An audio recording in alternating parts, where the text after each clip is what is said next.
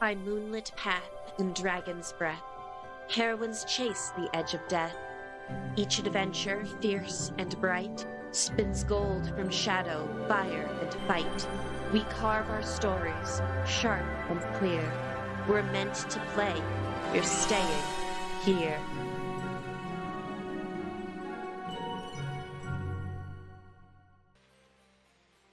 Hello, everybody. I am once again, I've been in the small box a lot, but I'm once again in the small box. We actually have a very fun little thing today. My name is Harlequin of Harlequin's Hallowed Hearth. This is Hail to the Heroines, and we are running our not only our first ever actual learning game on stream, this is our first time playing something that is not Dungeons and Dragons.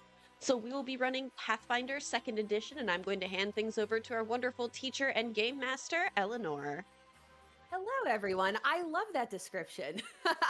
I love being a teacher and a game master. Yes, I am a local Pathfinder GM in the Chicagoland area, and pretty much every week I'm running games for new people, teaching them how to play Pathfinder 2nd Edition, which is my favorite system. I think it allows you to build really specific, really characters that can be extremely dear to your heart and really feel like real people in your own lives. So I'm really happy to show this to you all.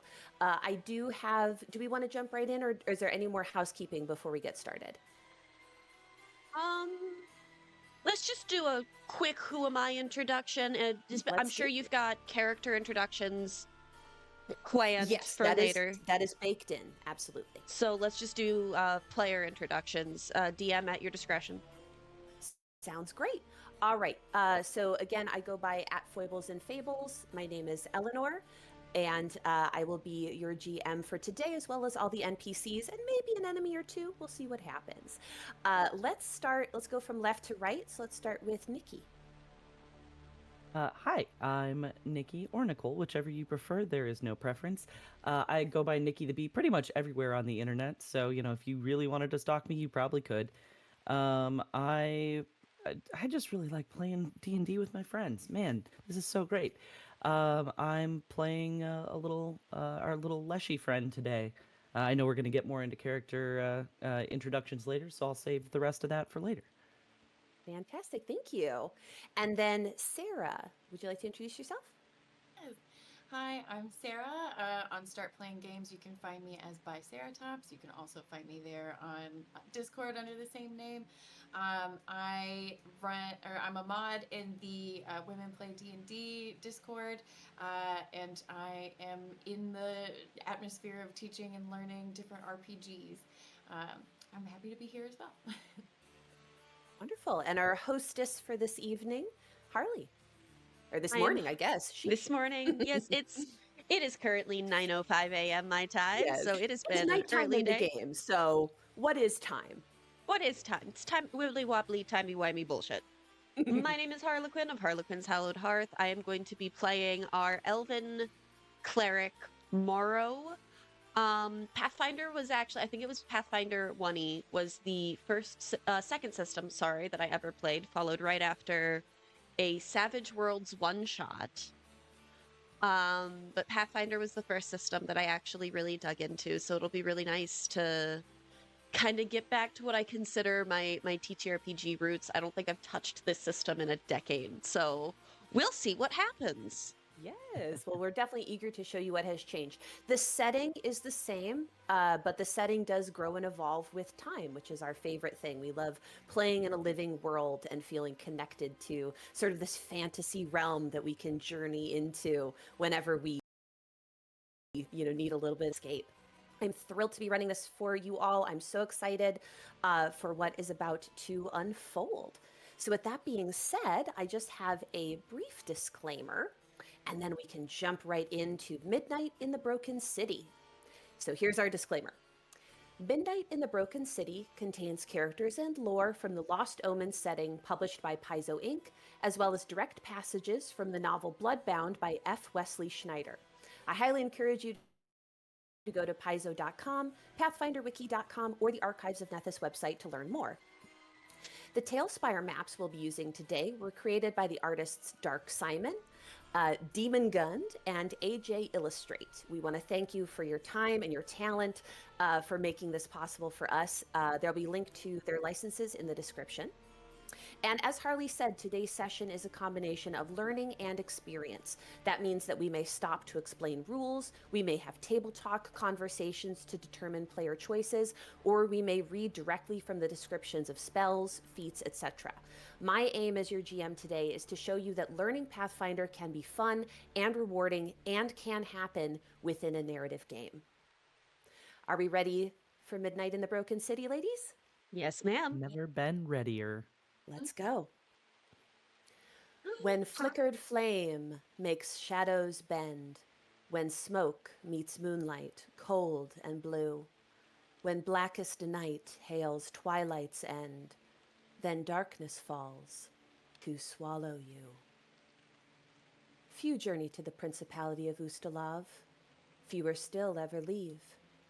But those who find their way through its black pine forests, its treacherous mountains, or its sprawling cities come in search of one thing, knowledge. The scholars seek the secrets of the esoteric. The scientists dissect the mysteries of the body. And the madmen, well, they only wish to share the knowledge they have already paid so dearly to acquire. In the calcified heart of Ustalav lies the former capital of Ardis, an ancient city of black spires which pierce the night as if to skewer the stars themselves. Once a haven for artists, inventors, and hedonists, the city has spent the better part of the century in slow, agonizing decline. As you peek out of the carriage window, you see cracked yellow street lamps weeping tears of oil. Wet wooden wheels clatter on slick cobblestone as you traverse the crumbling city streets. Your carriage takes you to the Meridway Gardens, once the most lush neighborhood in the city. As you look out again, you see muddy lawns, ungroomed hedges bulging into malformed shapes, and, if you look too long at the houses which pass you by, eerie movement behind boarded-up windows and warped glass. Your carriage squelches to a stop in front of Grimol Hall. The ivy clinging to this estate looks healthy and maintained, and a black marble fountain burbles with comforting softness in the kempt lawn. A footman, smartly dressed, holds out his hand to you, honored guest, and asks for your name, so that you might be announced to the lady of the house and the host of this evening's festivities, famed horror novelist Ailson Kindler. At this time, Nikki, you may introduce yourself and describe how you appear for this rare and momentous evening. So a spirit given body reaches to take the hand of the just Dorman, I suppose is how you described him.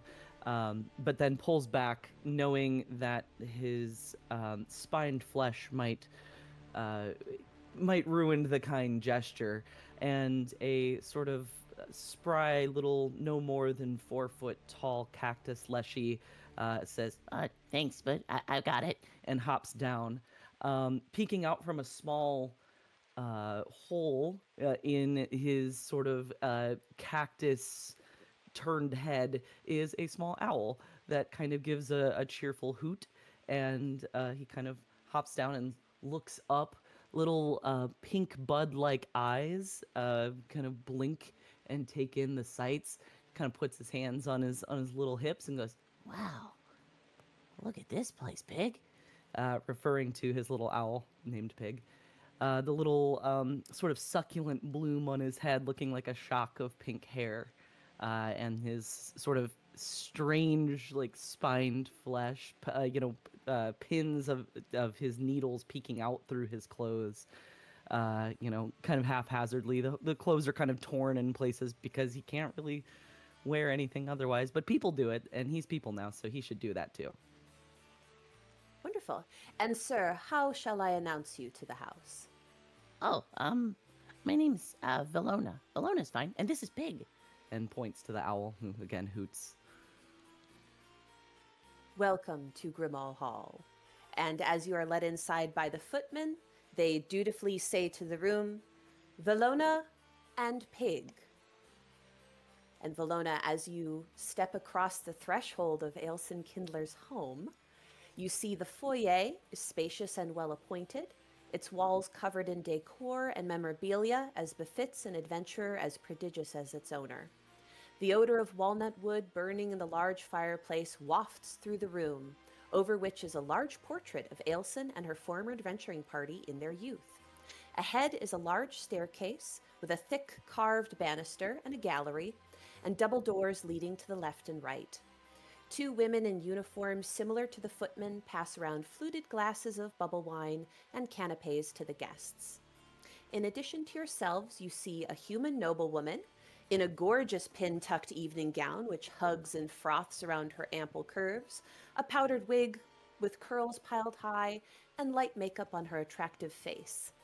She sips wine and fans herself, asking questions to an older half-elven gentleman who seems to have aged as well as the wine he sips, though his downturned mouth hints at a sour mood. His clothes instantly identify him as a noble with a long family history and impeccable taste.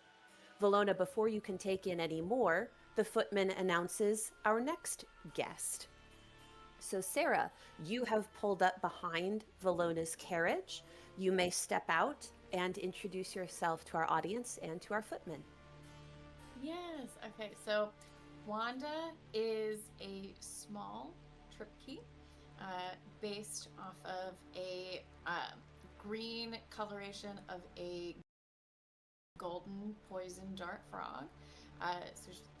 Wanda has a sheen to her. She is a little mucusy, possibly acidic. Maybe she's got control over it. Maybe she doesn't. But she is a size small, so she is probably about like 3 feet in height, and kind of keeps her little limbs to herself so that she doesn't get anything stepped on, so she doesn't brush anybody accidentally with acid. But she will give a mucusy, non-acidic hand to the doorman and say, "Hello, you can just introduce me as Wanda. Just once is fine." Very well, my lady. And he guides you inside. Miss Wanda. And as you look in, Wanda... First part a little longer than it's fine. He's already walked back out. There's another carriage. You can hear it coming behind. But as you look in, you see those two figures I mentioned before. You also see standing beside the fireplace an impressively tall human man, dressed in a fine suit worn by someone with money but no title. He speaks rather animatedly with someone who, were they not moving, would resemble an orc somehow magically carved from a living tree.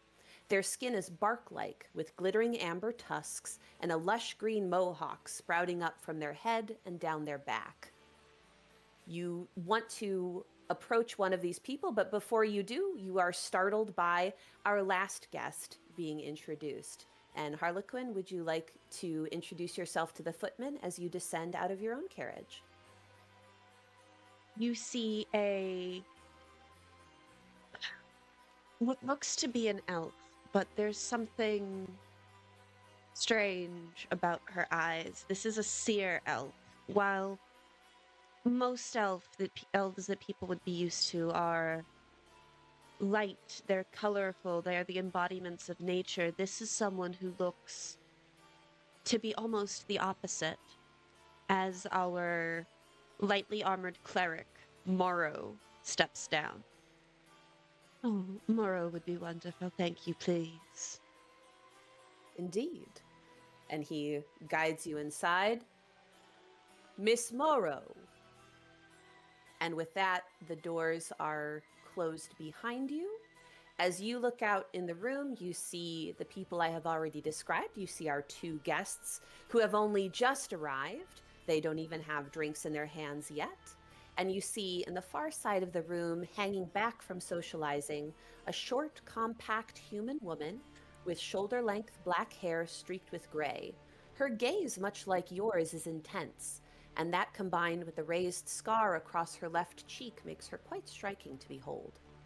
She wears a finely made dark blue suit dress without adornment but for the chain of a fob watch draped across her torso.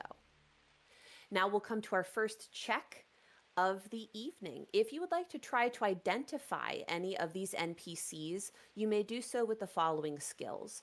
If you have Ardis lore or Ustalav lore, you may roll to recall knowledge of these people who live in Ustalav or live in Ardis.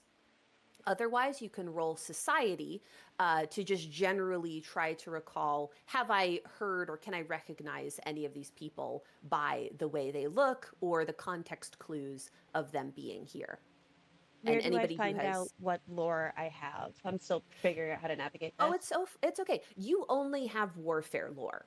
Okay. Thank you. Lores generally come from our background. Yeah. Okay.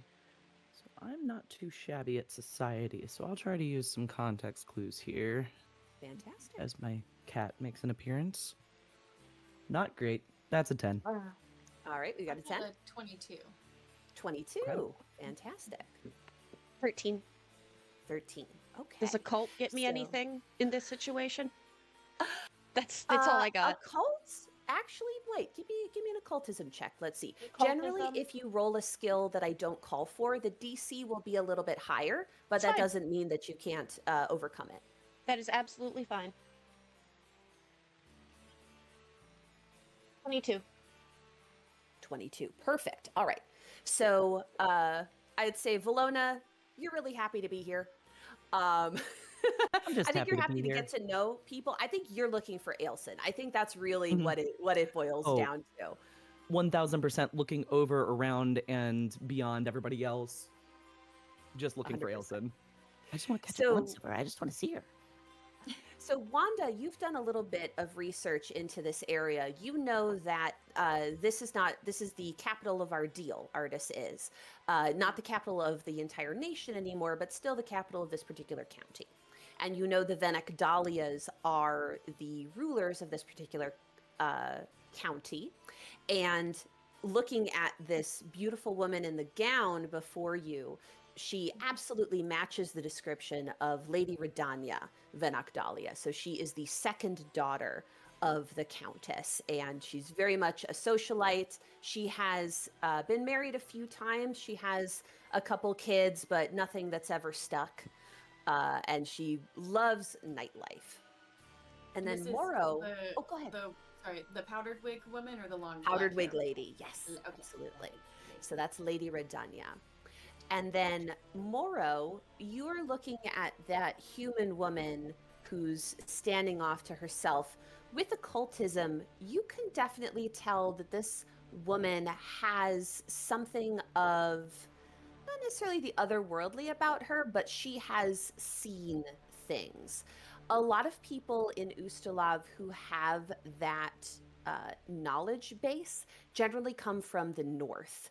They are generally associated with the universities, either the Cinco Macti School of the Sciences or the University of Lepestad. And in fact, that scar on her cheek is a big indicator that she might actually be either a former student of Lepestad or even a current professor or associated somehow with the university.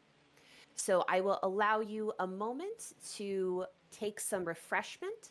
Does anybody like to drink? There are, of course, non-alcoholic beverages available if your characters would prefer.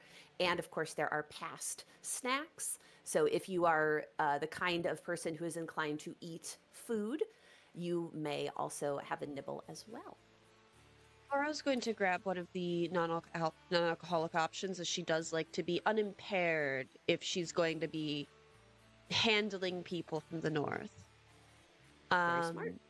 But is there any form of check she could make to make sure that this drink has not been tampered with before she imbibes?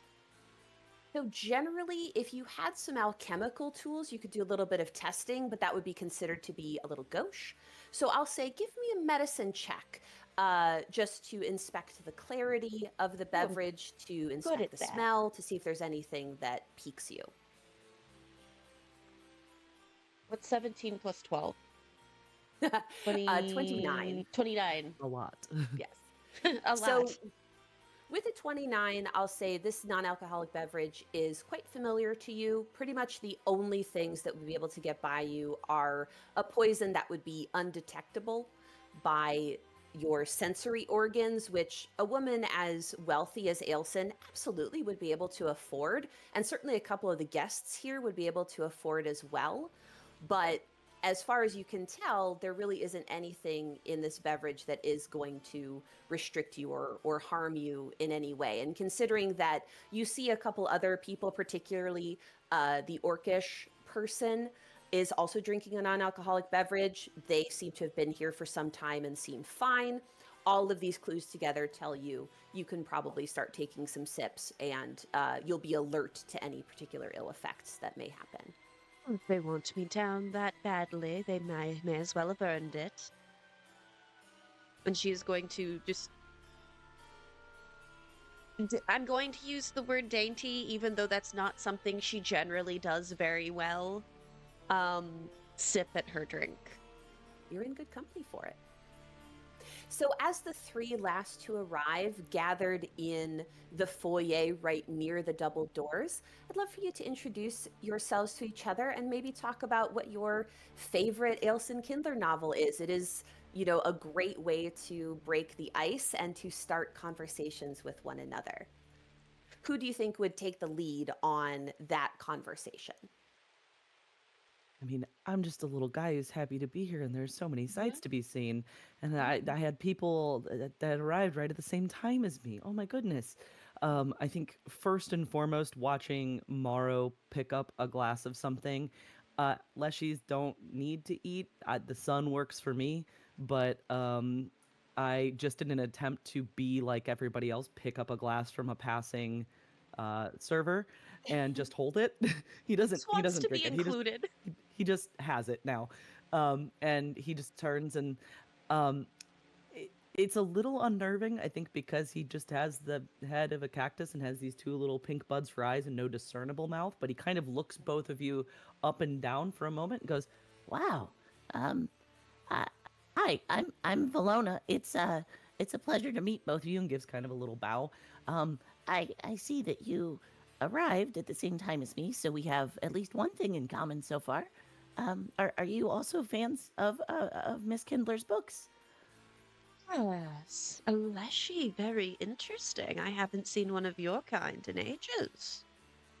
Oh, thanks. I think I I'm a big fan. and kind of shuffles his feet a little unsure how to take that comment. What's your I'm a big favorite, dear?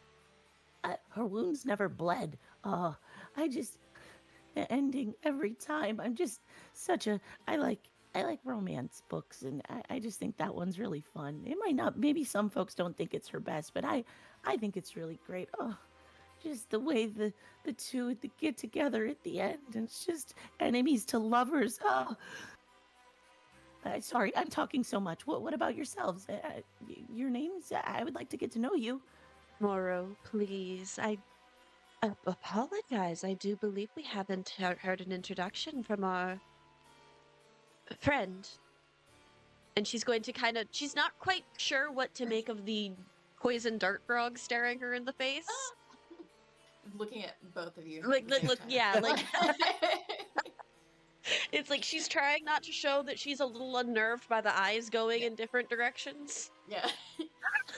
Wanda, does the at the passing hors d'oeuvre tray, grabs something with her sticky tongue. Says, A plus. Blakeheart, I think, is my favorite. I really like detective novels and investigation. It's very interesting to me. Short stories have always been my little love. Steps Upon the Sanguine Stair is my favorite, though I am also partial to Hunter's Moon. Oh, Hunter's Moon, that's one of my favorites. I've Know I've read why we're the others. here. I was actually going to ask you the same thing. I don't get a lot of invitations to places. Yeah, me neither. I was hoping one of you two knew. You hear a gong sound and see the butler setting the mallet down on the entryway table and then look to the gallery. Miss Ailson Kindler. Following his gaze, you see Miss Kindler appear. She's an She's here. elderly human woman wearing a long black dress with a fringed collar and a reinforced leather choker around her sagging neck. She grips the railing with knobbly hands and looks down over her half-moon spectacles at all of you. Welcome, all. I thank you for braving the terrors of the night to join me here. This may be your first time to Grimol Hall, and likely to be your last. So I invite you to enjoy the wine and the comforts we may offer. Reese, and that tall human man who you'd seen looks up. Has everyone been apprised of the subject of tonight's occasion? Reese steps forward towards the gallery. No, Aunt Ailson, I didn't think it was my place. You are sentimental, sir. You wish no part in this because you perceive it makes you complicit in my death, or hastening it through your participation in tonight's festivities. I wonder Morrow if is that's immediately going to pick up at, cue up at the mention of her, specifically Ailson's death. Absolutely, you can be on alert because of that. I wonder, Reese, if that's what drew you to estate planning in the first place. If I am to be immortalized, Reese, it will not be by you. And at that point, Lady Redania starts fanning herself more furiously. Your death? Good heavens, Miss Kindler, we've barely taken off our cloaks, and you would frighten us with such a macabre notion. Ailson sighs. Ah, Lady Redania, your penchant for the dramatic rivals even mine. But no, this is an occasion for hope, not dread. I have called you all here at this late hour for a purpose of some import. It has been a number of years since my last publication. I thought that I had no more stories to tell, but truth has always been more potent than fiction in my life. And as I live, the life I reflect upon changes. Like this city, cracked and crumbling, it reveals new truths beneath. Revelation between the chasms. And so, I have written what I believe to be my final novel. I finished the manuscript a fortnight ago, and it sits in my attic waiting for publication. But before I turn this story loose upon the world, I feel compelled to share more than my imagination. My novels, my lectures, my life adventuring have made me a rich woman. All of my affairs have been put into order years ago, thanks to my sentimental nephew here. But this latest work will beget more riches, be they modest or substantive. And there are those who need them more than I. So, I have brought you here for this purpose.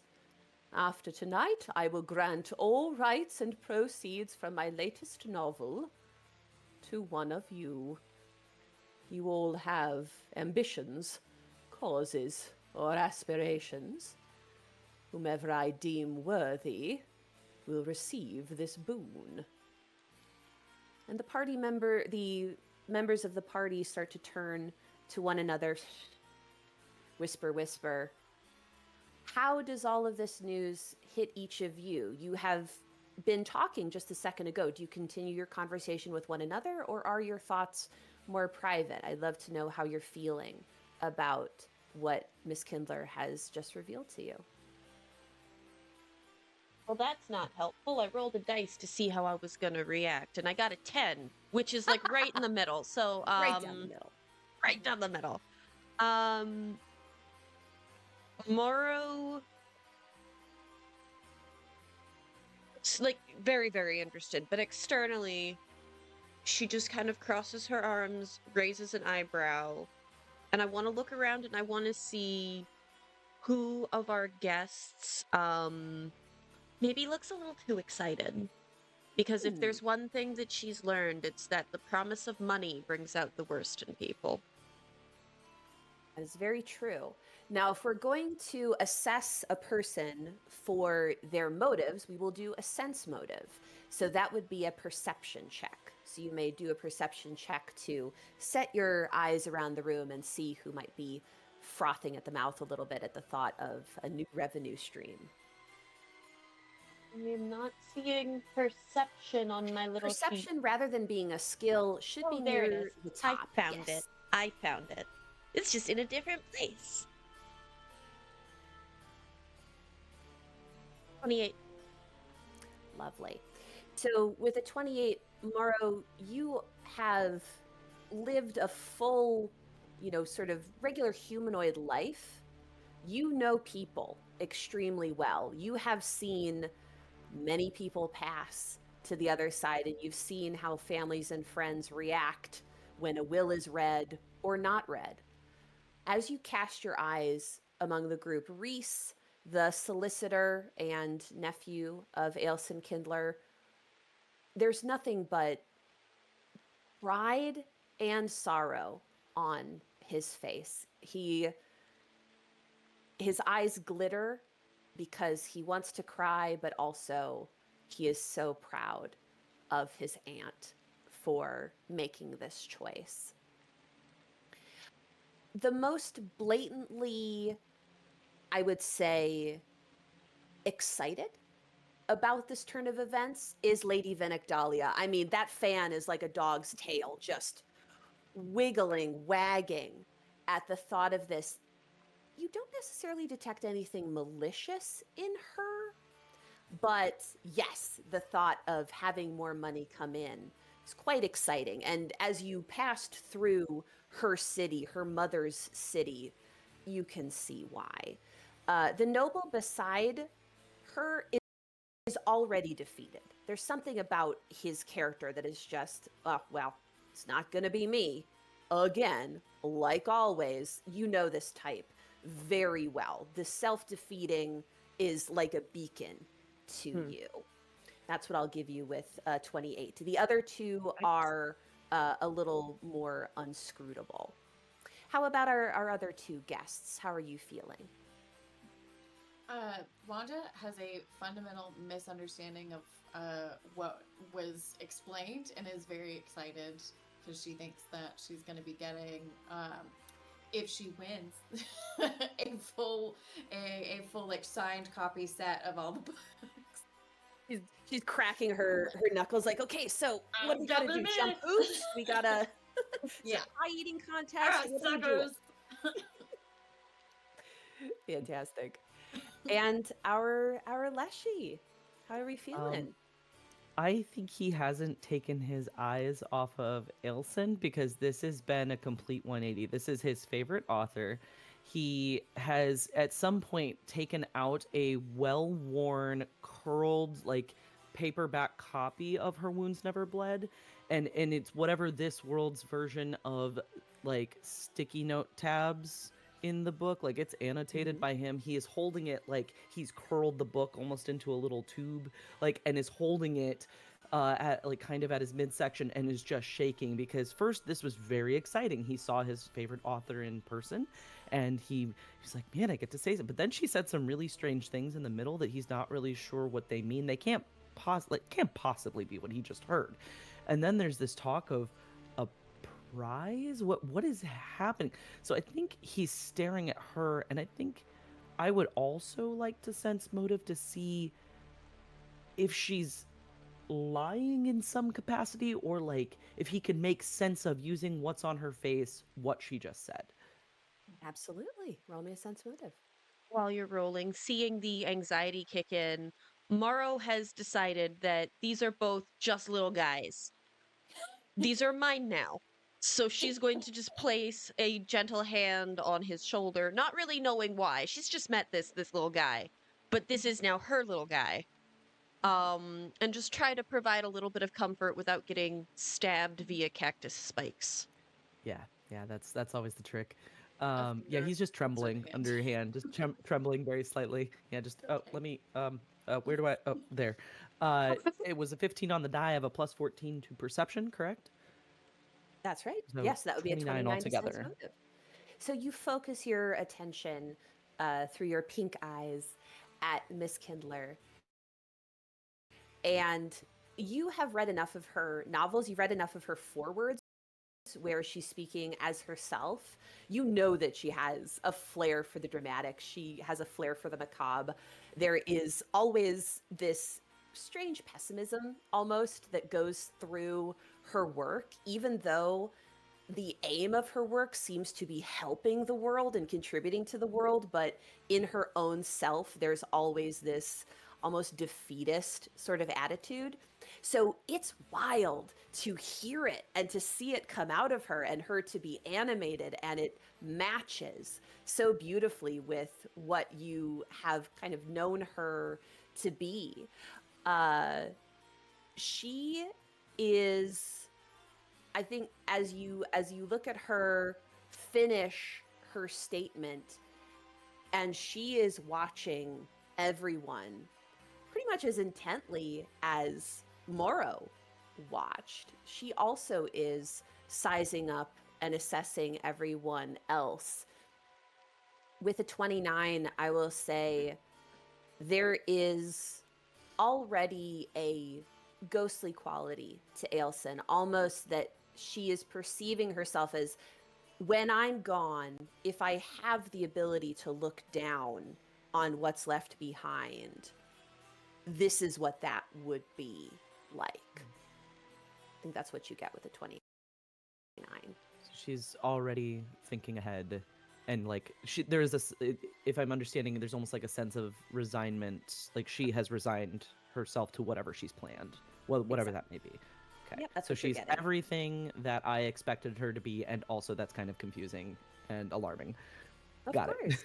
Yeah, as much as you, and this happens a lot with celebrity, you know, we know who they are, but we always hold that special thing of, well, this is what I want them to be, or maybe I'm interpreting all of it wrong, or if we reinterpret what they do, maybe it's this. So I feel like you might be having that, Valona might be having that clash within him. Mhm. All right. So the footmen are going to take you all to the sitting room so you can be more comfortable, continue to drink and to snack ahead of dinner, because of course nothing makes us hungrier than eating little bitty bits of food. The butler will ascend the staircase to help Ailson down. So she is not the most mobile gal, unfortunately, so stairs will require some assistance. We are going to slow down a little bit into what we call influence rounds. So right now we've been in exploration mode this whole time, and Pathfinder exploration is exactly what we've been doing. We look around, we talk to people, we assess stuff, we read, we experience. When we slow down into encounter mode, in a combat situation, that means we would go into rounds that last about 6 seconds or 3 actions each. But also we can do encounters where the rounds are longer, but we still go person by person. For these, we actually don't have to roll initiative. We can go in any order that we like.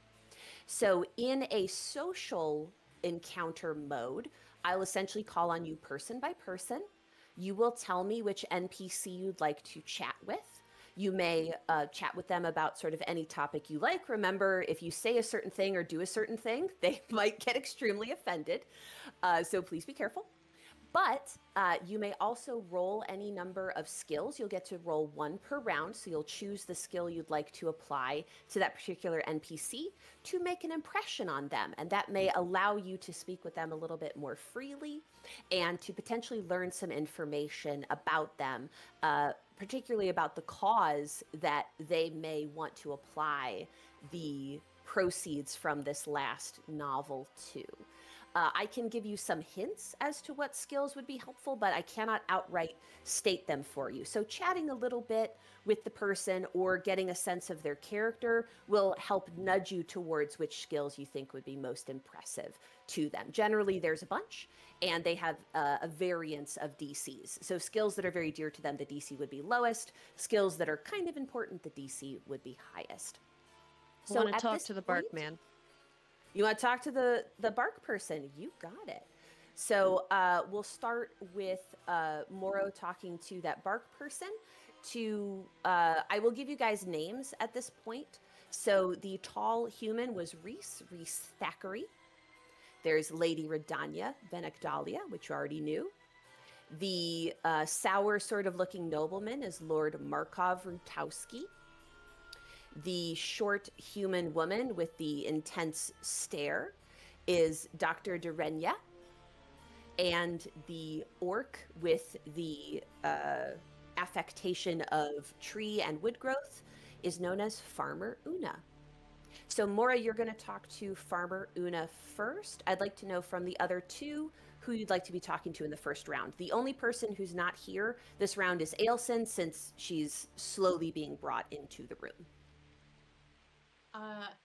Wanda is gonna sticky foot up to Reese and kind of like be standing beside him, like not facing him, but kind of like looking around the room and being like, I've been to a couple of these before. It's one of those murder mystery parties, right? Lights are gonna turn off. Yeah, and then we're gonna find out who did it, and then the winner gets the books. Clarify, Reese is the nephew, right? Reese is the nephew, yes. So yes, Wanda, you sidle up to Reese, the shortest person in the room and the tallest person in the room, talking to one another is very fun. And Reese, for his part, immediately, very gracefully sits down in a chair nearby so that you're much closer in eyesight. And he laughs a bit and he says, "Oh, well, I can see you're a fan of my aunt's work. Well, unfortunately, I believe this evening will be much more benign than one of her novels, but I certainly don't encourage you to go poking around. Of course, my younger self, that's all I did, but we must have some decorum tonight, must we not?" Yes, yes. I won't go poking around. and then Fully turn the head to get the full effect of the wink. I'm clipping that. Oh my god, I have to clip that. Yeah. So what brings you here? Well, I've been my aunt's shadow practically all my life, it feels, though I, of course, never joined her on any adventures. Reese Thackeray. I am the chief solicitor for Thackeray and Associates. I maintain all of Ailson Kindler's affairs. I have since the death of my father. That's very impressive. Oh, well, I do try. It's certainly not as impressive as some others in my family. My cousin, Styrian, he bounds all over the world following in our Aunt Ailson's example, but someone must keep the hearth fires tended, and that happens to be me. And if any of our more adventurous members of the Kindler family fall on hard times, I'm here to support them. So you've memorized the script pretty good, right? He laughs again and says, "Well, there may be others who are less prepared than I. Perhaps you can sniff them out, as it were." And he winks right back at you. Oh, okay. I got it. All right. So at this point, if you'd like to make an impression on Reese, you may tell me which skill you'd like to use to impress him. okay. Okay. I think I would like to use my occultism skill. Sounds great. but I am struggling to connect how I would like to do that. It says I can use it to recall knowledge.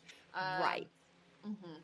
So generally, So- when we do these kind of skill rolls, they're more conversational. So rather than remembering something about occultism, it is a shorthand for a discussion of an occult topic. So I think the idea of haunted houses might be the way in to have a conversation with Reese. So go ahead, give me an occultism roll, and let's see if he has anything to say about haunted houses. Ooh, it was almost better. 15. All right. So with a 15, he's more than happy to speak with you a little bit. Ardis is a dying city full of crumbling buildings, and Reese, Thackeray and Associates, as you can imagine, that has made them quite wealthy over the years. There are a lot of estates to manage, a lot of people leaving, a lot of people dying in this place. But that's about, with a 15, that's about as deep as he goes with you in conversation. So that round for you is now done. So that turn is done. We move on. So I know Moro is going to speak to Farmer Una, and then Valona, who will be the person you talk to in the first round. Do I have to speak to somebody, or can I observe other NPCs talking? Because I have the read lips feat, and Yeah. I would like to see if I can gain, just trying to get my bearings here to see if there's people I can watch talking amongst themselves. Absolutely. Who would you like to be watching this round? Who in? Well, I think I'm most interested in, since obviously those two are already told, so I'm not going to pick Una or Reese. I think I'm interested in. See, Nicole, am interested in Lady Redania, but I think that Valona would be interested in Dr. Durania because she just seems really interesting and imposing and cool. Sounds great. She's the one with the scarred face, correct? Correct. Yeah, so I think he would be watching her also because she hasn't spoken up or like done anything yet. I think that's like, oh, what's her deal? So yeah, he's watching her. Perfect. All right. So let's pivot to Moro. You go up to speak with Farmer Una, and for their part, they are very happy to greet you. Oh, hello. It's very nice to meet you. You are an elf, correct? Correct, my dear. And We you don't meet are- many elves in the hold. They call me Farmer Una. It's very nice to meet you. What I know what he meant when he said the hold. You can give me a society check, but you're old enough. I will forego the check. So the hold of Belkzen is not necessarily a nation. It is an area that is held by many orc tribes. So it's referred to people outside of it. Inside, it's known as Belkzen. Most people outside refer to it as the hold of Belkzen because it's essentially land that is held by the orcs. Okay.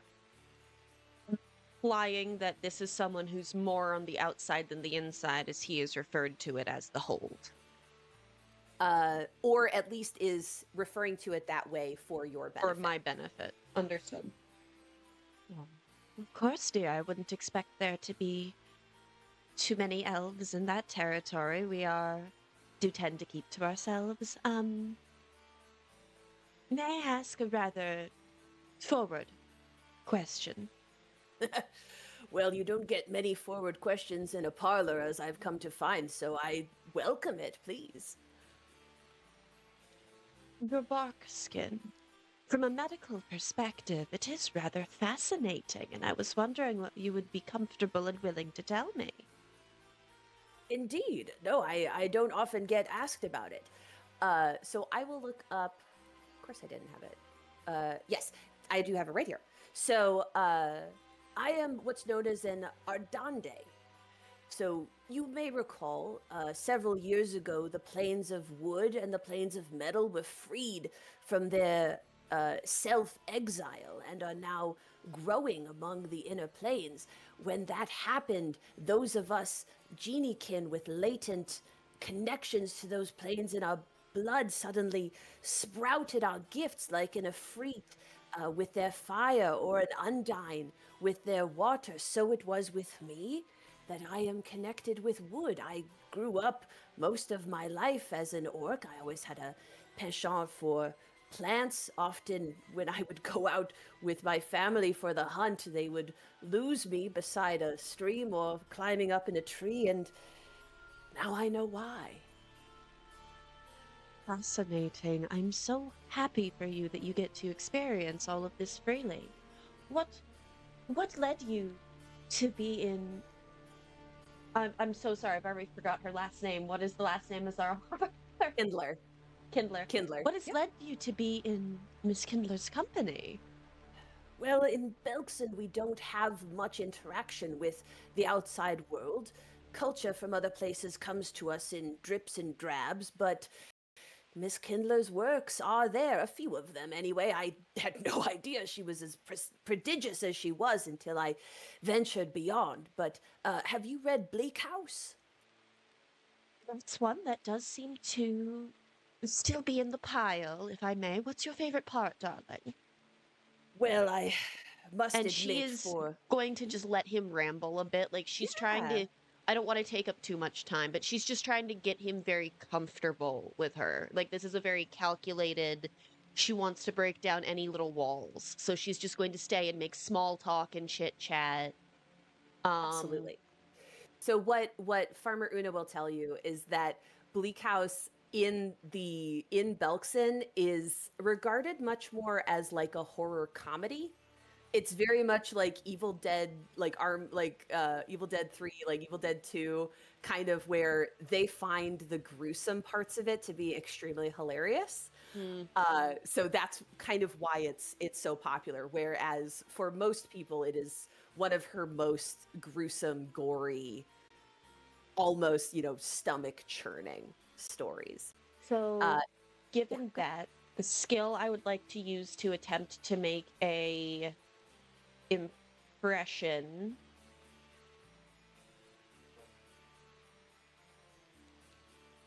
DM's choice between occultism and warfare lore. I think warfare lore would be great. Perfect. That is going to be a 12 plus a 10 for 22. Perfect. So you have that conversation about Bleak House, about orcish culture. That leads you into learning a little bit about Farmer Una. There currently is a conflict in Belkson between a lot of the undead hordes of the Lich King, and the orcs have actually united for the first time in a very long time under Ardax the Whitehair. And you guys talk a little bit about the situation in Belkson and how, for the first time, there are orcs in a long time, orcs leaving Belkson to try their hand at diplomacy, to try to get help for Belkson so that they can defeat the horde before they are consumed and, against their will, are added into the ranks of the undead. Interesting. Okay. So because we're talking about warfare lore, we'll leave it there for that round. And Valona, as you are watching Dr. Durenya, she is speaking with Lord Markov for this round. And they are the most taciturn of all the guests. So you're getting little bits and pieces of what they're saying. It's very Pinteresque, their dialogue. But one of the things that you learn is Lord Markov seems to have more than a passing understanding of lycanthropy.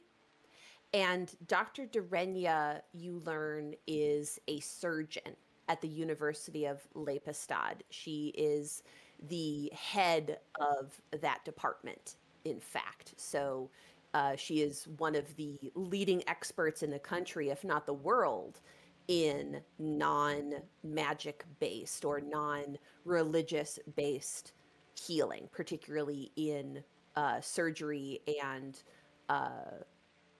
improving the body. So Very that's what you cool. get for that round. When you So as say, we, oh, go ahead. sorry, when you say improving the body, does that, so she's an expert in mundane healing, but like improving the body could also be a reference to like plastic surgery or grafting or anything like that as well? Is Like that Good. possibly in her?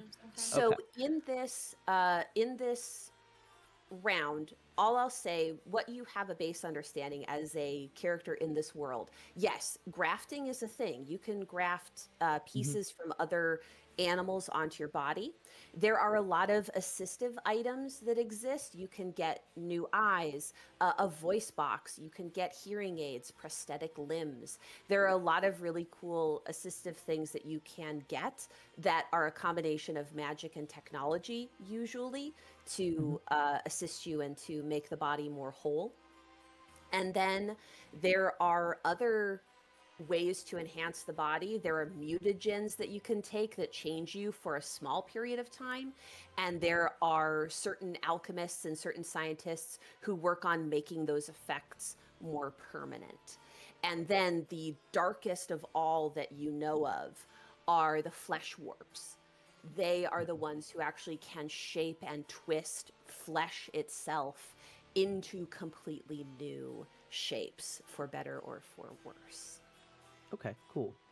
Um, one last question. In the second round, will I get a chance to pick someone to talk to with that? You Okay, will. So that's great, the perfect wonderful. segue. So as we move from round 1 into round 2, Ailson is issued into the room. She is sat, and her servants bring her a glass of wine and some food to eat. Lord Markov excuses himself from the conversation with Dr. Durenya and leaves the room. So now for round 2, we may choose a second NPC to speak with. You can also speak with each other, or you can, go up as more than one person to somebody. That's more than fine. But if you prefer to do it one-on-one, we can absolutely do that. Um, would I have any way of picking up on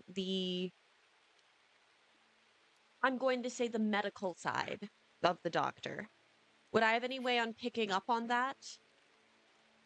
Because, Yes, I okay. I would say just, and you can overhear conversation too. So you may not have gotten as much information as Valona did, but you can hear surgeon, certainly. So you can have heard enough, and the fact that you know that her name is Dr. Durenya will absolutely mean that you would be able to come over to her and to talk shop, as it were. There are medical doctors and there are those of literature, though I am partial to those of the medical sense. And she's going to attempt to essentially, like you said, talk shop. Um, doing the exact same thing she was doing with the orc.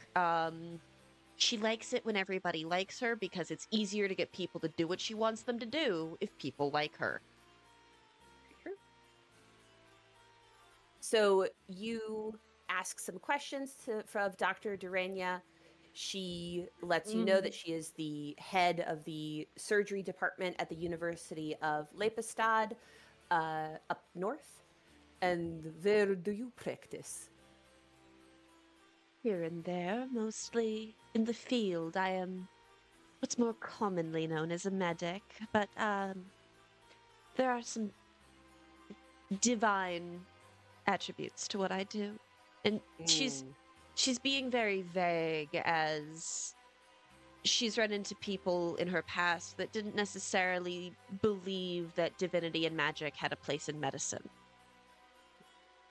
Well, you don't have the look of a Pharasmin, but generally when somebody mixes prayer with a scalpel, they tend to work for the Lady of Graves. But it is nice to see someone who does both and is not constantly spewing forth the Lady of Graves'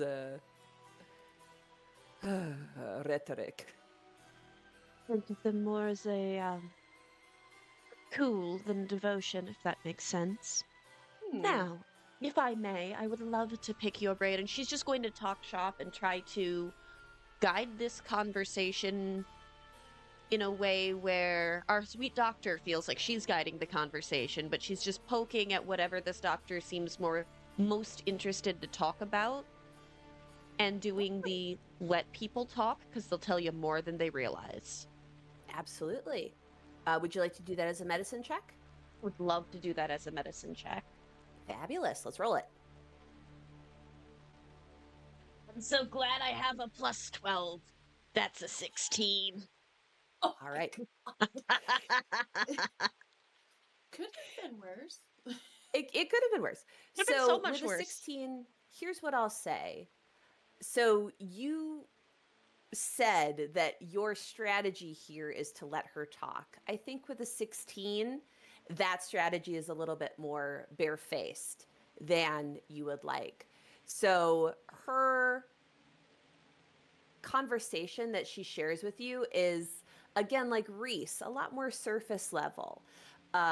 She talks about the University of Lepistad. It's been growing over the past 20 years. They have a lot more students coming in.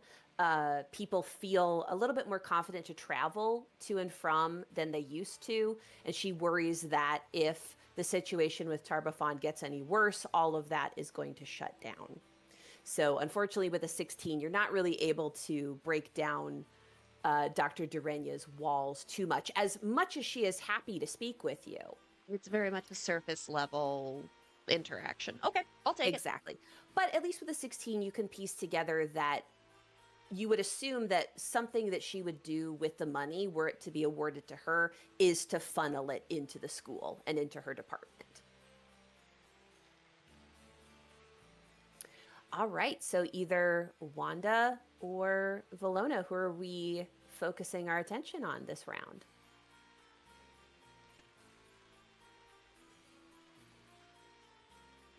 Go ahead. You're more than welcome.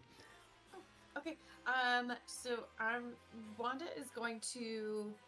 She's still talking to Reese about haunted houses, but she does see Farmer Una out of the corner of her eye, and she's gonna be, Yeah, and people really, they don't understand that it's really the termites. So the termites will be constantly eating and dilapidating the house while dying en masse and adding their souls to the hauntedness of the house, and it's just it's a feedback loop, and it gets worse and worse.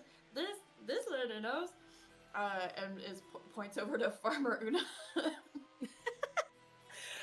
For her part, you saw she was talking to Reese earlier, so she feels very comfortable approaching your little party.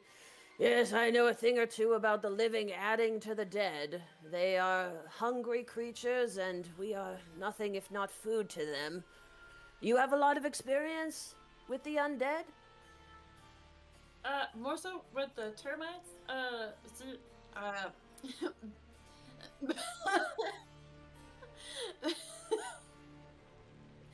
I know a little about the undead, but really my focus, my specialty is swarms of bugs. And that's really where my focus is, in more ways than one. Honestly, talking about, vermin creatures, swarming bugs, a lot of times, locusts, termites, and some of the bigger bugs that burrow. There are some really very, very large bugs in Galarian, and when they swarm, stand back. So that actually is a huge topic of interest to Farmer Una. So if you'd like to roll, if you have farming lore, I don't believe you do. If you have herbalism, you may roll it. Otherwise, nature. Well, let's talk shop a little bit with Farmer Una. That's a crit. Woo! So what would be your total? 30, So 20 plus total. 31. Perfect. So when we crit, we can crit on almost anything unless it specifically says it's only a success or a fail. So when we crit, it essentially moves our success up 1. So with a 31 would be considered a success, but because it's a 20 on the die, that also moves it up to be a critical success. So with a critical success, you actually teach Farmer Una some new ways that she hadn't known on how to control certain swarming creatures that attack crops, which is extremely impressive to her. And she starts to tell you a little bit about certain creatures and things that she has faced. So later on, you may be able to apply the knowledge that you have learned with Farmer Una. So I will prompt you when that will come back. Well done. Thank you. Now, something to keep in mind at this point is all of you have what's called a hero point. You can hold up to 3. Hero points will allow us to re-roll a failed check. You can only do it once. So if you spend the hero point, roll and fail again. If you had another hero point, you would not be able to use it again. And a check is basically any time you roll the d20, right? If you have hero points and you have the dying condition for whatever reason, you can give all your hero points to me and you will remove the dying condition, but I must take all of them. So if you're holding more than one, and particularly if you're holding 3, it is in your best interest to start using them so that you don't lose them if you do have to go with that contingency. So everybody has 1 hero point, and for that crit, Wanda, I will give you a second. You can earn hero points from me. You'll earn hero points throughout the adventure. You can also earn extra hero points for good RP, good strategy, working together, or having a particular insight into the story without necessarily having to roll for it. You said so we start with You start with None? 1. So now you have, One. you start with 1 and now you have 2. very cool. Thank you. Absolutely. Alrighty. So that leaves Valona. Who would you like to speak to? I have a quick question before I make my final decision. Of course. How much, some authors put their biographies out there and talk about their life and whatnot. How much do we know about Ailson's life? Like, she obviously adventured. That's been mentioned multiple times. Like, did she come from humble beginnings and build her fortune through her books, or was she, did she come from money and adventure that way? Absolutely. The Kindler family was comfortable. They weren't extremely rich. They weren't nobles. They were kind of right down the middle when it comes to, they're probably doing a lot better than most people in Galarian because, Galarian is sort of semi-feudal, semi-capitalist, depends where you go. So she certainly didn't come from poor origins. She has a sibling, a sister. So the family fortune was split between them, but the wealth that she has gained and then the wealth her sister gained from marrying Blake Thackeray of Thackeray and Associates. So they are both independently kind of wealthy through either, being a homemaker to a very talented solicitor, or from being an adventurer and then later a novelist. Okay. I think then this works perfectly because I think Valona sees that no one's speaking to Ailson at the moment. And are we going to have an additional round after this of talking There to will people? be one more round, One yes. more round. And you So- do see, now that Ailson has sat down and has caught her breath, you see a lot of people in the room are like, okay, do I do it? Do I make my move? I don't want to seem too eager. I don't want to just jump right away. But if your intention is more as a fan first, I don't know that you have the same reservations that they do. For Yes, flavor, that is- it okay if Morrow leans down and goes, "Go on. She invited you here. I'm sure she'd love to talk to you." I think Valona kind of jumps at that. Has been so zoned in on the should I not, should I not, that kind of jumps, looks up at you and just gives like a little like, okay, kind of nod and tuttles his way up to Ailson with just absolutely wringing the hell out of his copy of his book. Miss Kindler, hello. My name is Valona, it is an absolute pleasure to be in your estate this evening. And we'll try to mimic some sort of approximation of a bow that he has seen someone else give this evening. Nice to meet you, Valona. I'm glad that you came. I was worried that you wouldn't be able to make the journey, but I'm glad to see that you are here unharmed and unhampered. And I recognized you right away. You were kind enough to send a likeness of yourself in one of your letters, and whoever did it for you has quite a deft hand. It is uncanny. Oh, that was Pig's idea. And points to the owl. Yeah, I commissioned someone to do. I'm glad you liked it. I was wondering, I was wondering if you wouldn't mind. I'm sorry. Is it bad manners to ask for an autograph at your party? I've never And- done one of these before.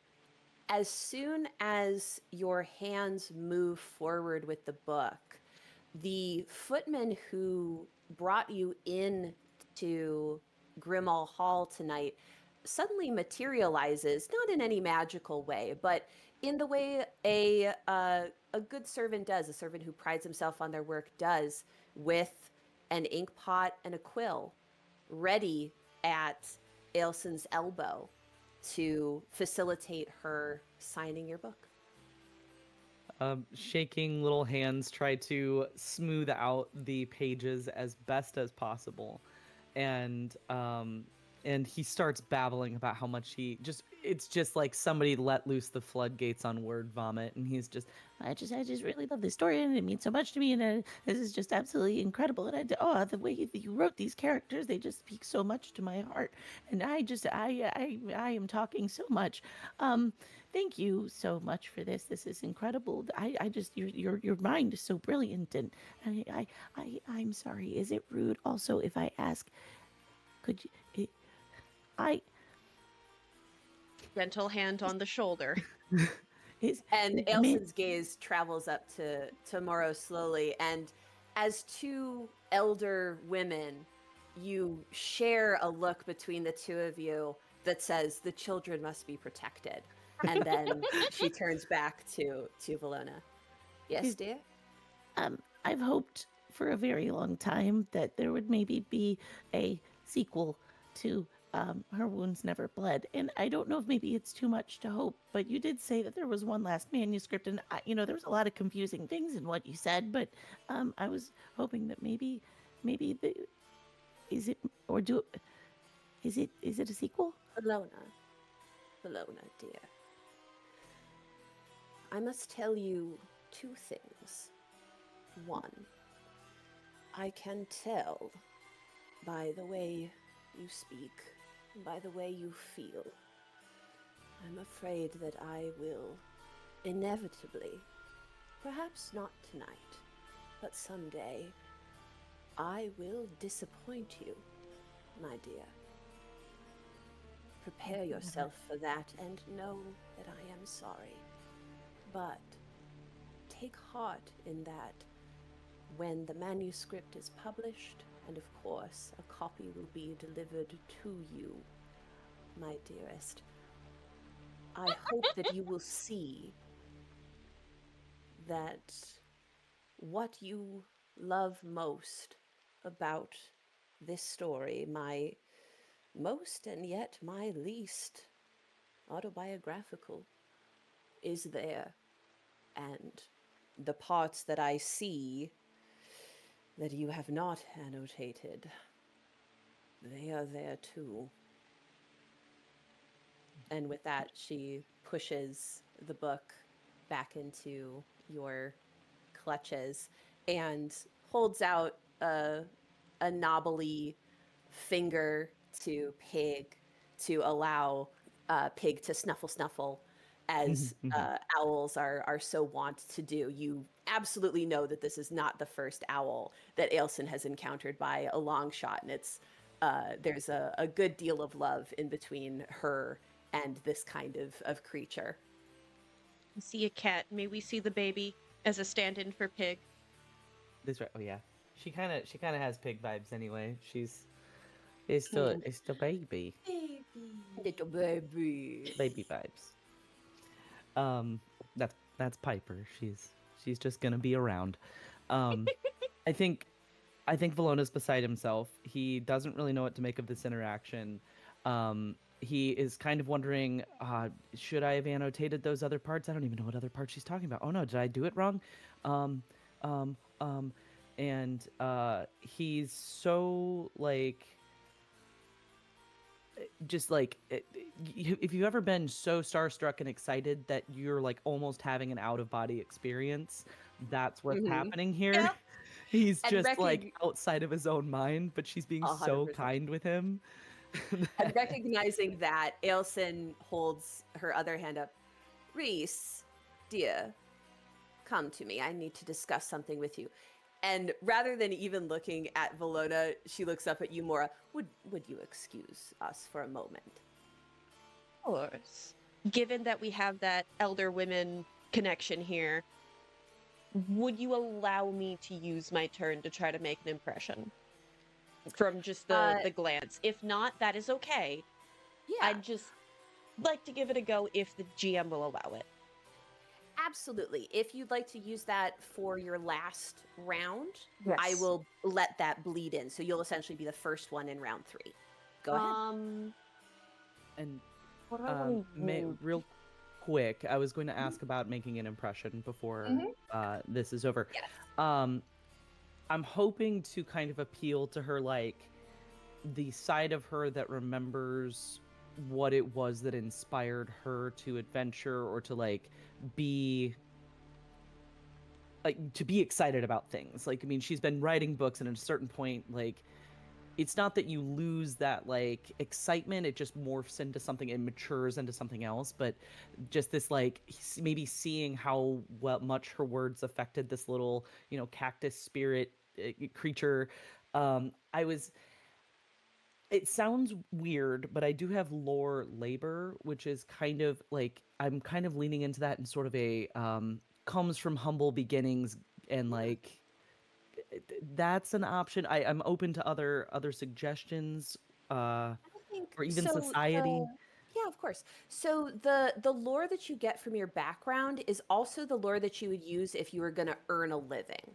So essentially, that lore is your kind of your business side, the thing that you get paid to know about, right? Mhm. So it's a very much defining lore for you.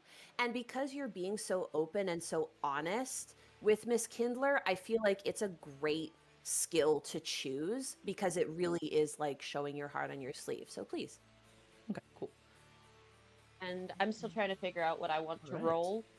Tell me Absolutely. which one this is. I want to use whichever one is basically the mom friend check. I would say it probably.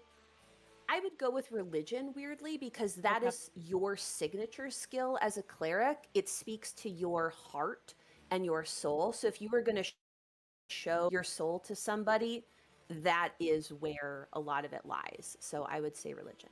Okay. I'll hold mine until Nikki is done. Perfect. All right. 23. End of round 2, 23. Lovely. So I think it's clear to you with a 23 that there is, for whatever reason, and maybe you'll never know, a connection and a care that Ailson Kindler is taking with you. And there is something that she has already said that right now you don't have the context to understand. But maybe someday down the line, something will click for you. So I will prompt you when that ends up happening. 29. 29, lovely. So what you are getting from Ailson here as we move into round 3, you see Lord Markov is coming back from where he was gone, and Dr. Durania actually gets up to excuse herself at this point. There is, and you've seen it in a lot of mortals, you've seen it in a lot of the lesser lived species, this idea of getting all the affairs in order. And it is easy for a person who's been around the block a few times to recognize a forlorn elf, to recognize the weight of that. And in that recognition between you and Ailson, I believe you two learn something precious that will appear later on. It will come to you later. So we're well into round 3 now. Let's pivot back to Wanda for this last round. Who would you like to speak with? Ooh, I think after talking to, or like pivoting off of Reese and talking to Farmer Una for a good long time about crop rotation and pest control, I think Wanda is going to kind of look around the room, and I think that she's going to stop by, like, she's going to be kind of monitoring, but she also wants to, like, make a pit stop over by Valona, just to kind of get, like, a mid-break, like, check-in, like, how those conversations are going. She still thinks it's a game. Like, so what did you find out so far? I found out that I'm not very good at talking to people that I look up to. Wonderful, darling. She signed your book, I didn't don't get she? that impression at all. Oh, These are mine now. They're so fucking cute. Yeah, this stream really should just be titled "Morrow and the Two Little Guys." Yeah. I need you all to know I can crochet, I can 3D print, I can sew. Both of these little fuckers are getting plushies. Do it. Yes. Just make a little cactus. That's all you got to do. Yeah. Exactly, and I just just two said little Just guys. put two little pink puff balls on it, and there you go. Yeah. Mhm. Yeah. That's me. Yeah, I think that Valona does show the autograph. I'm like, Well, I did get this though, and I think that's worth Oh, something. shit. I just asked. She was very man. The guy that does let us in just kind of appeared out of nowhere. He's good. He's real good. You got I, an autograph and you feel like you went up and you initiated that conversation and you don't feel like you're good at talking to people. I'm feeling a little bit of a cognitive disconnect here, but I'd love to see what you have learned about some of the other people at the party. as in response to that, and you don't think you're good at talking to people, there's just sort of this 1,000-yard stare for a second as Valona mumbles, I honestly blacked out. I don't remember anything I said. No, well, I didn't really talk to anybody at first because I just I like to kind of assess social situations sometimes because sometimes I'm a little excitable, let's say. And so I was watching. and just blatantly points at the doctor and Lord Mom Markov. friend just swats the hand down as soon as the blatant point of no, like maybe stabs herself a little bit and is just sitting there Yeah, like it's- picking ow. little cactus pieces out of her finger. I did kind of over here, I guess, that Lord Markov seems to be into lycanthropes. That's kind of cool that he learns about them, and she's a great surgeon. So I don't know. You learn a lot by listening sometimes or watching sometimes. What about you? Using my action on my interaction on the last round, I'd like to use it instead to observe. She's not going to talk to anybody, but she's going to, again, I want to vibe check as many people as the GM will allow me to vibe check, with the exception of my little guys, which can now do So- no wrong. I think you melting back into the background gives Lady Redania this moment where she's like, "Oh, their babysitter's gone," and she calls over to Wanda and to Valona. "You two, come here. Settle a debate for me and Lord Markov here." Okay. And so they're both sitting on the couch together now. Dr. Durania has left for this last round. Now tell me, And what as do you this both happens, think of? she can Oh, still yeah, go see and hear. Like I am not visibly there, but I'm not leaving my little guys to deal with anything by themselves. So Not the aristocracy. Oh no. Now, settle a debate for us. I think that Hunter's Moon is one of Miss Kindler's best, but Lord Markov here believes that it is over romantic trash. Now you tell us, what do you think? Oh, is it because Lord Markov? Is it because you have any issues with like the intricacies of lycanthropy, werewolves? And Lord Markov frowns and says, the only issue I have is that people are so deluded to think that a lycanthrope can be rehabilitated. Kill or cure. That is the only solution when one has been cursed. Oh, And- well, that's a take. Lady Redania laughs.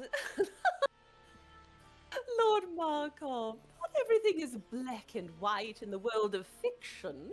You would all have us and have no fun at all reading textbooks from day till night. even though she's not gonna say anything, Morrow's very much, Jesus Christ, has this guy never heard of suspension of disbelief? I think Life must Valona be looks very at boring Wendy. for him. Valona looks at Wendy for her take on the debate. Yeah, how does Wanda feel being confronted with these moldering aristocrats in front of you? Although they are still quite attractive. They're well kept, but they are a little Money will do that. as many rich and titled people are a little wonky. What was the other one? They were arguing over Hunter's Moon, and what was the other one? That was the one. So Hunter's Moon is about lycanthropy, particularly werewolves. Okay. Oh, I thought that it was like which one was better. So yeah, is it a good novel or not? Basically, is it Oh. good or is it dangerous? Ooh, well, I guess I would have to consult with somebody that has lycanthropy on the representation scale. I myself can shift into other animals, but it is under my control, so I don't feel like I have a responsible voice in this argument. Well, what a lovely party trick that is. You must show us after dinner, little Wanda.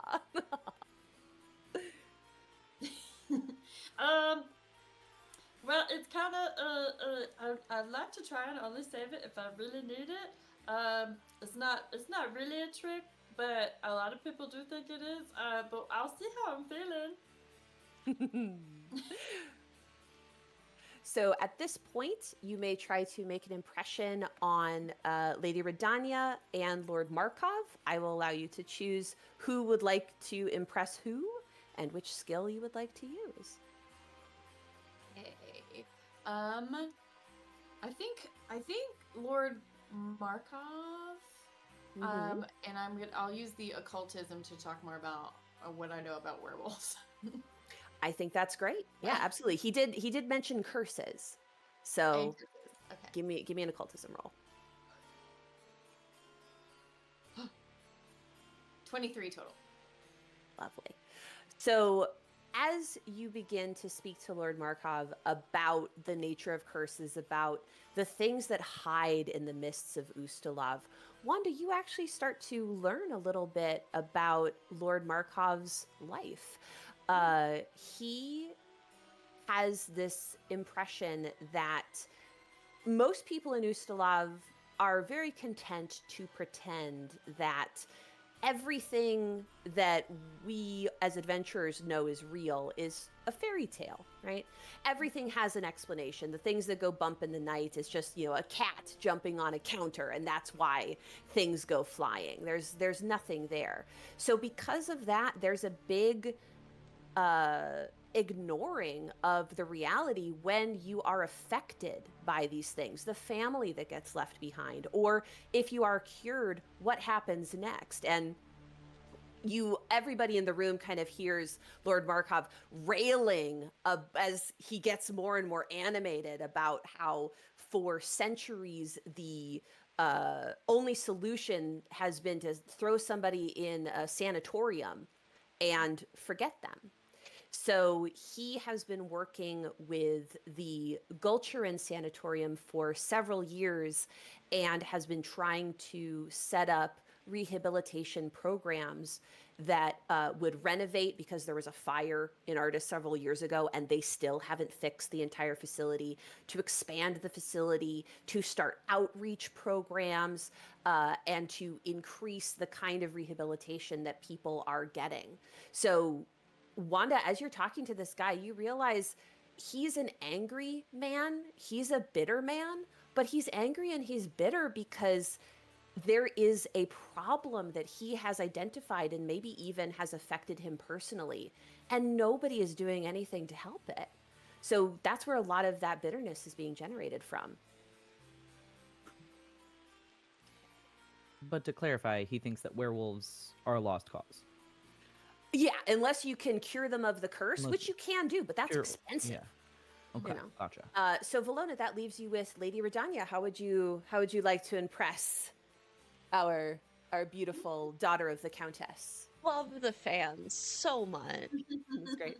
Unfortunately, this one is too stiff. It doesn't snap. I wish you it can't did, snap but it. Bummer. no. I think she seems like, I think even Valona can clock that she is either playing the part of, in which case this will work, or she just is a, like, vapid's not the word, but she's sort of your quintessential noblewoman where, like, everything's a delightful game because I have money and therefore nothing affects me. And that's kind of the vibe I'm getting. So I think, and tell me if this is too wacky, I think Valona is going to chime in on the conversation as a part of a greater whole, like, you know, with Wanda talking about lycanthropy, but from a nature perspective, with things that would, like, things that would keep Lady Redania in the conversation without, like, alienating her from it. Where like, if they're getting kind of technical and, you know, Lord Markov is starting to rant, Valona's kind of bringing it back and occasionally chiming in with, like, something nature, more on the nature side of things, as a little spirit talking from his perspective and just trying to delight her as a little guy. Let's try to keep her entertained in the conversation. I think that's fantastic. Being a Leshy, I'd say that's, to me, how that bridges with nature. I love that. Go ahead and give me a roll. Well, not my best. It is a 17. Okay. Is there would something you- like a help action that Mom Friend could offer? You can, yes. So the way we do it in a combat scenario is we would use an action on our turn to give the reaction later on. But because we're in rounds, but not really, yes. So essentially, you would choose a skill, Moro, that will assist us in this situation, and we're looking for a DC 15. I have a +4 in nature, a +12 in medicine. Which do you want, Nikki? Those are the I two think I for- can see that would be applicable. I mean, I think honestly the medicine, not strictly picking it for the higher number, but because I think it connects the lycanthropy to the natural world conversation that's happening here, and your guy, like, you chime in with some level of expertise that, like, course corrects part of the conversation. And Moro is going to do the same thing that the servant did earlier, where she just kind of appears right behind our Leshy friend. And that, even with a +12, that is going to be a 16 on my dice. I am not rolling great today. That's okay. It was a DC Hey, 15. Our I'll take threshold it. is 15. And that's one of the few DCs I can tell you because it's one of those that is, out there Locked. in the rules. We are So going now to that will flip give you a out the +1. dice. So with an 18, that is enough. So you bring Lady Redania into the conversation. With Redania, her conversation, she agrees with Markov that there isn't enough investment into the local businesses, into the social services. But for her, it's much more broad. Ardis used to be the capital of Ustalav. People used to come from all over the place. And Lady Redania is in her 50s now. So she only remembers in the barest little bits what Ardis used to be. Her life has been watching this place crumble and fall. And she is trying to grasp at whatever. You were absolutely right, Valona, when you're looking at her. She is really trying to hold on with two beautifully manicured hands to any vestiges of culture and of the past that she can. So her concern is that we need an influx of artists. We need a new generation of people to move here and to start having children here and to have new schools and new events and to have labs where people can express themselves. So her goal, and what you can tell what she would do with the money were she to be given the royalties from the last manuscript, she would then funnel it directly into propping up the old opera houses, hiring touring companies to come in and do performances, trying to get tourism going again. That is her focus. So, and you have learn some stuff from her that's going to help you in the adventure. And particularly, Valona, you learn that Lady Redania is actually the inspiration for a very minor character in the novel Galdice's Guest. That novel begins at a fancy dinner party, and the lady who hosts the dinner party is based on Lady Redania and the real life events that happened to Ailson Kindler and her lover Duristan. That all happened at her house, at her dinner party. That's when they first learned of children, of young women rather, going missing. And that started that whole adventure. So she feels extremely proud to be connected to this body of work and to have both a fictional and a real hand in the events of Ailson Kindler's life and her work. In learning this, did it feel like this was something she shoehorned into the conversation to make sure we knew? Or was this something that came up organically?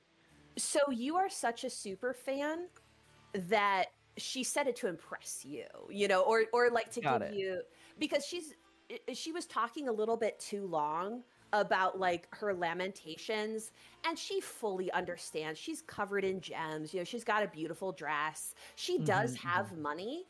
So talking about we need more money can seem a little bit gauche.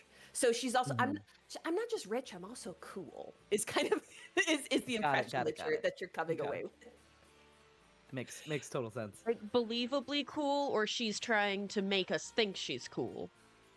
That's up to you to decide. I don't get to, as the GM, I don't get to impose that upon you. No, Valona super thinks it's cool that she's got a character in a book. That's very cool to him. Like, that worked. Fantastic. Cute little guys. I don't know what she rolled. Yeah, I don't know what she rolled to make an impression on Valona, but that was a crit success. So as we move on, we have now learned what these NPCs would do with the money. Reese, obviously, as the nephew, not really doesn't have skin in the game, is just facilitating. Lady Redania wants the money to infuse culture back into Ardis. Lord Markov would funnel the money directly into the Gulchurin Sanatorium in order to expand mental health services to the people of Ardis. Dr. Durenya, we're a little bit unsure as to her motives, but it probably has something to do with her work as a surgeon at the university. And then for Farmer Una, her goal is to help strengthen the hold of Belkson, to hold fast against the forces of the undead. And one of the ways to do that is food. The undead feed on the living have to feed on something else. And hunting is very taxing and time consuming. The farmers can help support the warriors if they get an investment into agriculture, which up to this point, there is very little of in Belkson. So as Ailson may prompt you to ask what you would like to do with the money, you may have your own cause that you want to make your case for. But if you'd like to support another NPC in their endeavor, now you know what they would be doing with this money. And we'll move on into the next phase, which is dinner. Anything else you guys want to discuss with one another as we're shuffling from the sitting room to the dining room? There's another gong sound from the butler indicating this change. Ailson holds on to her nephew's arm as he lifts her from the chair. You see Dr. Durania's coming back into the hallway as you move from one room to another. She's kind of rubbing her hands together. And you're finding your places, which are laid out at the table. Any last minute conversations you want to have with each other before we move on to the next phase of the adventure? I'm hurting my two little guys. Like I'm making sure everybody's. She's bringing up the rear. She's making sure they don't get distracted. They don't commit any like major social faux pas. Fully distracted. Yeah, there's a lot of wow Yeah. going on. We're talking about the book. And as we move into the dining room, we are at about the 2-hour mark. How is everybody doing? Do we need to take a quick bio break? Do we want to keep going? How's everybody feeling? Yeah, I we're could. good. Either way, I I- could. Good. Either Take a way. break. We can keep going then. Sounds great. You each find your place at the dinner table, Ailson at one end and her nephew at the other. The footmen pour wine for everyone and then stand at the back of the room. Ailson raises her glass, steadying her arm with some effort. She glances at the clock on the mantel, which is about to tick down to midnight. My toast for tonight is simple. To old friends and dead enemies, to progress and pain, to legacy and longing, to the future we build but shall never see, to 5, 4, 3, 2, 1. From all sides you hear the gong buzzing through your head. The room goes black. I do it. When you come to your senses, Ailson is gone, as are most of the guests and all of the servants. So it's just you three left. The gas lamps on the wall have gone out, but you are not cold. The fire in the fireplace still crackles with life. You hear rushing wind like a bellows being pumped, and you see the flames jump higher and higher. But no one is fanning these flames. Oh gods, it's the fireplace itself. It's breathing. As you leap back from your chairs, the dishes on the table clatter. The silverware swirls into a glittering tornado. The wallpaper and plaster surrounding the mantel rip and split as it frees itself, wrenching the firebox out of the wall with it as it goes. The clock on the mantel does not move, nor from its place, nor on its face. It was midnight. It is midnight. And we'll roll initiative. Immediately, I'm grabbing my two little guys. Just gotta grab the little guys sometimes. Just the little Yeah. guys. Yeah, just a little prayer. Oh, thank goodness they didn't disappear. Yes. At least I'm still here with them. Great. Initiative is just perception plus any bonus you might have, correct? Correct, exactly. So if you have incredible initiative, you'd add a +2, for example. I add. I'm sorry. Dumb it down for me a little bit. My brain's not processing that for some reason. So a regular initiative roll is just a perception check. Okay. So, and I don't have any bonuses to initiative. So, okay. Perfect.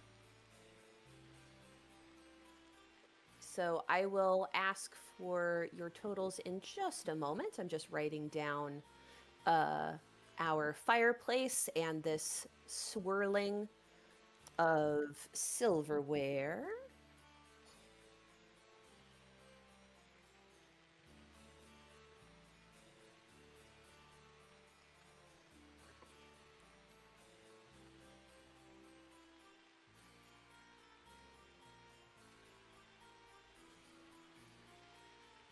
Okay. So did anybody get higher than a 22? 23. 23 for Valona. Perfect. So that means you will go first. Anybody higher than a 20? I got a 31. Oh, well then, Nice. Mora will go first. Well done. Nice. All right. 16 for me. 15. So you will, Wanda will don't button care. up our round here. Wonderful. Okay. So we have a couple options in order to start combat, and I'm going to move back over to the stream now so I can see where everybody is. Yes. So we have the fireplace. So the swirling swarm of silverware is quite close to all of you. The fireplace is a little bit further away. So as a cleric, you can potentially do a buff. You can start to attack. And I'll say, because you had some time, let's assume that whatever weapon you'd like to start with is drawn. So whether it's your ranged or your melee, that's up to you. You may actually have it drawn at this point because spooky stuff was happening before any enemies made themselves known to you. So, Moro, assessing this situation, what would you like to do first? Additionally, you may use your recall knowledge in combat. It costs 1 action, and you would roll based on the kind of thing that you are being accosted by. And if you succeed, then you can ask me a question about this creature, and I will give you some information as well as identifying what it is, which can also be helpful to you. Perfect. I am pulling up my little cheat sheet that I found. So, Lovely. to clarify, we have 3 actions each. Correct. You have 3 actions and a reaction.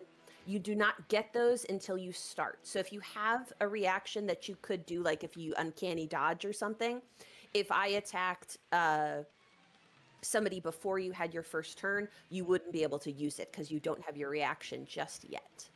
Got you. Okay. And movement is one of those, right? Yes, you can move up to your speed as an action. So if your speed is 25, you can move anywhere from 5 to 25 feet in 5-foot chunks. I think I want to do, at least for now, until I have more information. You said I can glean some information. You sure I can. want to know more about. Do I need to pick one, or can I ask You for both? do. Okay. They are different. They're different creatures, so you would pick either the fireplace or the silverware. The silverware is right next to us. That is something that is the more immediate threat to my little guys. So I'd like to know more about this silverware. Fantastic. You may roll Arcana, Crafting, or Warfare lore. That is going to be a 26 with warfare lore. Perfect. So with a 26, I can tell you that this is an animated silverware swarm. This is a constructed creature made entirely of pieces of silverware. It is a construct, therefore it is mindless. So there's no ghost in here. It is just a amalgamation of silverware with some sort of will animating it. It is also a swarm, which means that it is affected by swarm rules. With a 26, I can tell you 2 bits of information. So you can ask me things like, how does it attack? What is its lowest save? What is it weak to? What is it resistant to? You can ask me 2 of any of those kind of questions. What is its lowest save, and what is it most susceptible to? Perfect. So its lowest save is will, although as a construct, it is mindless. So anything with the mental effect will not affect it, but anything that would cause it to make a will save that doesn't have the mental effect could be extremely effective. And it is weak as a swarm creature. It is weak to both area damage or splash damage. Cool. Is that one of my actions or more than one of my actions? Just one. Cool. You said it's weak to force damage and AoE? Area damage. Area damage. What do I have? And splash. any? Splash damage. Okay. That's a reaction. For the sake of time, I'm going to ask my DM, which spells do I have that would do those, if I have any? Let's see. I don't want to go through and make Well, you guys just because wait. something is weak to something doesn't necessarily mean that that's the only type of damage you can do. It just means that you'll Correct. get a little bit of a bonus to the damage. So I'm Just taking like a to look. start there if I have something. Yeah, absolutely. And then I haven't played a magic user in Pathfinder before. So for the 3 actions, is that could you potentially cast like 3 spells in a turn, or is it restricted? If the now? spell only has 1 action, yes, we do not put any restrictions on the type of spells you can cast. So if you have 3 spells that are each 1 action, it doesn't matter what rank they are, you can cast all 3 in your turn. That's totally fine. So Oh, yeah, I know what I for what wanna I'm do. looking at, I know what I want to do. oh, you do? All right, let's go. DM, stop me if you need me to. Would I know which one of my little guys is squishiest? I believe it's probably, if you had to choose, probably the druid, probably your trip key. Cool. I'm going to Literally squish. literally squishy. I would like to use Forbidding Ward. Because if I am correct, it costs 2 actions. And I have 2 actions left. I think I'm reading this right. Sounds Is great. Yep, that 2 one that actions. goes away Forbidding if I ward. do damage? It is Or is it like constant- sanctuary? you ward an ally against attacks and hostile spells from the target enemy. I'm going to be targeting our swirling silverware. The target ally gains a +1 status to bonus armor, +1 status bonus to armor class and saving throws against the target enemy's attacks, spells, and other effects. Perfect. It is just a sustained concentration spell up to 1 minute. Yes. So you may cast any other concentration spell that you would like going forward. But in order to keep this ward on to Wanda, you must spend 1 action each subsequent turn to sustain the spell. That's the trade-off. Absolutely. Dig it. Alrighty, so now you have a +1 status bonus, Wanda, to your armor if this silverware swarm attacks you. Fabulous. Great turn. All right, Valona, you are next. And Valona, you are getting a flash of insight on this animated fireplace. The conversation that you had with Lady Redania is sparking something in your memory, which means I will allow you to do a free recall knowledge, which means you won't expend any action to do so. And you may use Arcana, Crafting. If you can make a argument for labor lore, I will allow it. But those are your options. My argument for labor lore, because I have a +0 to the others, so why would I Okay. not argue for my +8?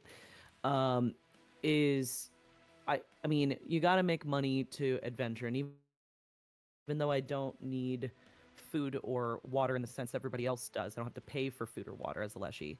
Adventuring does accrue other costs, and you can only get away with pretending to be a cactus in a tavern for so long before someone's like, hey, you really need to pay for a room. So I did pick the servant background because I figured that's an easy enough odd job to pick up to do a little bit of so my only argument for labor lore is I've been around fireplaces enough to know that ain't normal. I've worked, been a servant in someone's house for a period of time or something like that, or helped out in inns, taverns along the way. Sounds good. It is a high DC. This is a strong creature, so I'll give you that up top. So I don't want you to feel like I'm punishing you for choosing it. Oh, sure. It's actually the lowest DC of the 3. But go ahead, give me a labor lore roll. Sure. Kitty. Hi, Yeah, kitty. he's all about it right now. That is a 19. Okay. So with a 19, really the only thing you can glean from this fireplace is that it is also a construct. So as a construct, it is mindless. It's not a swarm, so it won't have the same swarm capabilities.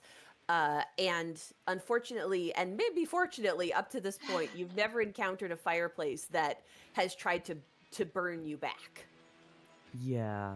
Yeah. Okay. So now you have 3 actions that you may use to defend Yes. yourselves and your friends against these constructs. So just for my own clarification, with that knowledge, do I feel like fire is? I mean, I'm assuming fire is going to be an aspect of what this thing can do if it's, because that's kind of its most active. All right, got it. In the interest of not running off by myself just yet, I think Valona is going to use a move action to get up next to the swirling of silverware.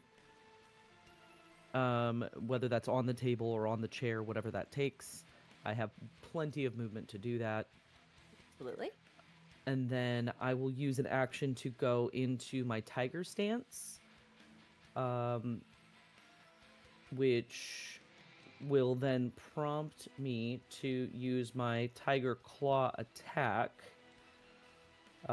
which thanks to my hand wraps gets an extra +1 to hit and bumps the damage. So Great. I will be rolling to attack this swarm of silverware, hoping to knock some of the pieces out of the air and hoping that does something to help out here. Absolutely. That is going to be a 25 to hit, a 10 on the die plus 15. Perfect. Yes, a 25 is a very solid hit. Give me some damage. Awesome. Okay, so that, because my damage is boosted from my hand wraps, that'll be a 2d8 plus 1. I read things. I was modestly prepared. 6 points of what would be, I believe when it becomes tiger stance, it becomes slashing damage. Got it. Okay. So you do your first sort of probing punch at this swarm of silverware. Normally, when you do a punch of this nature, it does a little bit more damage than what you're seeing being done to this swarm, but you get the sense that if you continue to hammer away at this thing, it's going to crumble. There will reach a threshold where you really start to do some damage against this thing. Cool. And I believe that is me. Perfect. Okay. So we'll add. Great. So moving on, we are going to have the fireplace go. So the fireplace heaves a breath in, this unnatural entry, and then uses its entire turn to spout a 30-foot cone. So we are going to try with this 30-foot cone to hit all of you if we can. Are we able to get anybody? Nobody? Are we too far away? Oh no. Well, in that case, let's roll that back because it would know. It would know. All right. So in that case, let's go ahead and move 30 feet forward. And let's see if we can get within range. Oh, we sure can get within range. So Moro, you look over your shoulder as you feel the flames on your, this warmth on your back increasing. Tied to my face. And you're staring face to face with this hearth. And we're going to go ahead and try to blast both you. of my little guys behind me. Just no, Ooh, my babies. I rolled terribly. You'll be happy to know. How about a 17? Does that do anything to you? My AC is 24. Bummer. Okay.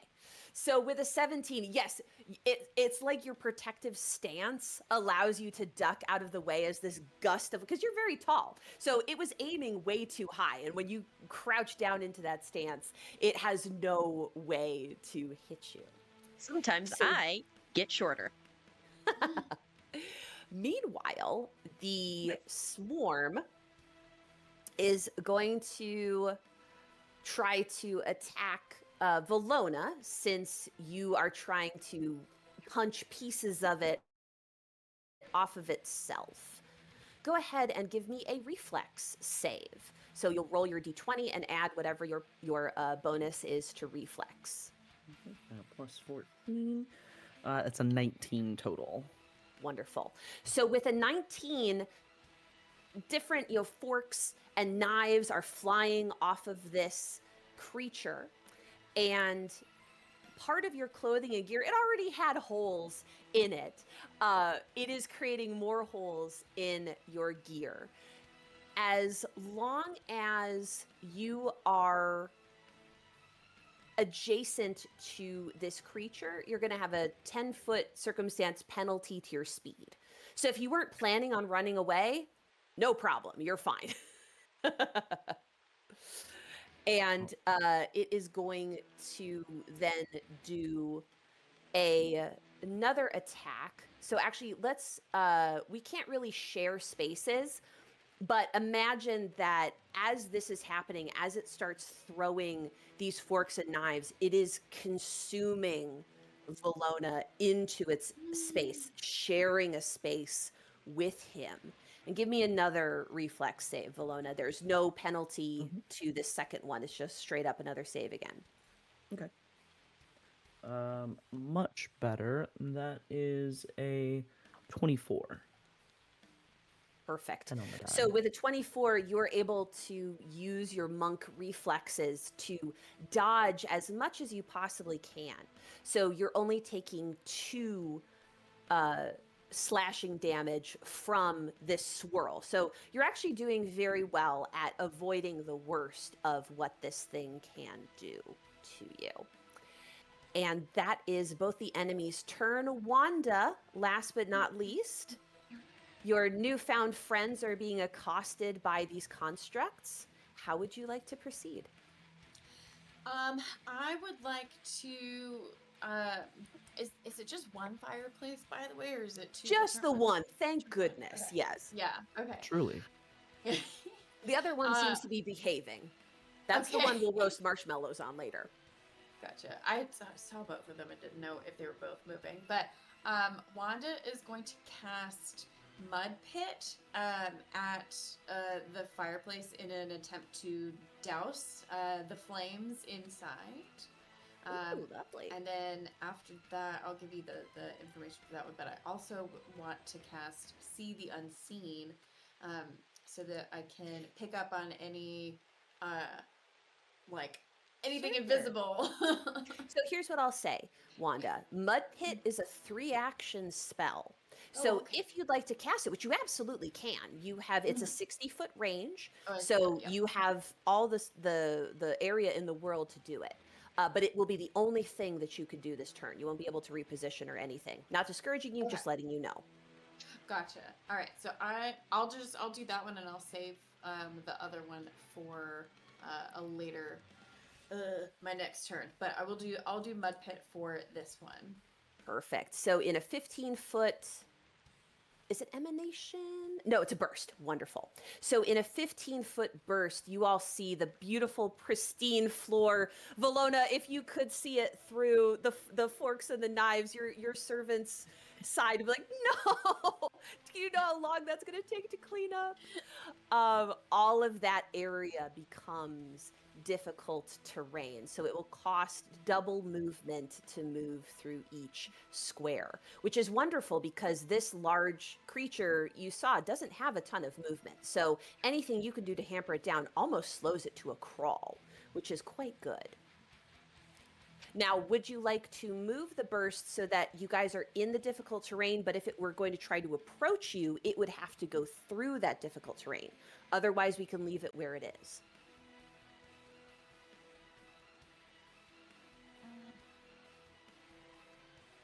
I think, yeah. I think just leave it where it is. You want to leave it where it is? Absolutely. Yeah. So it's affecting the entire space of the fireplace, but not anywhere where you all are standing. Absolutely. Fantastic. So that brings us back to the top of the round, where Moro, you see your little guy number 2, your little gal, has created this muddy surface on the floor. The fireplace is not sinking. Unfortunately, it's not quicksand, but it is going to take a great effort for it to continue to move forward until it gets out of this mud patch. What would you like to do? First, I want to expend that action in order to keep up that concentration. Perfect.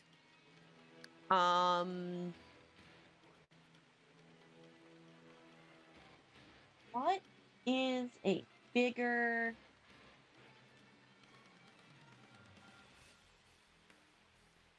I think I will... No, that takes 3 actions. This,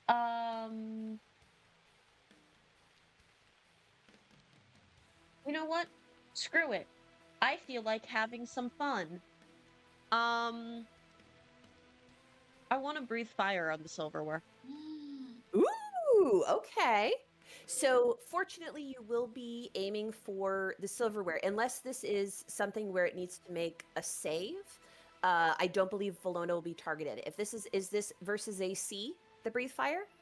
Is a defense basic reflex. A gout of flame sprays from your mouth. You deal 6d6 fire damage to creatures in the area with a basic reflex save. Got it. All right, let's table talk a little And bit. I can take whatever movement I need to take to make sure I don't hit my little guys. Absolutely. Here's what I'll say. Table talk. There is no way that Valona is not going to get hit by this. They're literally in the same square. This is also a very powerful spell against what I will say is not that strong of an enemy. If you would like to breathe fire, I would actually aim it at the furnace, at the fireplace, not at the silverware swarm. I was not sure how the fire would affect fire, but if you think that if the DM says that it'll work, then yes, I would really like to target the fireplace. I just want to make sure that I'm not, wasting Weakness the spell. and resistance don't always match. It's not Pokemon rules, as some of my players like to say. So sometimes, yes, if you are fire, you are immune to fire, and sometimes not. Okay, then yes, I'd like to target, and I've only got 3d6, so we're going to take 2 rounds of this. Fantastic. So that is going to be 4, 6, 7. Okay, what's 7 plus 6? 13. 13, 15, 16. Perfect. 16 damage. Okay. So a gout of flame erupts from your mouth, and you see the wooden mantelpiece starts to burn. Some of the bricks that make up the outside, the decorative bricks of this fireplace, char and melt a little bit. Going for this type of damage, fortunately, bypasses a lot of what we would consider to be armor for a construct and goes right to its heart. So what did we say it was? Total 16? 16. Perfect. So yeah, you do a nice chunk of damage to this fireplace. That was a great choice. Don't touch my babies. Fantastic. So now as a 3rd level spell, that means we do cross that one off of the list. So if you click on it on Path Builder, I believe, hit the cast button and it should go away. Where is there's the cast button. Yeah, Perfect. to the left there. Got it. Fabulous. So that is 3 actions. That is your turn. Valona, you hear this roar of fire, and it's not quite clear whether it came from the fireplace or from one of your friends, but either way, you are in a swirling vortex here. Now, as a monk, I will point out that you do have an ability called Flurry of Blows, and I believe we did talk about this. It allows you to use 1 action to actually do 2 attacks, and at this point, it might be worth exploring. Do you feel like you want to do Flurry of Blows, or would you like to try something else? I think that was probably in the cards, but I did have a question first, because I believe stance is just persist until I change stances or drop them voluntarily Exactly. or whatever. Yes. So Because that it's means a way of my moving your body, it's not a sustained thing. So you can yes. just So keep flurry going. of blows would be affected by Tiger Stance, I Mhm. believe. So I am using the Tiger Stance. So that was probably coming up next. I did have an additional question because you mentioned I have a movement penalty. How does that affect the step action? Because in Uh, Tiger Stance, I have a 10-foot step, not a 5-foot step. Ooh, yes. So it is a 10 foot to your speed. So because you're not moving at speed, you'll still be able to do your step. Let's adjudicate Okay. that so we don't have to belabor it. Fantastic. Then first action is Flurry of Blows. So I'll be taking 2 attacks, unarmed Tiger Claw attacks against the silverware. That I'm imagining if that flame went off and it's silver, everywhere, just sort of all of a sudden I'm in this dazzling whirlwind of metal pieces reflecting fire. First one is going to be, it's a 7 on the die. What did I say I do? 7 plus 15, 22, right? That's math. Yep, that's a hit. Okay. Would you prefer I roll the damage individually, or would you rather I just do both hits? I would, yes, please. Individually, got it. Okay, so first attack will be, ooh, that's not too bad. Nice and average. 9 points of damage, slashing. Lovely. Okay, so with that, you have broken its threshold. So now you can really wail on this thing. So give me another attack. Will do. Ooh, that's real good. That's an 18 on the die plus 15 Let's for a go. 33, I think. All right. So with a 33, we have come to one of everybody's favorite parts. And Nikki, this Ooh. is going to be one of your favorite Yes. parts of Pathfinder. If you succeed by 10, you That's bump not a what- success to a critical success. So even with an 18 on the die, you have critted this animated silverware swarm, which means you take all the damage you do. There are some exceptions, but I believe for you, it's just going to be everything. So just roll your damage like normal, create a total, like add your strength modifier, then double everything. Incredible. That is my preferred. Big number go burr. So let's see, 6, 7, 14 if it's all added and doubled. Perfect.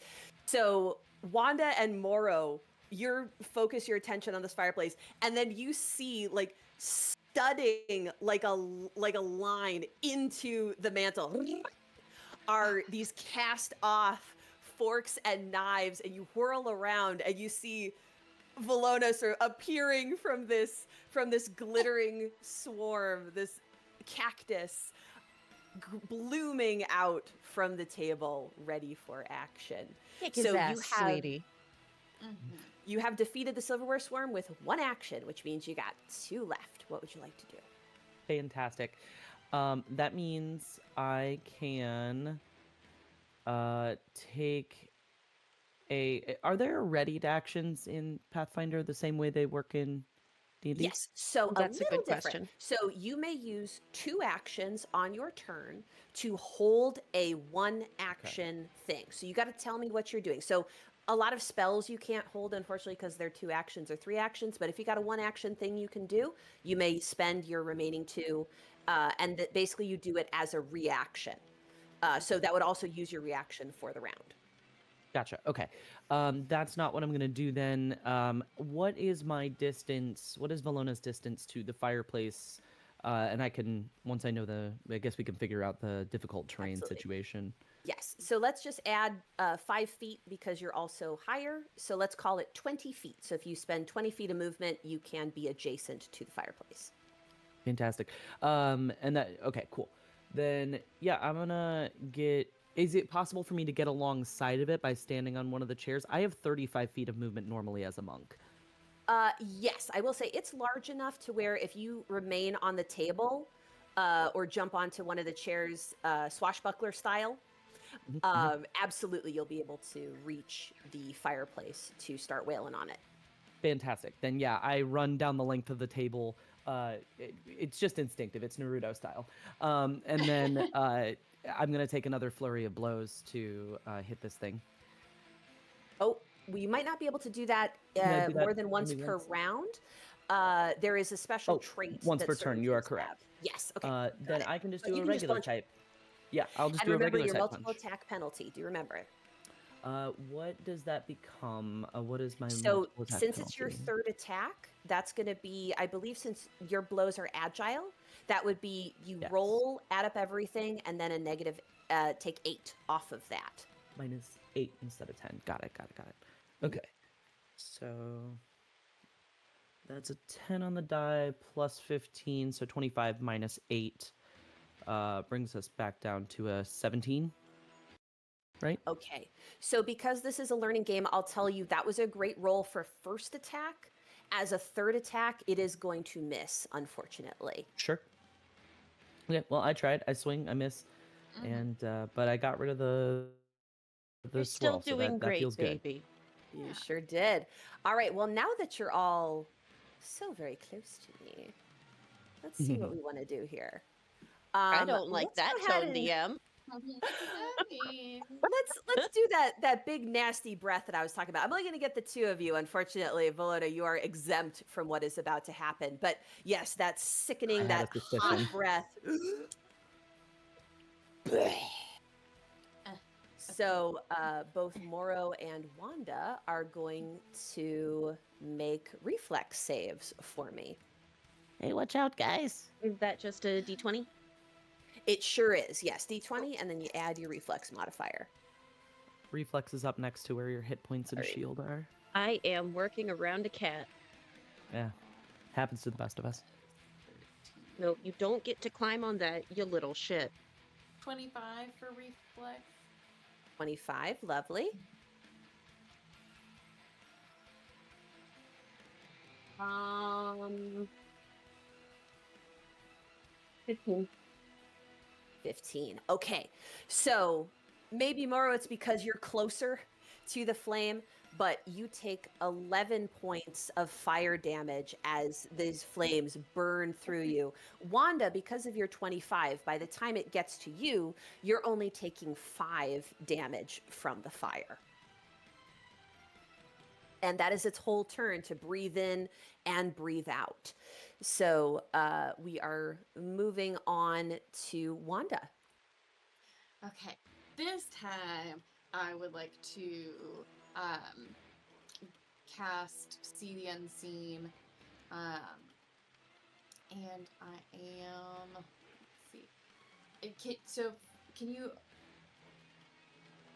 you want me to look is it up? similar? Well, for spell actions, is it similar to D&D that I think you mentioned this before, that you can cast? It's like you get 3 from each level, but you can cast like either one of each or the same one 3 times or something like that. Is Great it the question. same? So it Okay. depends on the kind of caster that you are. Are you running off of Path Builder right now? Yes. Wonderful. So you should have, when you're looking at your spells, there should be either 2 different views. For example, Mora, when she's looking at her views, she has the cast button, and when she casts a spell, that spell and that in that spell slot are expended. Is that what you see, or do you see little circles above each rank that are like filled in with flame or something? It says cast, and then it scratches Perfect. through. So basically, you have married a slot to a spell. So once you spend that spell, that slot and that spell are no longer accessible to you. Okay. Thank you. I will save So I my will say, healing then for later. of course. Now, See the Unseen is a great spell. I don't want to discourage you from using it. The only thing I will say now, because this is our first encounter and we have a few more to go, right now I would say your main priority probably should be doing damage to the fireplace rather than doing more scouting activities. Now, that's not to say that there couldn't be a zillion invisible things in this room. So in a real world context, yeah, it probably would be valuable to spend a spell slot to use it. But for the purposes of this one shot, I would say let's focus on getting this fireplace doused. Okay. I will instead then cast Caustic Blast. Lovely. which is I fling a large glob of acid that immediately detonates in a 5-foot burst. So I want to make sure that are we 5 feet? Is there? Let's see, Morrow. Yeah, you can keep it everybody- out of. Yeah, you can Okay. decide where it goes. So a Okay. caustic blast requires me to do a reflex save as the monster. So I will go ahead and grab a dice and I will tell you what I get, and that will determine how much damage you end up doing. So I actually rolled quite well. I apologize. So I rolled a 22. So what Okay. is your spellcaster DC?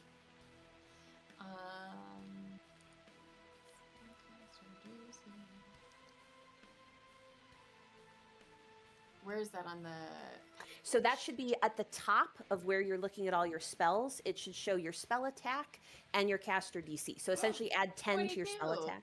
22. So meets it, beats it, unfortunately, Okay. just like armor class.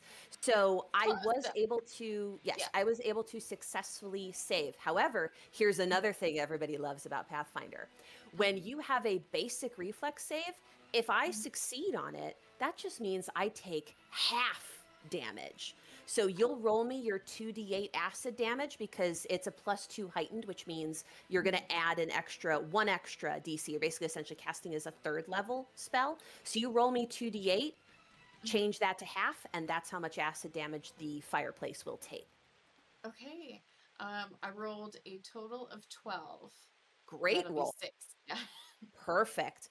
Alrighty. So it takes that 6 damage. And again, just like Morrow, not doing physical damage to this thing is getting right to the heart of it, which is very good.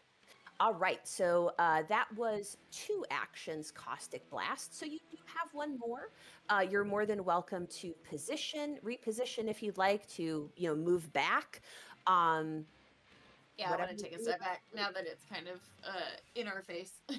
You got it. Do you want to move at your full speed? Do you want to take maybe 15 feet, 20 feet? How are you feeling? Yeah, I'll take like 15. Just straight 15? back, yeah. 15 straight back. You got it. Wonderful. So we are back to the top of the round with Morrow. You are singed, but but not smoked. What would you like to do? While getting pat out a couple little flame pieces on her, and then as I work around the cat, I am going to again expend my one action, keep that concentration going, and I will then say the storm is gone. So if you are correct. I forgot. Yeah. I'm going to drop that then. I am going to. I'm pretty sure this works. Divine Lance. Love Divine Lance. That's basically a signature cleric spell. So sometimes when you're casting a ranged spell in melee, if something has a triggering attack, an attack of opportunity, they can get at you. So you are rolling the dice to see whether or not this thing can do that. You did get a pretty good identify. No, you did identify in the swarm. So, but I would say let's Divine Lance. Let's roll. Let's see what happens. I love you. Stop it. She's trying to go after my dice. I apologize. Takes after you, going after the shinies. Oh, absolutely. She tries to take a nap in my dice tray. The entirety of the Crit Awards server thinks that I should just roll by vibe checking the cat. Amazing. So you're going to go ahead and give me a spell attack roll. So just like it would be any ranged attack, that's going to be a +12 for you. I have your character sheet pulled up. Oh, you're wonderful. Perfect. Because that was a 14 on the dice. So 14, 24, 26. Perfect. With a 26, you do hit. So go ahead and roll me 4d4, and that'll be spirit damage. I love her. I need too many dice for her to safely exist. Fair. Okay, so you said 44? Mm-hmm. Because this particular cantrip is heightened +1. So at each rank that you have, you're able to add. So It's going to be 3 plus 3 for 6. Plus 4 is 10, plus 1 is 11. Perfect. So yeah, 11 damage goes right to the heart of this thing, and the lance does more. It goes to the heart of it, and you see a crack run down the middle. This construct is now broken. I don't know Which if I means have... we're doing even more damage, which we love. don't So really basically, when a have construct anything. becomes broken, that means that their armor is lower and they no longer have a hardness. So their resistance to physical damage has been taken away. Think of it as literally cracking something open so that you can then aim at its insides. Got you. Like a delicious crab leg, if you're into that sort of thing. Oh, and I I am going to use my, because that was a 2-action Two spell, actions. and Exactly. I'm going to use my last remaining action to cast heal on myself at the 1 action level, because I've got Absolutely. 5 of them because of cleric stuff. And I'm looking a little rough because I took fire to the face. I will, just in terms of resource preservation, that's a great instinct. But again, you do only have 5, and you are also able to step back. So if you'd like to get Touche. out of its melee range with your last action and hold your heal, you Actually, may do that. Yes, Because you are remember, you also correct. have a medic with you who can heal you in other ways too. I'm just thinking about resource preservation at this You point. are correct. I am not used to having other healers on the team, regardless of the system. I play healers because I like deciding who lives and who dies. That being said, I would like to step back so I don't die. As much as Lovely. I can. Get me the fuck Do out you of want to there. continue? You want to continue shielding Wanda, or would you like to move beyond her? I would like to continue shielding Wanda. So back All right, far then enough, let's- as far as I can Yeah. without breaking that shield. Love it. All right. And again, because this thing can't do an opportunity attack, you're able to just boot scoot away. Fabulous. All right, Valona, you have the fireplace square in your sights. You can see the glowing embers of the fire through the cracks in the stone. So I think now is the time for you to really start wailing on this thing. Yeah, I bet you'll never guess what I'm about to do. Flurry of I'm gonna- blows. I'm gonna punch it. Yes, flurry of blows for sure. Let's go. So first attack is a 13 plus 15, so 28. That's a very solid hit. Okay, damage on that. Again, this is slashing. That is 7 points of slashing damage. Perfect. And now that it's broken, it takes all of that damage. Wonderful. And then, real quick, multiple attack penalty to destroy. So I do still take the. I think the first time I did this, I did not apply a multiple attack penalty. So if you did that for me in okay. your head, that's great. We're So learning. I'll remember to do that this time, because it's agile, and I'm clicking on that to remind myself. So my second attack will be. I don't know that that's gonna do it after this. 17 minus 4 makes it a 13. Yeah, unfortunately, a 13 would not be enough at that point. Totally fine. Okay, 1 second. I do need to check the wording on one thing because I might Sure. do something kind of wacky. We love wacky. We like wacky. We like wacky. Okay.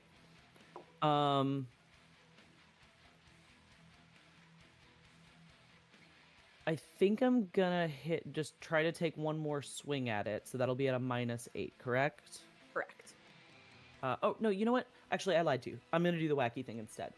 Yeah. What size would you consider this this thing So to be? this is a large creature, this fireplace, and you are a small person.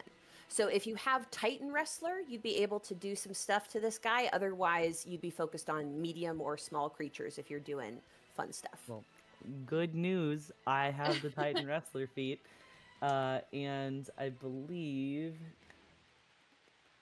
I also picked up the lifting belt, You which I sure don't remember if did. that does that assist in this. Yeah, but +1 bonus to athletics.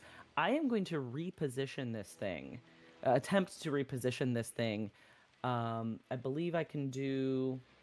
I was trying to look up the difference between shove and reposition. Oh, absolutely. So reposition basically means you can move in a range, whereas shove is straight back. It's straight, yeah. So I think I'm Mhm. trying to do, because of where I'm standing, I'm doing reposition to move it to my left, because Sure. otherwise it would be back against the wall. So I'm trying to move it further into the Into the difficult mud. terrain here. Absolutely. That's a So, great one. Now remember, reposition is technically an attack. So you will still have that multiple attack penalty on it, but instead oh, of okay, rolling an unarmed attack, it'll be an athletics check. So you'll get that +1 bonus. okay. Yeah. Heck, let's try it anyway. Let's go. Okay. So I think that's gonna mean I'm adding a +13 to this against the Fortitude DC. Let's see how this goes. Okay. It would be a 30 minus Mhm. 8 for the third time, correct? We'll say 8. It would be 9 because it's not an agile attack, so it would be Oh, okay. 30 minus That's 9 fine. So 30 minus 9 brings us down to 21. to 21. Okay. So with a 21, you are able to push it but not move it anywhere, unfortunately. The you can tell the fortitude of this thing is quite strong. If Mhm. you did Okay. this as maybe your first action, it probably would have been a lot more successful, but man, those multiple attack penalties, they can really get at you with time. Totally. Um, well, that's totally okay. Then I am going to use my movement to, because this thing can't take attacks of opportunity, correct? Correct? Not that you've seen. Then I Could you imagine will if I just jump one on you now? Hey, I mean, it could be a thing. Yeah, then I will move away from the fireplace at an angle so that it will hopefully make it harder to do any sort of that flame attack. So I'll move probably my full. I guess it would be 30 feet because 5 would be the extra cost because I'm in difficult terrain. Yeah, like kind of a yeah, perfect. Hopefully think that's splitting the difference between all of us so that way it has to make a choice on if it's going to do another burst of flame. Absolutely. Wonderful. So you have all moved back from this fire. The cracks are continuing to form in the mantle, and it is mindless. So it's honing in on whoever's closest, which I believe is Morrow. But it's going to take double movement for it to get out of this mud. So it has a 15-foot movement speed. So if we're talking, and it rounds down, right? So it's going to take 5 feet for the first action, 5 feet for the second action, and I think that it was going to take 2 actions to clear the mud. Yeah, 5 feet, 5 feet. Yeah, and then that's clear the mud. Now it can move another 15 feet, so it can get right back up tomorrow again, but has not been able to do any damage to anybody this round. So Fight me, really, bitch. really Nice. good. Let's re-up everybody's hero point because that's what we want to see. Working together, making stuff happen is fabulous. So Moro, this thing glowing, burning approaches you. Let's crack this thing open like a beer can. Let's fucking Let's go. go. I don't want to burn too many spell slots, so I think I am gonna go another cantrip. Yes, that is a But- great instinct.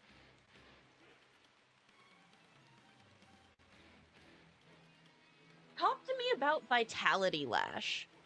Yes. So Vitality Lash is of the two, it is your stronger spell because of the cantrips because one, it relies on a save and it just has more damage. It's 4d6 as opposed to 4d4. And two, if they succeed their roll, they still take half damage. Whereas Divine Lance, if you miss, you miss. Ain't nothing you can do about it, right?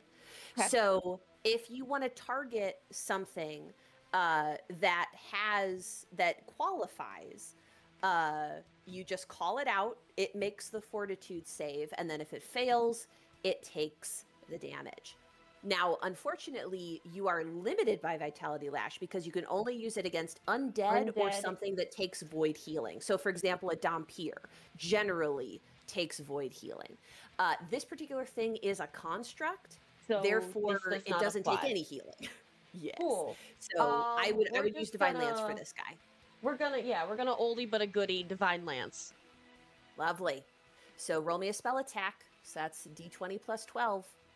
22. Ba-boom! 22 hits. Basically right where you hit it the first time. You can just keep hammering. You can roll me some damage. This is D4. I had my D6 out. These need to go away.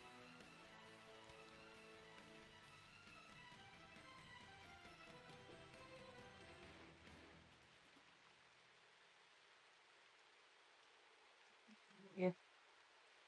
D4s. That is going to be 6 plus. Come here, dice. They should really make shit easier to pick up when you got frickin' nails on.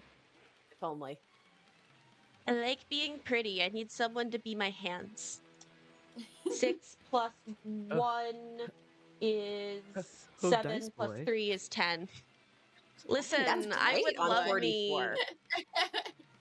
So we're taking Perfect. 10 with 44, and I would love me a spicy little dice boy. Dice boy, come pick up my Dice dice. boy. Nice Dice boy. boy. Oh, dice boy. A little bell for your dice boy. I got my pool boy. I got my dice boy. I got Got my all the- chauffeur boy. All right, so that is Bunch of 2 boys. actions. Would you like to move with your third, or what else would you like to do? I'm actually going to. Oh, never mind. That's a 2 action. Yeah. I don't have many 1 action things. So I think I'm going to stay where I am because I want to stay shielding my Yeah. buddy. You So I think absolutely do that's that. going to be me. Now, one thing I did give you is a buckler. What? Yes, buckler. Transparency. I helped a little bit.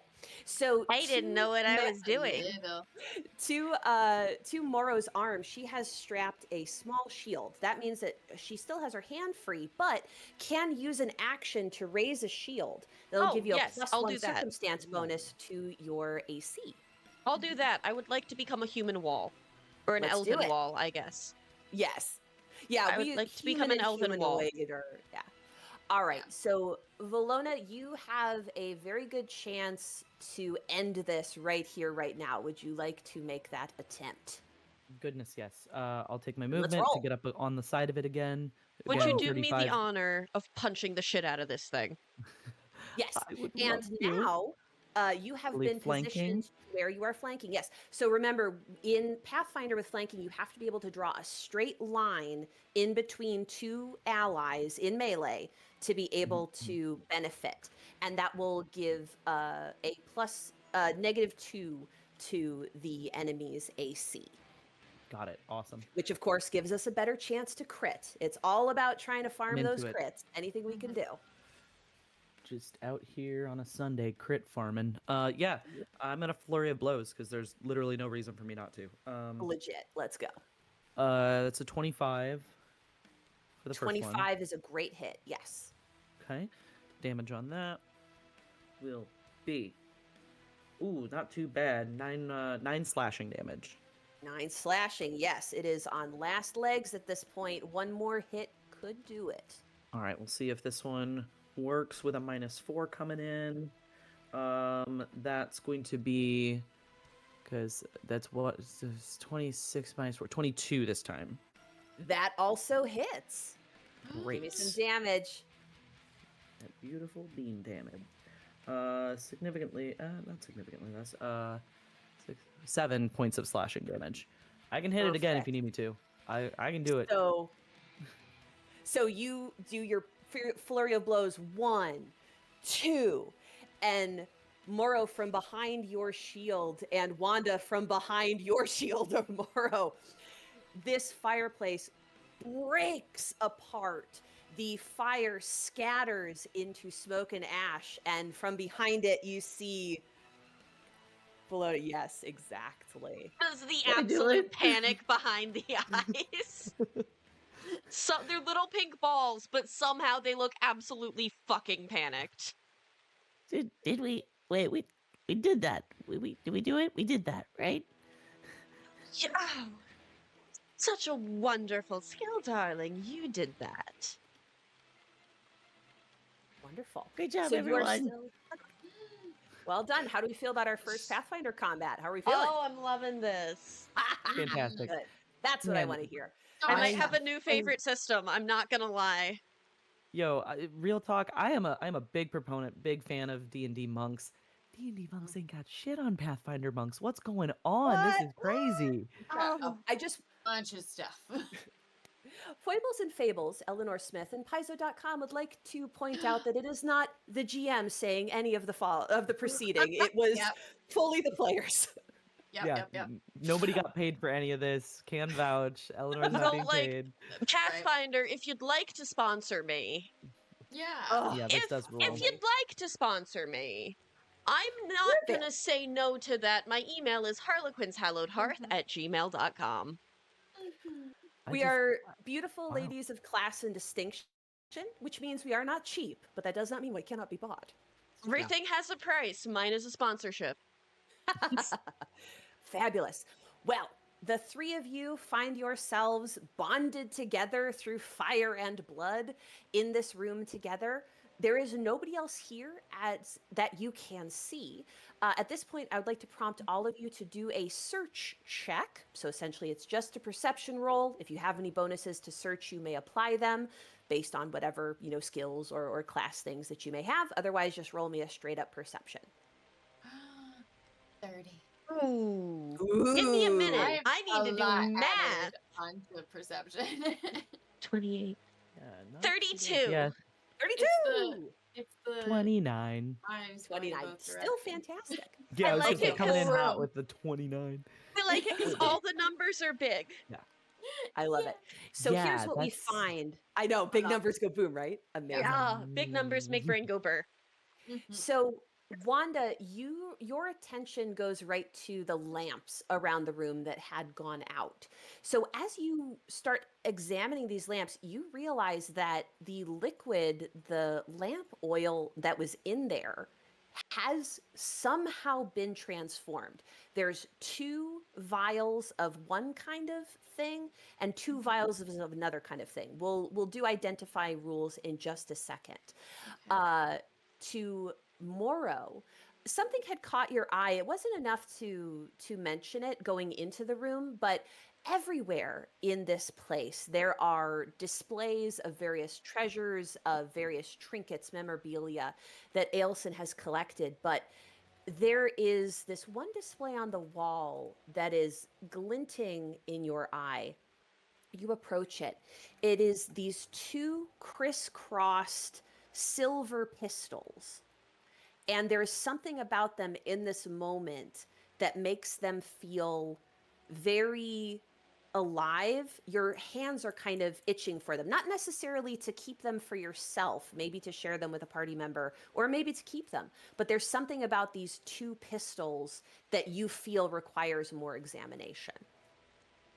Is this something that I'm feeling detect magic about, or is this something I'm You feeling more investigating? absolutely- You absolutely could, yes. And then for Valona, you see. I'm going to read this description and then we're going to go into a bio break if that's okay with everybody. Absolutely. All right. At the head of the table where Ailson sat, Valona, this is your priority, right? Because she's gone too, right? You now see a cloche, gleaming silver with no fingerprints anywhere on its surface. Would you like to open it? Yeah, I think that would be Fantastic. what he would do that. On a china plate, you see a single page of manuscript. Capital M, lowercase I, lowercase t, capital B, capital C is written sloppily on the top right corner. The bulk of the writing on the page is much more legible. And I can read it for you if you'd like, or I can send it to you via Discord and you can read it aloud to the party. It's up to you. Why don't you send it over to me just for the sake of Let's do it. just so I can see. So Would you be have willing found to read those letters for me again so I can write them down?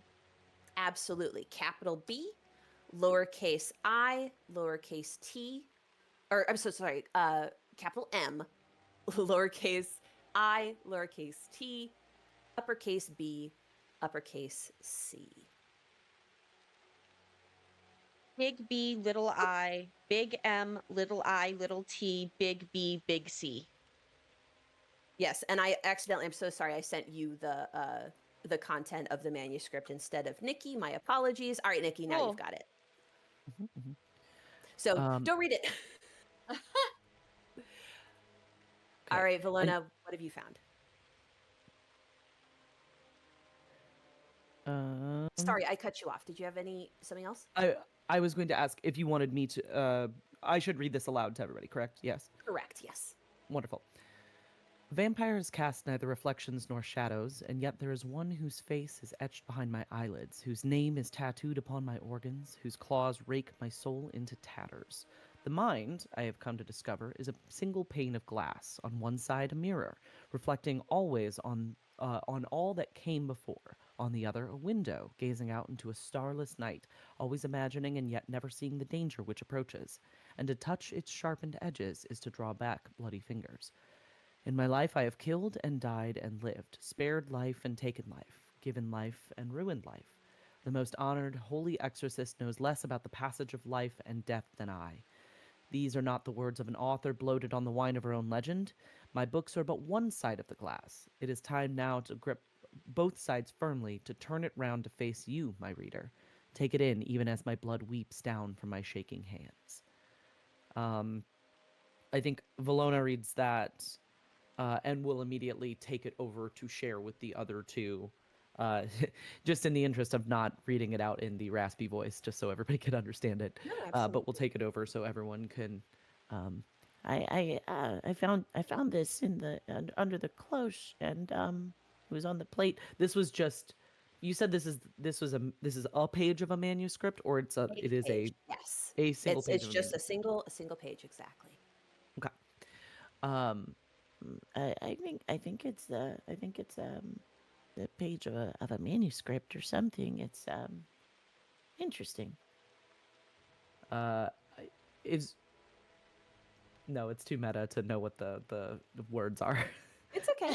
So let's go ahead and we can ponder as we take our bio break. And as we return, we can discuss these revelations and what has occurred so far. Hello, everyone. Just So as a quick refresher, Nikki, can you read the thing again? I certainly can. We just found a thing. A page of a manuscript from underneath a cloche that reads, Vampires cast neither reflections nor shadows, and yet there is one whose face is etched behind my eyelids, whose name is tattooed upon my organs, whose claws rake my soul into tatters. The mind, I have come to discover, is a single pane of glass, on one side a mirror, reflecting always on all that came before, on the other a window gazing out into a starless night, always imagining and yet never seeing the danger which approaches. And to touch its sharpened edges is to draw back bloody fingers. In my life I have killed and died and lived, spared life and taken life, given life and ruined life. The most honored holy exorcist knows less about the passage of life and death than I. These are not the words of an author bloated on the wine of her own legend. My books are but one side of the glass. It is time now to grip both sides firmly, to turn it round to face you, my reader. Take it in, even as my blood weeps down from my shaking hands. A lot about this list, this page, that worries me. Question for the DM or GM, whatever. Yes. Is this like par for the course for the writing of Miss Ailson? Yeah, I'm not going to have you roll. Normally, to decipher writing, you would do either a society check or, depending on the writing it is, you Mhm. may do a magical tradition. But you are so well acquainted with her works that I will say, yes, this very much matches the way that that she speaks in her writing. Cool. So it's very like dramatic. Like that's what I figured. If we've all read the books, we would know that this at least Yeah. matches up with the sort of like macabre drama that she's trying to put forth. Like, and this just Correct. looks like it is page one of this manuscript, not taken out of the center, or It feels like an earlier page. Could be the opening. Mm, But okay, certainly, yeah, it's setting the table for whatever would Mhm. potentially come afterwards. because the initials are just written by hand, scrawled quickly at the top. Everything is written by hand. There are Oh, okay, printing presses in Galarian, but so far no typewriters. gotcha. Okay, So get to work. gotcha. I mean, okay, very cool. So we also have some items. If you'd like to try to identify them, there are 2 different liquids, and you have 2 of each. One of them is pinging as magical, so you may use your magical tradition to try to identify it. So if you're the druid, you may use nature.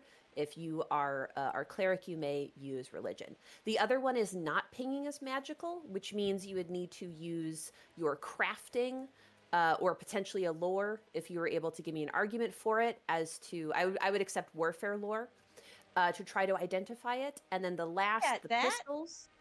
Yeah. And the last, the pistols are also pinging magical, so you would be able to use your magical tradition to try to identify them. So you may do magical liquid, non-magical liquid, or pistol. Which would you like?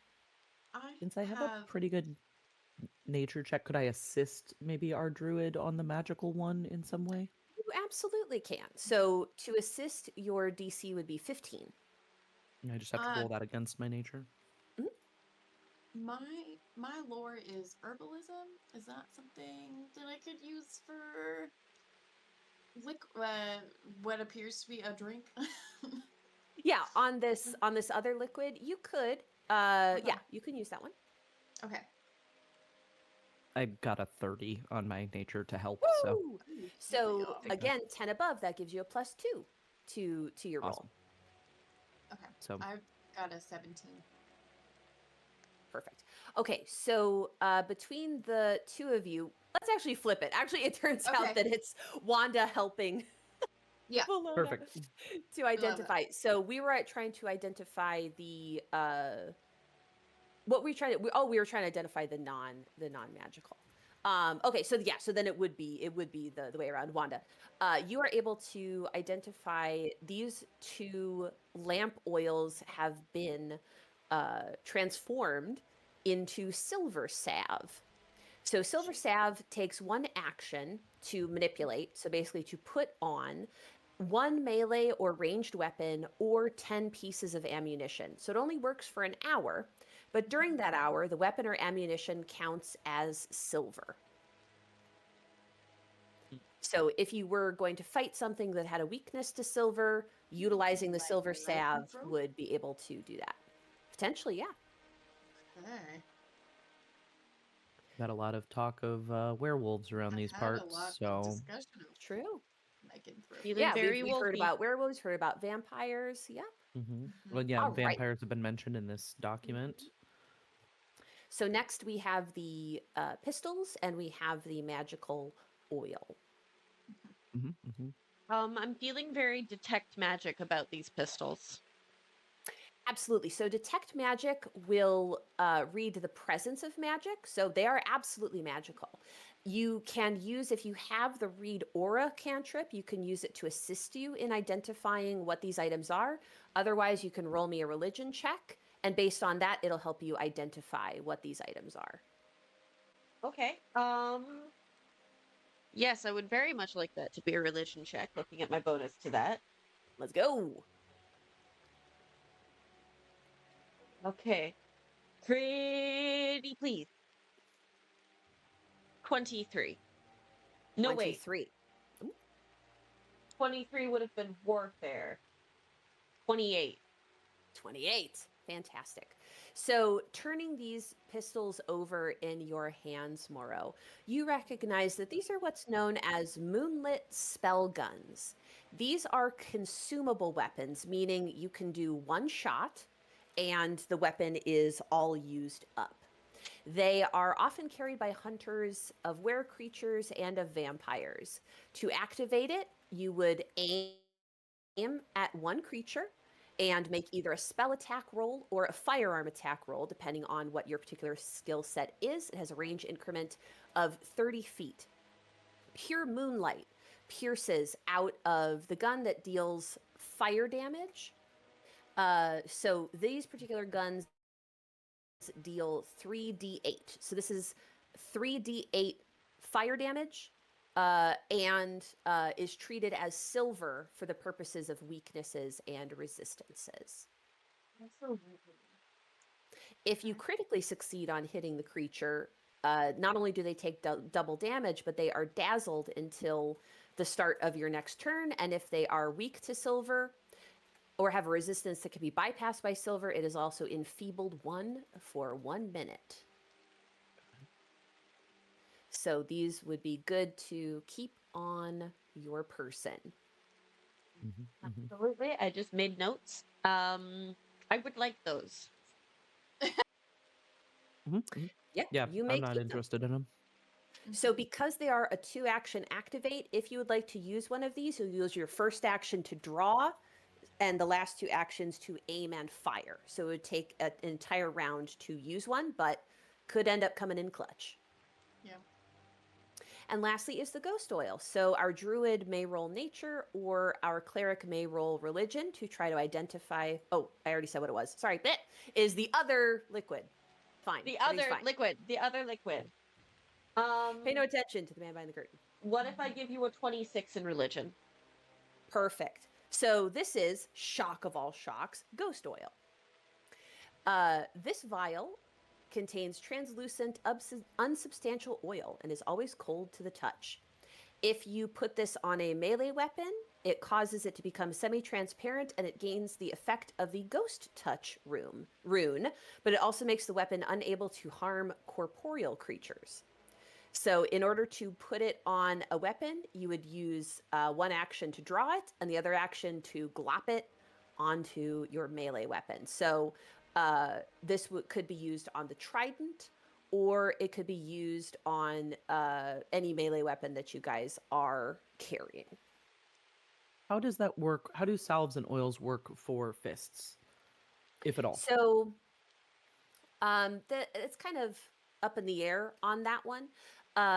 You are wearing hand wraps of mighty blows.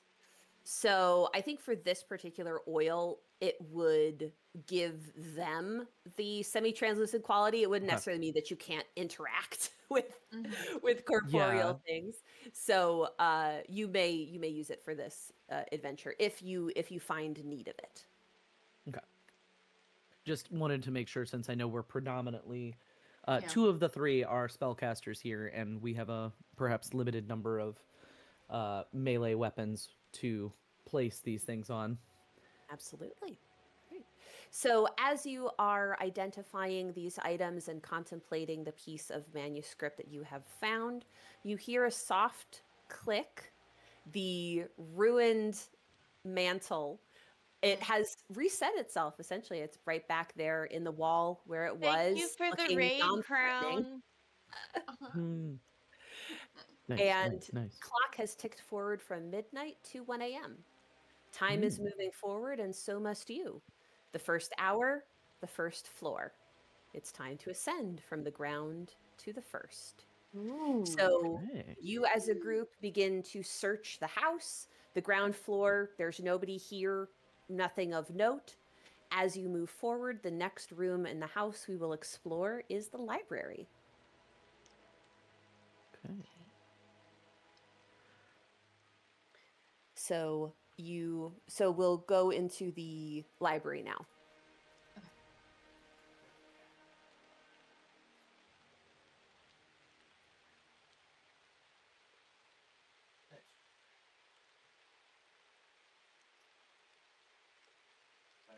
Man, what a map. Mhm. This is Stunning. absolutely insane. I love this so Mhm. much. Yeah, this Talespire is really impressive. Yeah. I'm every time I see someone using it, I'm like, this is just Also, pay the no attention coolest. to the glowing women. Everything's fine. I don't Nah, believe that. It's fine. they It's just live fine. here. What was the time period on the ghost oil? I know the salve was for 1 hour. The silver salve was 1 hour, correct? Yes, the 1 minute. Okay. Remind me what do we know what the ghost oil does? Yes, it gives the ghost touch property. So if something can only be harmed by like spirit damage, that would allow you to harm it. Okay. But then that weapon can't interact with corporeal things for that minute. Correct. Yeah. So if you had a bevy of enemies at the same time, then you would have to choose your opponents carefully. So basically, Nikki can punch the ghosts. Mhm. Okay. Yes. For I'm 1 minute, down I with can punch this. ghosts. Absolutely. Have you ever been So so as mad you wanted to punch a ghost in the face? I Yeah. mean, yeah, Yeah. In many this many economy, come historical on. figures. Yeah, absolutely. Mhm. So, you gingerly step into Ailson Kindler's library. As much as you may have dreamed of this place in your past, it brings you little joy to be here now in this circumstance. The shelves are crammed with rare tomes, famous works, and numerous trinkets on display. A lifetime of dedication to the written word laid out all around you. Every give me perception checks, please.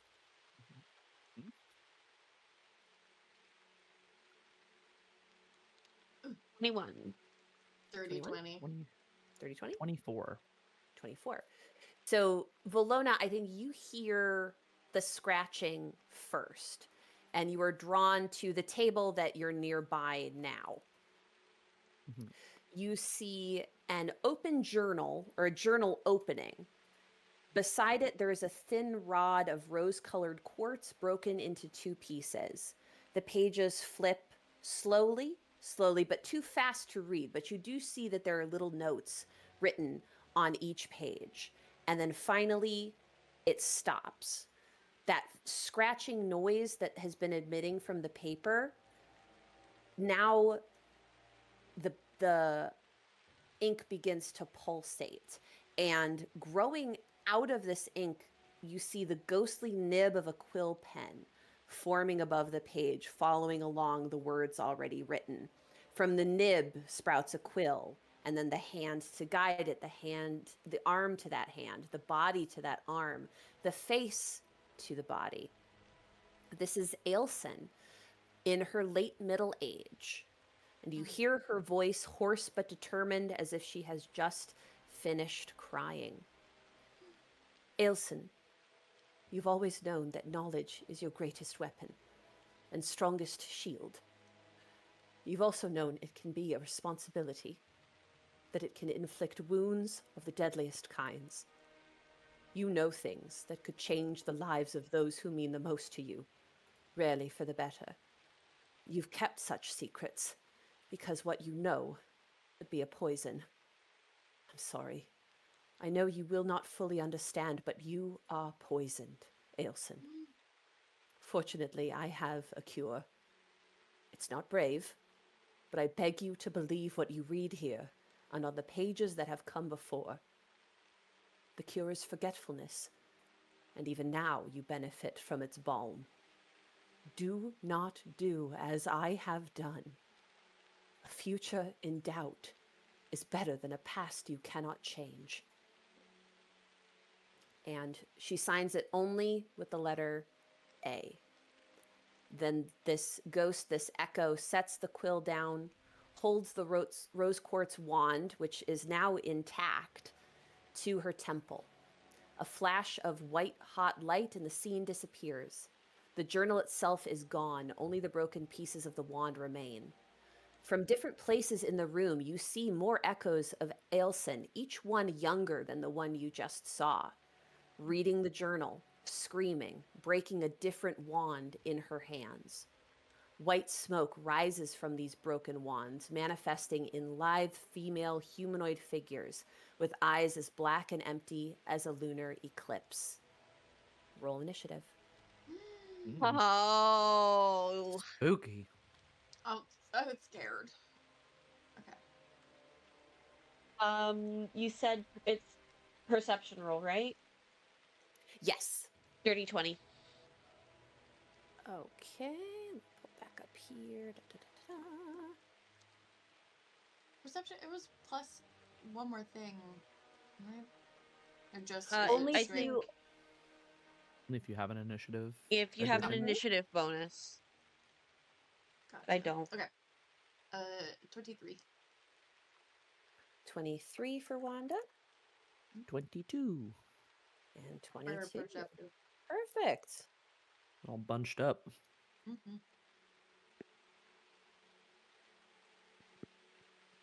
Okay, Valona with the Ladies, 22. please.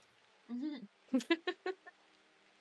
All right, This so map we is have three. going out. We have a green, we have a blue, and we have a red. So for Mhm. green, we have.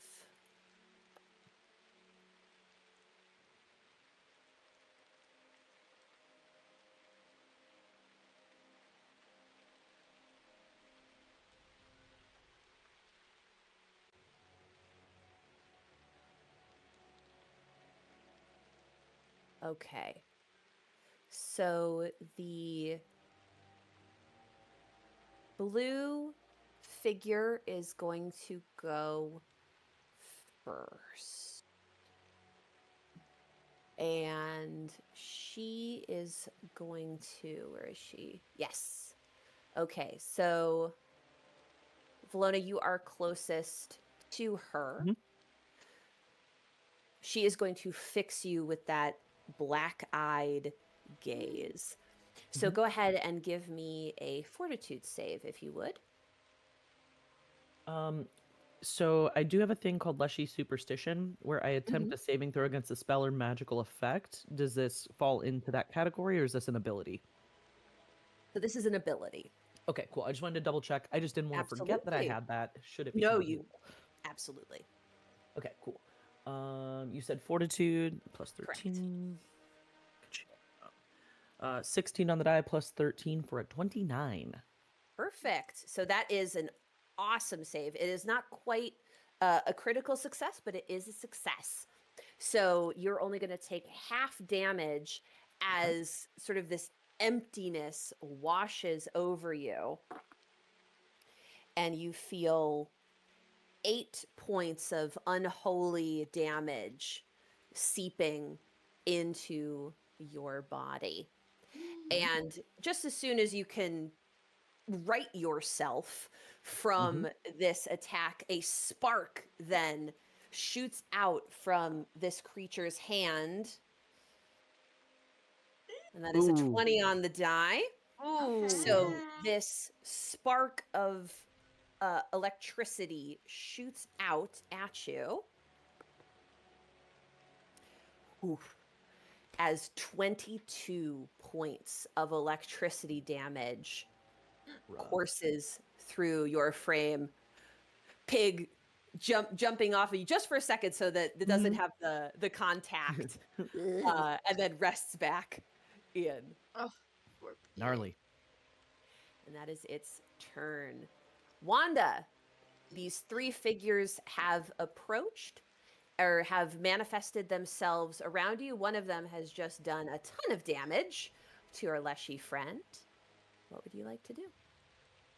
I this time I would like to do a combo of see the unseen, but I also want to. That's a 2-action spell, and I want to combo that with my healing plaster cantrip, which is a 1-action Perfect. spell, to my little cactus companion. Thank you.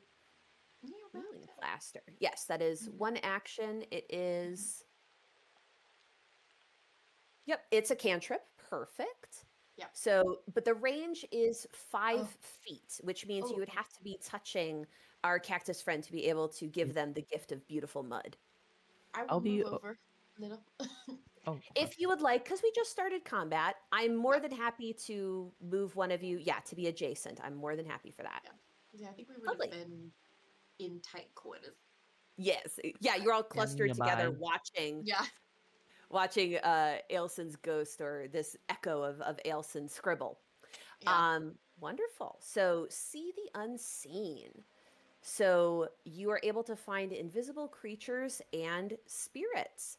So for the time being, you are gazing your eyes around here, your big old eyes. So far, fortunately, all you see is these 3 things. So we're Okay. doing good so far.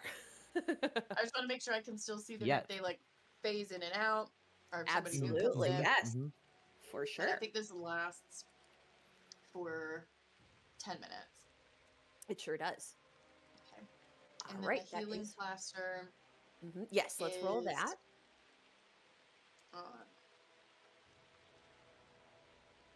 on medicine check. Okay. Is that just like rolling the skill medicine, or is that? Yes, that would be rolling the Okay. skill. Now you get to decide if you want to do the DC 15 version or the DC 20 version. Obviously, the 20 will give you a better, more stuff, but treat wounds. You are an expert in medicine, right? Yes. So I have a plus Perfect. 14 to it. So I feel confident that I could get the plus the Let's do it. 15 DC fine, but the 20 I just have to roll okay, but that's nerve wracking. But we do have hero points. We We sure do do. have hero points. I'll Yeah, I do think the each has DC 2. 20 then. Thank you. All right, sounds good. Here we go. 10 but 24. Perfect. So you can roll 2d8 and add 10, and that is the number of hit points that Valona will get back. Love it. Damn, for a cantrip? Mm-hmm. Pathfinder out here crushing it. It's really the because I took expert in medicine because it has like such a high buff on that. So the first one, first D8 is an 8, and then the second D8 is a 4. So 12. And you said plus 10. 22 points back. Yeah. So that's basically the entire Dang. electricity just soothed Yeah. away. Yeah, I'll take it. Just Slap. just Lovely. mud Such filling a in. mental image. Yeah. Like I'm imagining because this is a frog mouth, so it's just like the mouth just splits open. Yeah. Wow. The big old glob of mud. A gift just for my fills in- people. It just fills in all the smoking, cracks that were formed by it's like. Thank you. Yeah. Amazing. It is bad. Fantastic. 10 out of 10. So, we are going to move on to Valona, who is. It's been a roller coaster of a couple seconds here for you.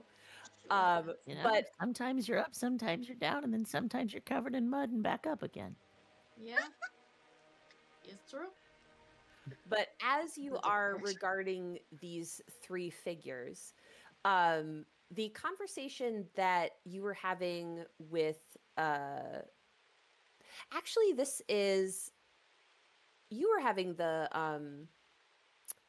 Wanda was having the conversation about haunted houses with Reese. So before the end of your turn, Wanda, you can give me a free recall knowledge check on these creatures. You can do occultism, you can do religion, if you want to make an argument. Herbalism probably won't do it, honestly. I'll do occultism. and Sounds then good. I'll roll the 18, so that's 27. 27. Wonderful.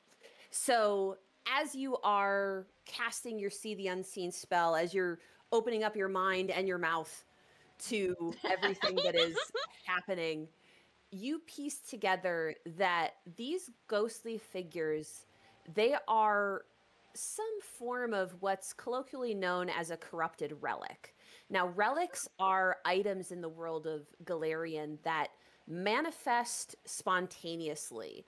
They tend to bond themselves with adventurers, and as they go through different experiences, they can take on different boons and benefits and sometimes drawbacks to their carriers.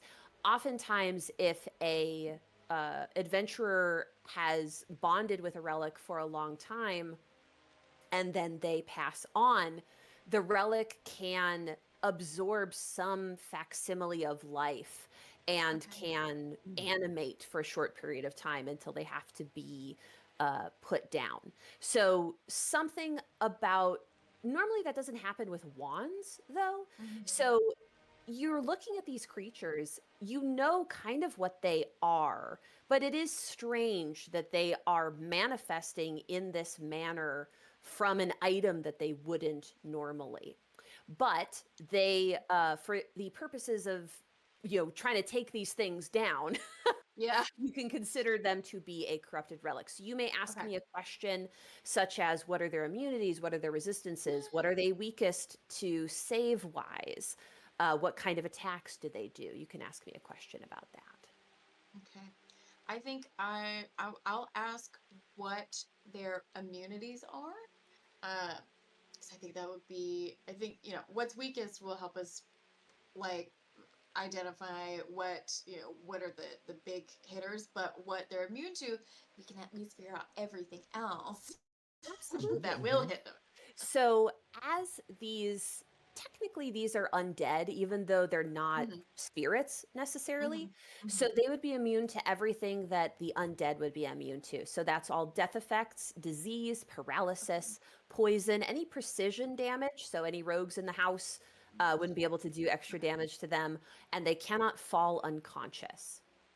Okay. So what I'm hearing is it's time to talk to Harley about Vitality Lash. Could be.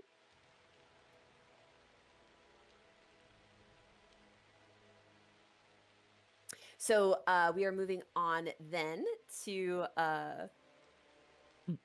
sorry, to my brain. Was I next? I think. You are next. Yes, thank you. Yes. Okay. Yeah, hold on. Does it also feel like now is a good time to maybe make use of some oil that could connect with incorporeal things? Is there a way I could They're determine looking that? pretty spirity. I mean, just the Okay. fact that they're kind of see-through. I'll give Yeah, it to that you. feels right. Then that's an action to apply to the hand wraps, yes? It would be draw, apply. So that's actually 2 actions, unfortunately. 2 actions. Got it. But it's worth it. Okay. That's totally okay. Yeah, we'll draw, we'll apply, and we'll go into tiger stance just to knock all those out of the way, and that'll basically be my entire turn. Perfect. Prep turn. Yeah. Love it. Alrighty. So next would be our red lady. A red figure. Alrighty. So she is going to get herself within 20 feet of everybody. So let's kind of let's position her. Her speed is 30 feet. So these things fly. They don't actually walk. Okay. So she's going to stay on the ground for now, but we can move her within 20 feet of y'all as she sort of floats over.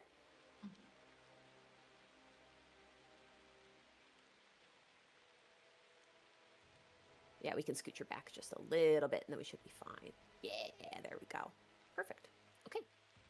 So that was 1 action to move. And then we'll shoot out 2 sparks, 1 from each hand. And are we only within 20 feet of Morrow?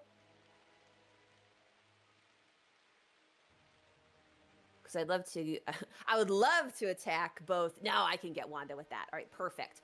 So one of these sparks is going to be Wanda. One of them is going to be Morrow. Who wants white? Who wants gray? Take Gray. Gray? Okay. Alright, sounds good. Sounds good. And Moro, because you're closer, you're going to get zapped first. So Okay. Wanda, you'll be benefiting from the multiple attack penalty. Okay. All right. Fantastic. So the first one is a 22 to hit. That let me close my note. My AC is 24. Perfect. So no contact there. And a 14 probably doesn't hit Wanda, huh? Oh, thank God we went in that order because my AC is 21. Nice. That would have Perfect. perfect. All right. So yeah, she moves closer and with both hands, but they go wide. Books are exploding out from the shelf behind you. There we go. Oh. All right. So next is going to be Moro. You may answer this insult from So- this lady. Talk to me about Vitality Lash. Fabulous. So as we stated, an undead creature is a prime candidate for Vitality Lash. So I believe I owe you a Fortitude save. Is that correct? Or is it Reflex? Yes, that is a basic fortitude. You got it. So if I succeed, I take half. If I fail, I take full. And I believe there are other conditions to it as well. But first, let's roll. All right. So that's a big old 19 versus your spell DC, which is probably higher than that. I'd be shocked if it wasn't. 22. But oh, all right. So I have failed. Cool. So 46. Well, that's 2. Ah! And that's another 5. So that's 7. Okay. So that's 7 vitality. All right. Fantastic. It looks like So that's that is a 2. That is a 2.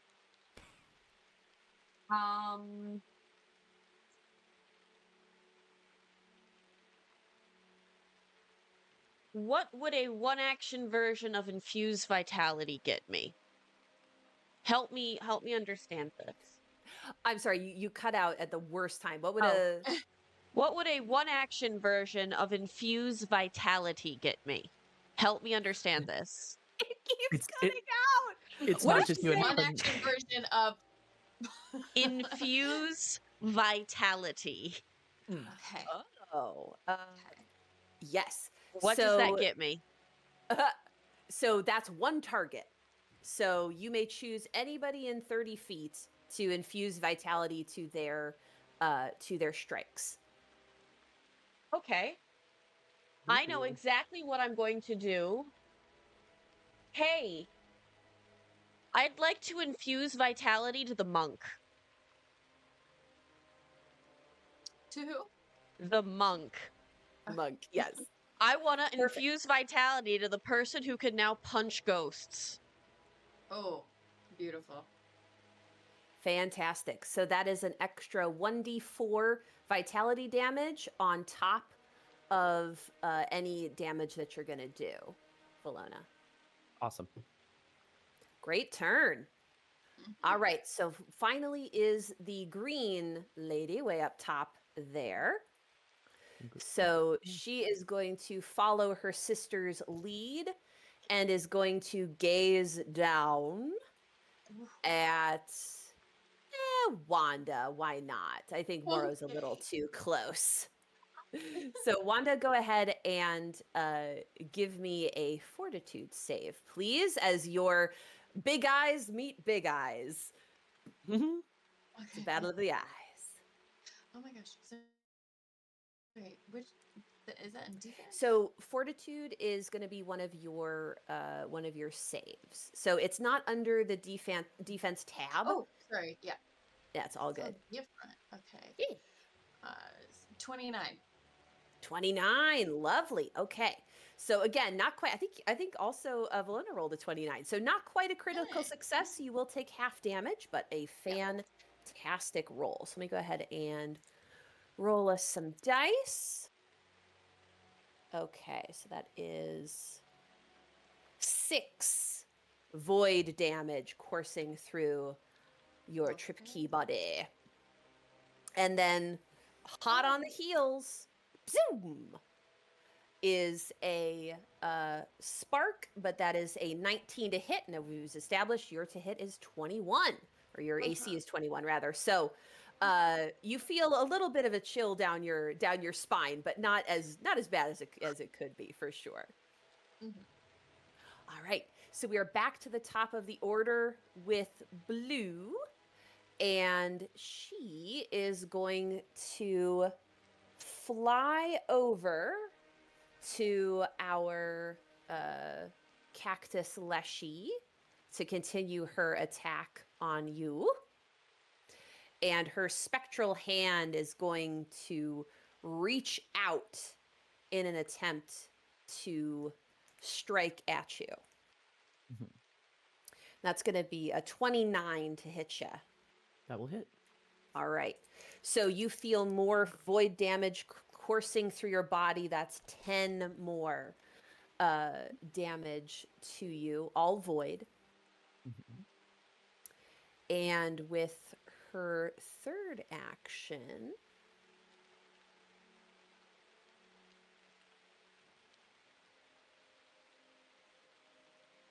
I think she is going to fly up out of your range. So if you are able to do an opportunity attack, you may do so. Otherwise, yes, she's going to be on the same height. You have it? I do. I have stand still. Ooh. So if she leaves the square during using the move action, I will strike. Lovely. Yes. So I think because I went into Tiger Claw, it'll just be this, but I've got the whole thing and the stuff, and yes, great. Yeah. We're gonna and attack. The strikes that you do as reactions, don't worry about the map penalty. So it essentially is its own thing. It's its own thing. That is going to be a 6 on the die, so 21 to hit. 21 will hit her. Okay. I think it's only if it's a critical does stand still stop them. Usually, yes. Yes, it's only so I assume that's not a crit, but at the very least we get in some damage. That's so gonna, you're good. poking at her feet as she's yeah, she's going up. Get out of here. That's gonna be 13 points of slashing damage. Fantastic. Did you include your 1d4 vitality? Oh, I did not. I am. Thank you for the reminder. Absolutely. Yeah. Every little bit helps. An additional 2 vitality damage. Extra. Yes, that's 15 total. 15 all day. Fantastic. Alrighty. So we move on to Wanda. What would you like to do? We have a bevy of enemies to choose from. For this one, I am gonna kind of continue with the damage by my spells. I am gonna I'm going to do an acidic burst. Mm-hmm. Right? That's not one of the damages that they were immune to, right? No. The undead can be burned. Okay. The incorporeal is messing with me, but okay. No. Yeah, so you need a reflex save from me. Okay. Yeah. So you just tell me which one you want to target. Blue? Yes. You got it. Here we go. Reflex save. Oh, no! That's going to be a 20 on the die. Oh my gosh. One of the only times spells do no damage in this game is if you critically succeed. Otherwise, yes, you would have. Okay. So, yeah, it is That's extremely fair. vexing as this blob goes Wasn't through. my only thing, so we're okay. We're good. She does like a somersault in the air as she comes back around. You see the leather on the couch is smoking as the acid is eating away. Yeah, that was a 2 action. 2 spell, actions. So I'll use my other. I'll do a healing plaster on myself for the 6 because we love a good cantrip. Go for it.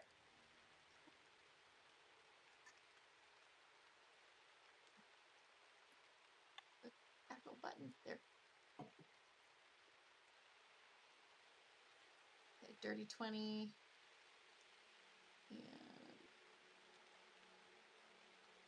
And 2d8. I didn't really make 2d8s that time, but oh, maybe I did because one was a 1. There we go. Okay. So, all right.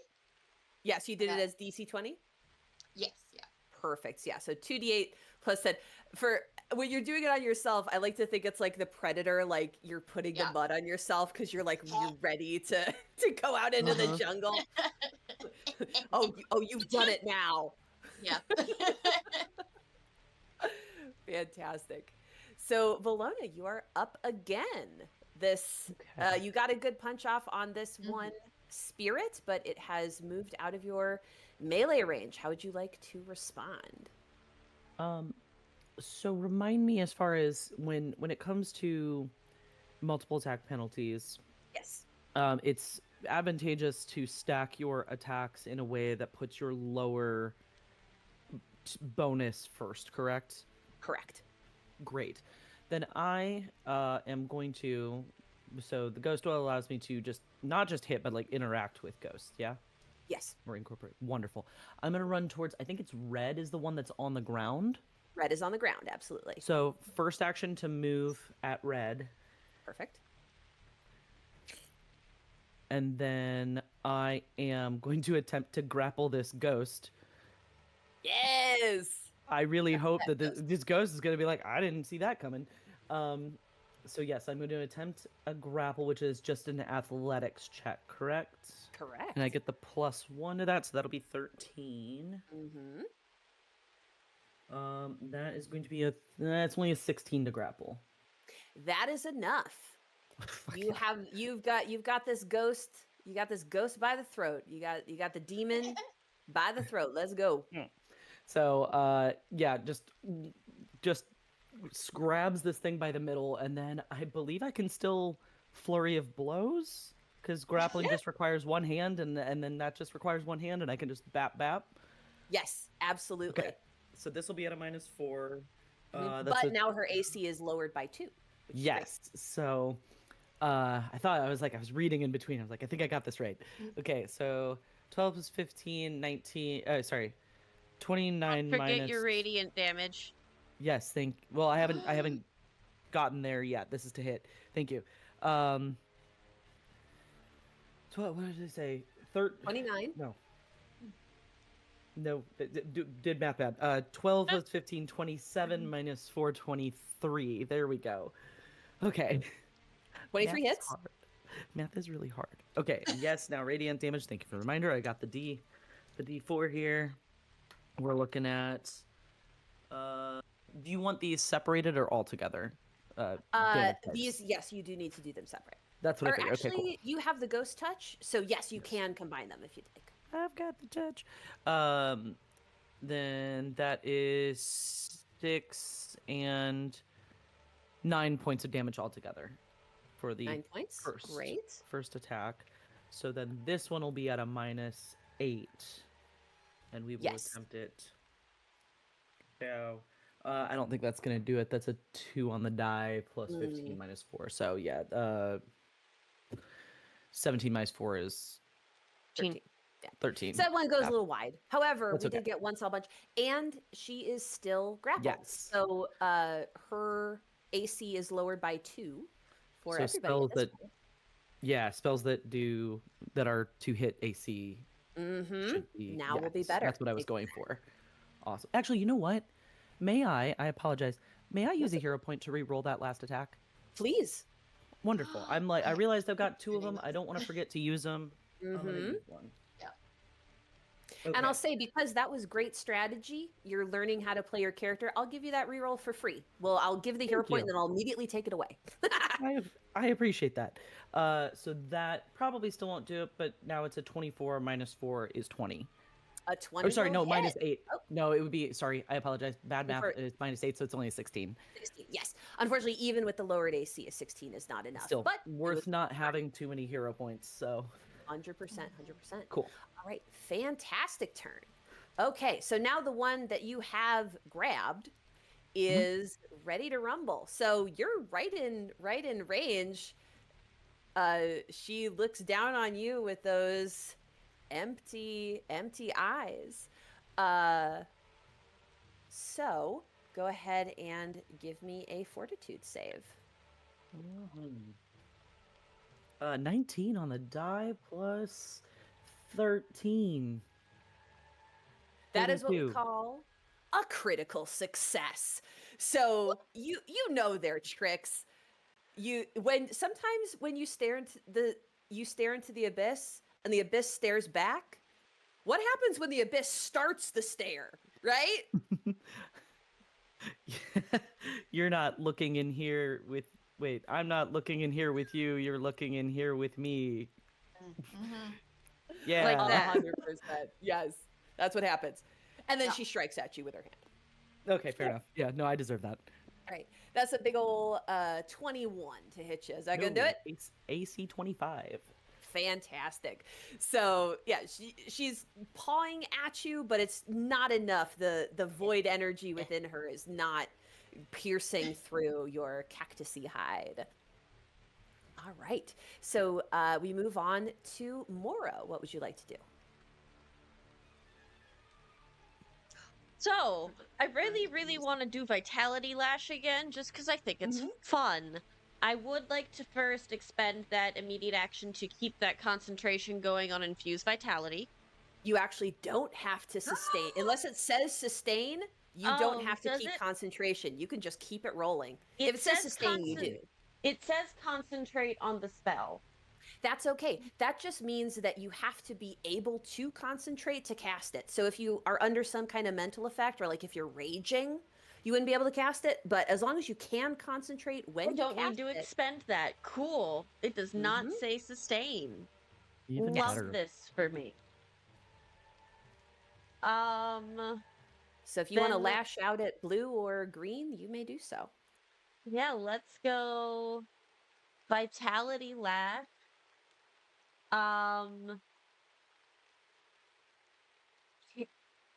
Explain to me what heightening it means.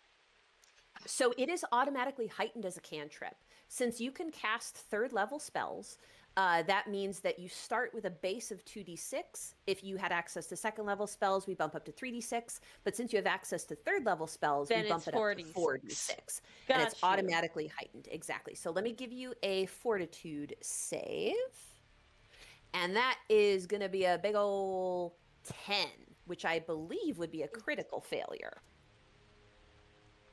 Like Because your spell DC is like 21, right? I think it's 22. 22. So I'm more than 10 under, which means that I have critically failed. So you're going to give me 4d6. You're going to roll 4d6. You're going to double it. And then my this blue one is going to be... Are you aiming at the blue one? I'm aiming Or the green at... one?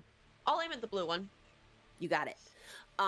It is also enfeebled 1 until the start of your next turn. So for the rest of this, it's going to be enfeebled 1. Enfeebling means that any strength-based rolls, so those melee slashes that's been doing at you guys, are going to be at a -1 off of whatever their thing is. Any strength-based rolls like athletics checks. So if they try to grab you, it would also be at 1 less.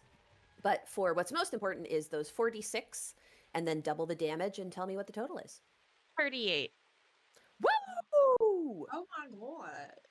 So you pull power from Creation's Forge itself. Like and big you numbers. fling it at this spirit, which in the same puff of white smoke with which it appeared, so does it into nothingness. Bam! Beautifully done. And you still have 1 action. I do still have 1 action.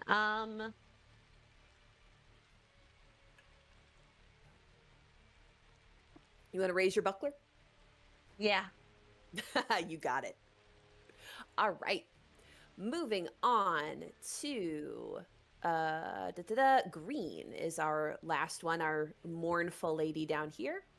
I think let's have her go ahead and she is going to float down to Moro. And let's see if mournful gaze meeting mournful gaze does anything. Go ahead and give me a fortitude save, please.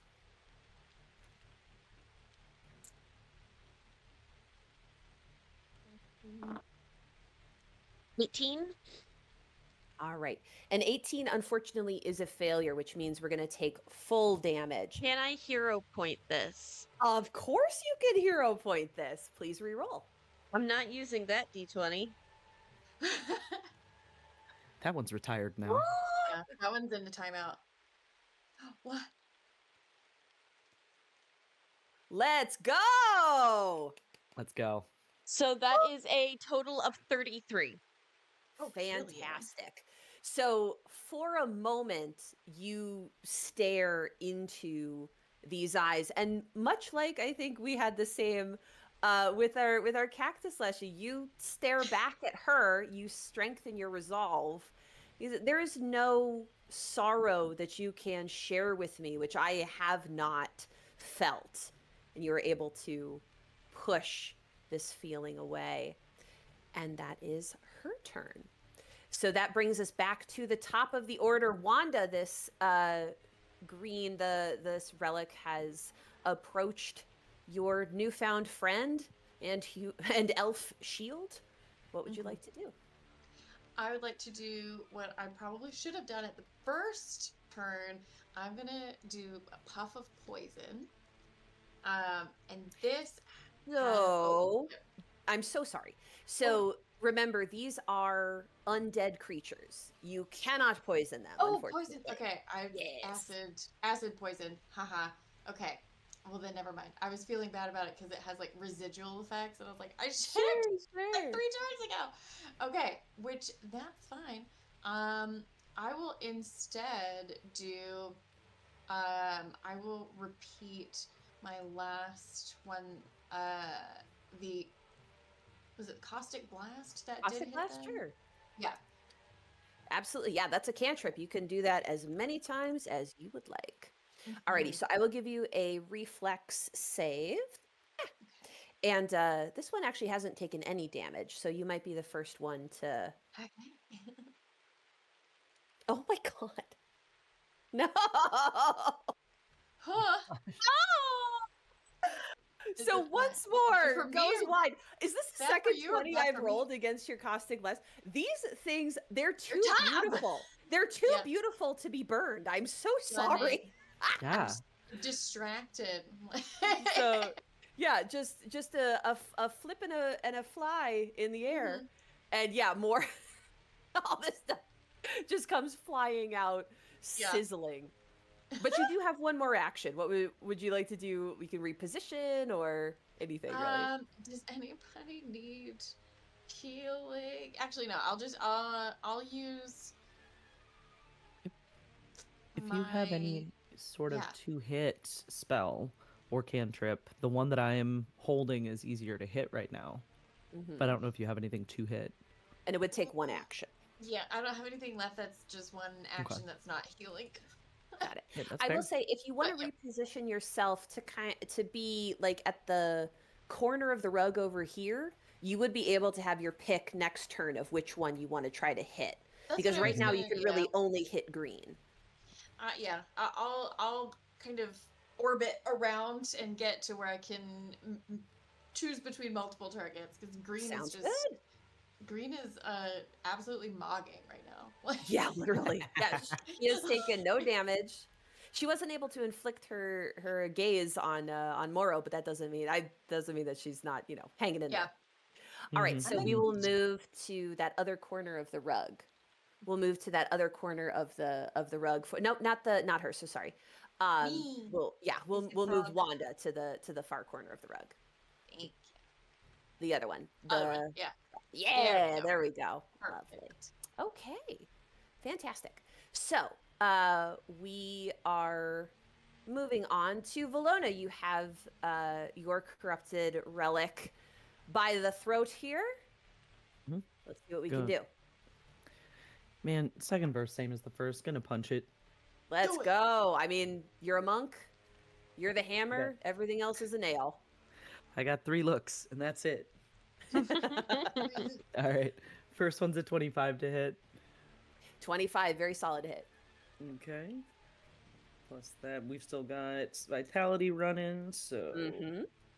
we're looking at, what is that number? Okay. That is 10, 13, 14 points of damage. Partially slashing, Lovely. partially vitality. She's not looking good.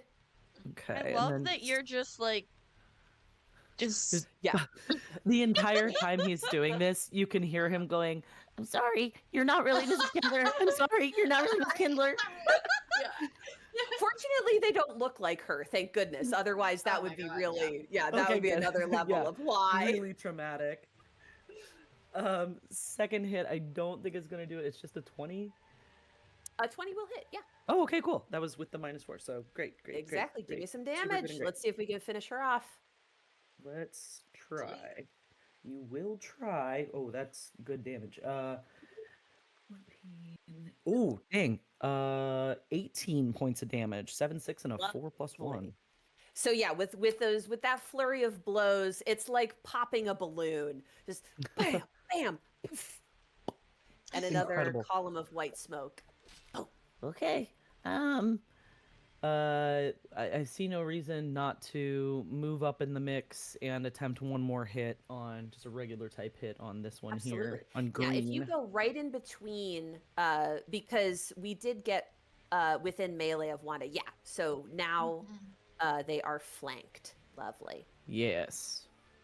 So basically, you're getting the exact same benefit that you got from the grabbing, a -2 to the AC. Wonderful. Yeah. What are you? Not one. Okay. Well, fortunately, I don't have to dole out any punishments on a critical failure. So you don't fall prone or anything like that. Thank goodness. It's just a miss. The only time that happens is like if you're super high level and you're fighting something that's super low level. So if something had like an AC of 12 and you have a +11 to hit, the 1 would move it from a success to a failure, right? So that's really the only time it applies on something like that. Sure, that makes sense. That's me. That's your boy. That's your little prickly boy. Love it. Boy. Moro.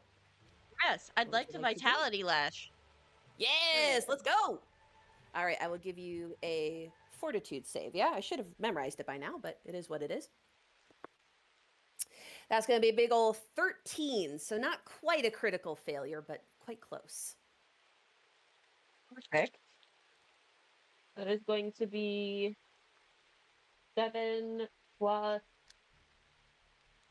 8 plus. What's 8 plus 6? 13. 13. Oh, 14. So 13. You're right. 14. 14. So yeah, 14. That one point's very important to you, Sarah. Yes. I'm telling you, the 1s and 2s mean a lot in this game. Yes. Okay. So finally, we have scratched green, and actually, that was quite a big gash that we have put into green. I don't want to minimize the amount of damage that was done. We call that fuck you damage. Fantastic. All right, we got 1 action left. What would you like to do? I would not advise moving at this point, just so you can maintain the flank. Absolutely. But you may raise your buckler if you'd like. I'm gonna pull the buckler back up because she's pretty close to me. You got it. All right, and good thing too, because it is her turn.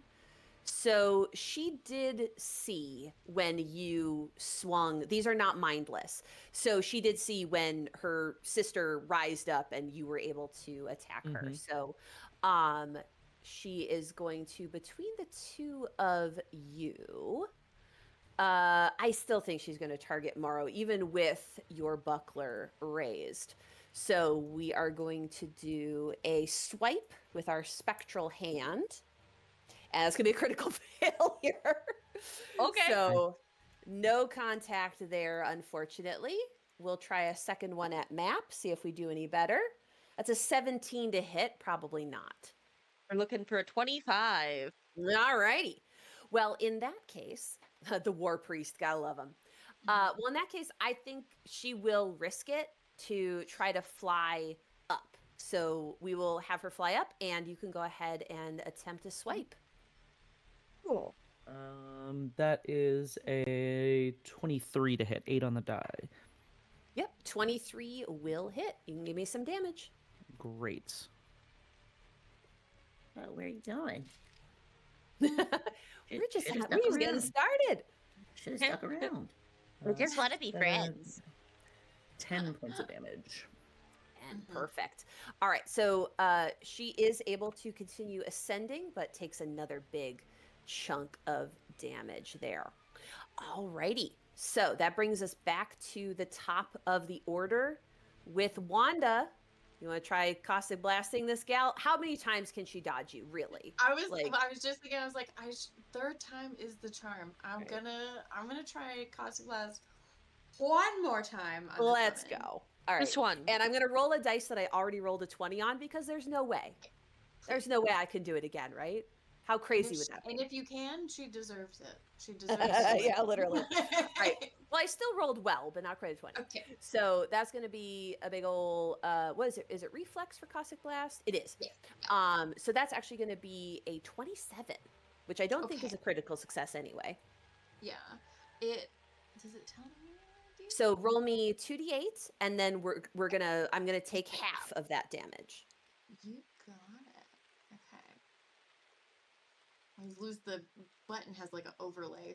Okay, but 2 all good. d8 is 12, so 6 again. Nice. That's good. All right. Fab. Okay. She's still so up. next, still up. Yep. Okay. So Valona, I know um, that she's a little bit out of your range here. Yes. Would you like to delay so that Moro can go first? Yes, she's what, 10, 15 feet up? How many feet up? 10 feet up. 10 feet. Okay. And out of curiosity, that's a ladder over against the bookshelf, right? It is. You do have a lot of movement. So Yeah. So smart. I don't know if you can get within. You can try to jump up on the chandelier and punch her, I guess, if you want. Yeah, that's kind of where my brain was going with that. Was like, what surface can I get to? I'm a monk. I should be able to do this. So let's- Does climbing Actually, a ladder, because it is a thing meant to be climbed, does that require an action to climb, or is that part of movement? So here's what I'll say. It's a step ladder. So you can do a high jump. Mhm. So you stride and then you attempt an athletics, which would have to be a DC 30. But Yeah. if you succeed, you leap 5 feet vertically and 5 feet horizontally. So you would be able to run up on the ladder and jump onto the chandelier, and it would only be 2 actions. That's okay. That's what I was wondering, because I wasn't sure because I could see like, oh, climbing a wall or a shelf that wasn't meant to be Mhm. climbed would be like the climb action. But yeah, if so you'll you'd allow have me to to roll use well, that, but it can be done. I mean, why not? I'll try it. Let's go. What's your modifier? Um, It's plus 13, yeah? For athletics. For athletics. Yeah, athletics is So- plus 13. Yeah. So with a DC 30, we need a 17 or higher, 17 or higher. I mean, it can be done. or you could move the ladder. It's up to you. I mean, let's go big. Why not? If worst case, I just fall Do and it! whatnot. Fair enough. Fair enough. Because I assume moving the ladder is a whole extra bit of things and stuff. That feels like it's... You have a 1 in 4 chance with a 17, right? You have Yeah, 17, why not? 18, 19, or 20. That's Yeah. 1 in 4. Or 1 in 5? 1 in 5. 1 in 5. 1 in 20%. 5. Still, I'll take those odds. Why not? Let's see. That's a nat 20. Yes! Oh, fuck yes! You've been jumping onto chandeliers your whole life. Who's cleaning those chandeliers, huh? You are. That's crazy. Hey, I'll take it. Yeah. I'm gonna. Yeah, this is just fucking sprint right up the chandelier. I mean, if you allow me with a nat 20, it's a flip over, not even a turn Let's to jump, but go. a flip over and then just punch down. So we'll even see if this hits. Because how embarrassing would that be if this After this all that, punch doesn't land? you just go directly through her. Which, if I'm being honest, that was 2 actions. Flurry of Blows is 1. I'm gonna Flurry of Blows it. Whew! You better. That's an... God, this die's rolling hot now. That's an 18 on the die plus 15. Yeah, that's a or critical. whatever. 33? Yeah. Yeah, that's So- a critical success. You can give me double damage. Roll it all that- and then double it all. It That also doubles the includes. vitality as well, It correct? sure does. Pathfinder feels real good. Oh, I'm Alright. Numbers. Big number, go.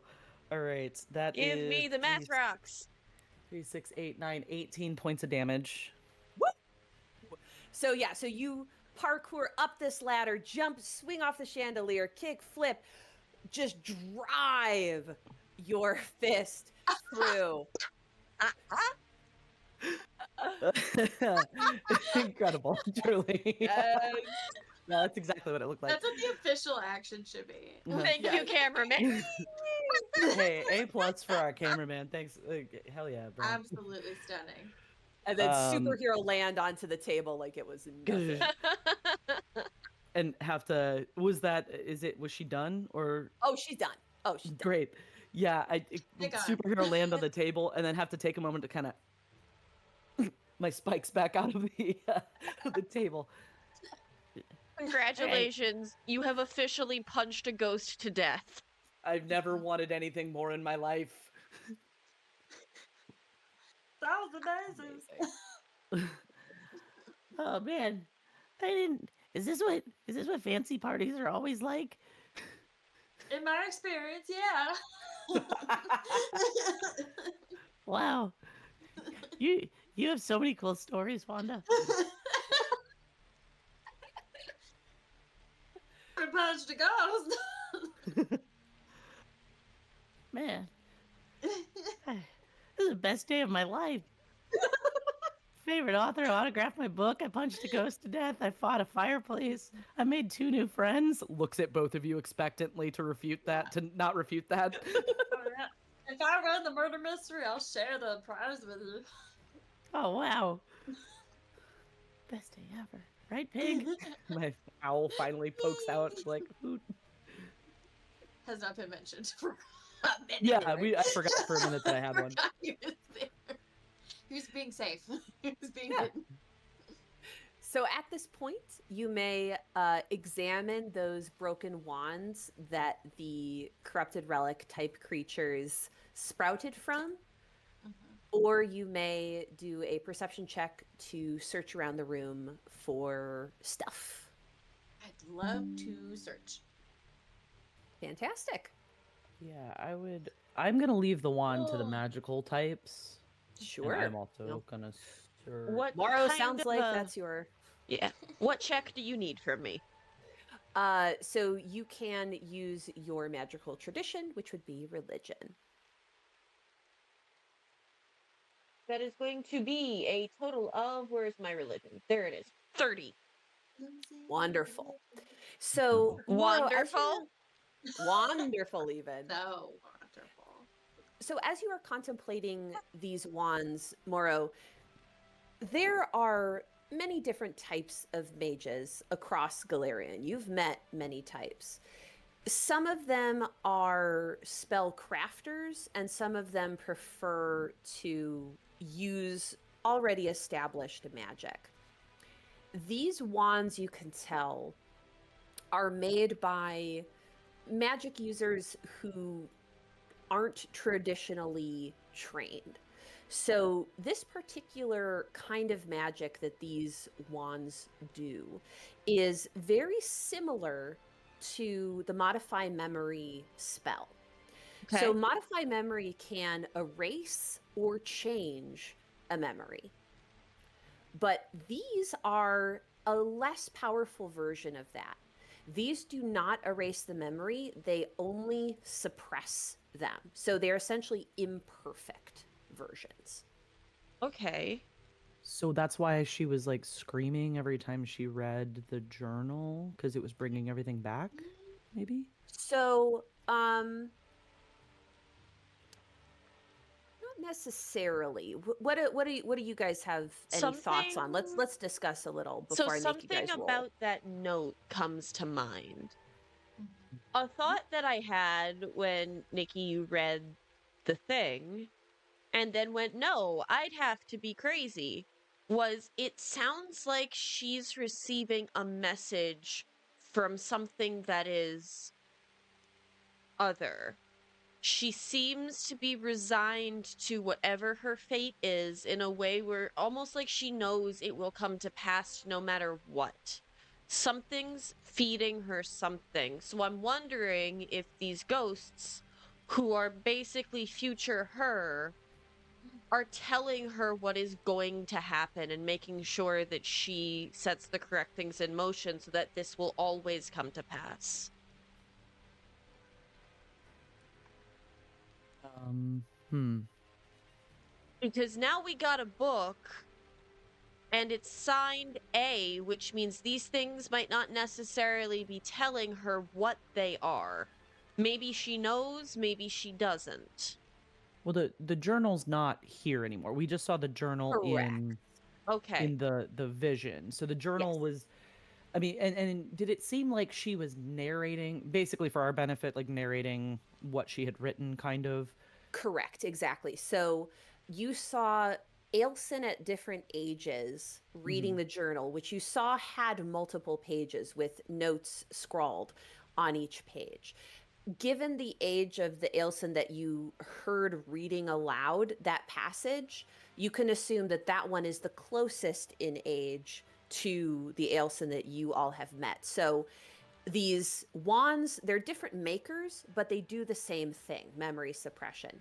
So it stands to reason that she modified her memory and wrote herself a note in the journal, right?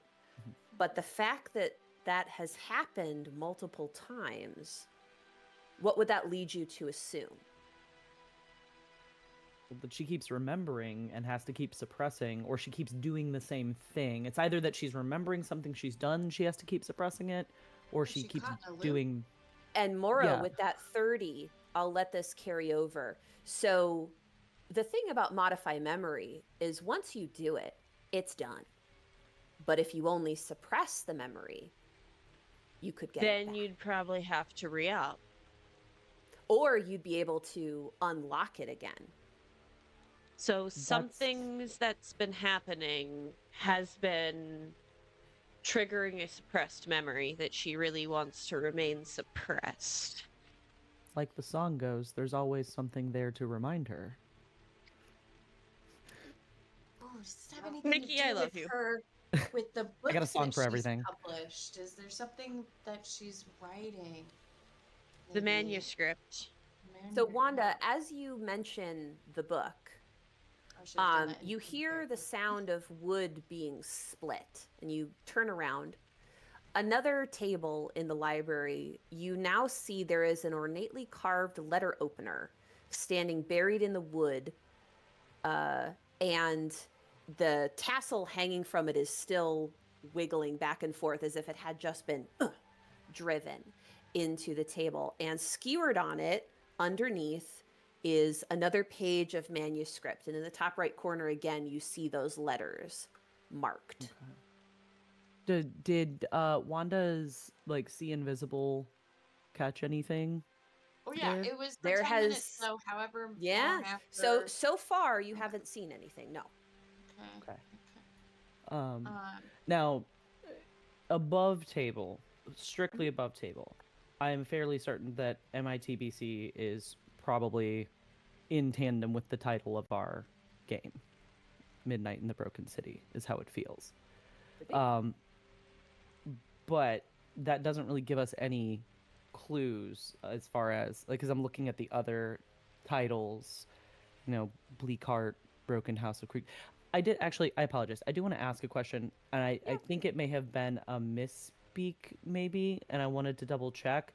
But yeah. Farmer Una said that their favorite book was Bleak House, and I wanted to make sure I wanted to ask if that was intentional or if it was. No, that was not intentional. Okay, I do apologize. wonderful. That was my own. No, That's okay. I just wanted to make sure I wasn't reading too much into that. I thought it was. No, that, it's that but those things are, especially with a mystery, it's really important that we make sure that we're on the same page with everything. everything's a clue. Yes, exactly. Uh, And that does tend to be how I operate. There are some times where I will do stuff like that intentionally, so it's really good to determine. But yeah, you have another page of the manuscript, and hopefully, as you are discussing this memory or why this is happening, why things are going over and over, perhaps the writing on this manuscript will help. So I've sent it over to Nikki. If you'd like to read it, you may. Sure.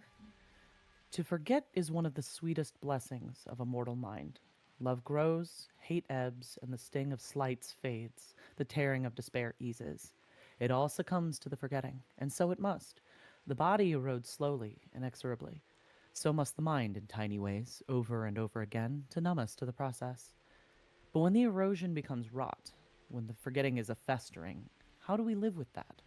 I chose to cut out the rot, to flense the sour muscle of my heart from my ribs. But the body erodes.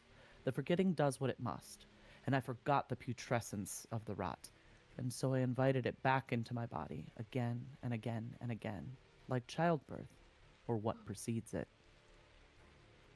Spooky. So if you guys would like to do a decipher writing check, you may roll society, and I can give you an insight that your character would have, or you can continue to discuss. I'm happy to do either. Okay. Don't ask me for shit. That's a 2. I will put part 2 where the other players may read, and then I will also Thank try to you. roll society. Also, I had a 33 for my perception earlier. Yes, Good treasure. lady. We love But treasure. But my society is only 13. That's okay. So this letter opener looks to be somewhat magical. And we have 3 scrolls, which we may play with for the rest of the adventure. Ooh. So we have for the sake of time, I will just let you guys know. We have a scroll of Earthbind, we have a scroll of Haste, and we have a scroll of Summon Plant or Fungus, level 3. So the way scrolls work is as long as the spell is on your magical tradition, you may cast it. You don't have to know the spell to be able to cast that particular spell. So you would draw the scroll, and then you would use the same amount of actions to cast. So if you have a 3 action like the scroll of Summon Plant or Fungus, you would have to have the scroll in your hand to be able to cast it in the same round. Otherwise, you'd have to draw it and then wait till the next round to be able to cast it. Just something to keep in mind. Summon me a friend. You can summon leshies with that. Yes. And the letter Cool. opener will function as a +1 striking silver dagger, if one Okay. is interested in such a thing. I think one of you two should take it, and if you guys are okay with me having the silver salve to put on the hand wraps, You when go the ahead time and comes. take that, Sarah, because I've got the moon guns. I take it. Yeah, that way we're all kind of silvered up Okay. for the Yeah. necessary, as is necessary. You said it was. And Sorry. So, yeah, so we had 13 society roll, a 2 on the die society roll. Did you want to try a society roll, or would you like to move forward? Valona. I rolled it. It was a 10. A 10. Okay, great. Okay. So yeah, so unfortunately our characters are not getting any specific insight. But you can mull it over as we move forward.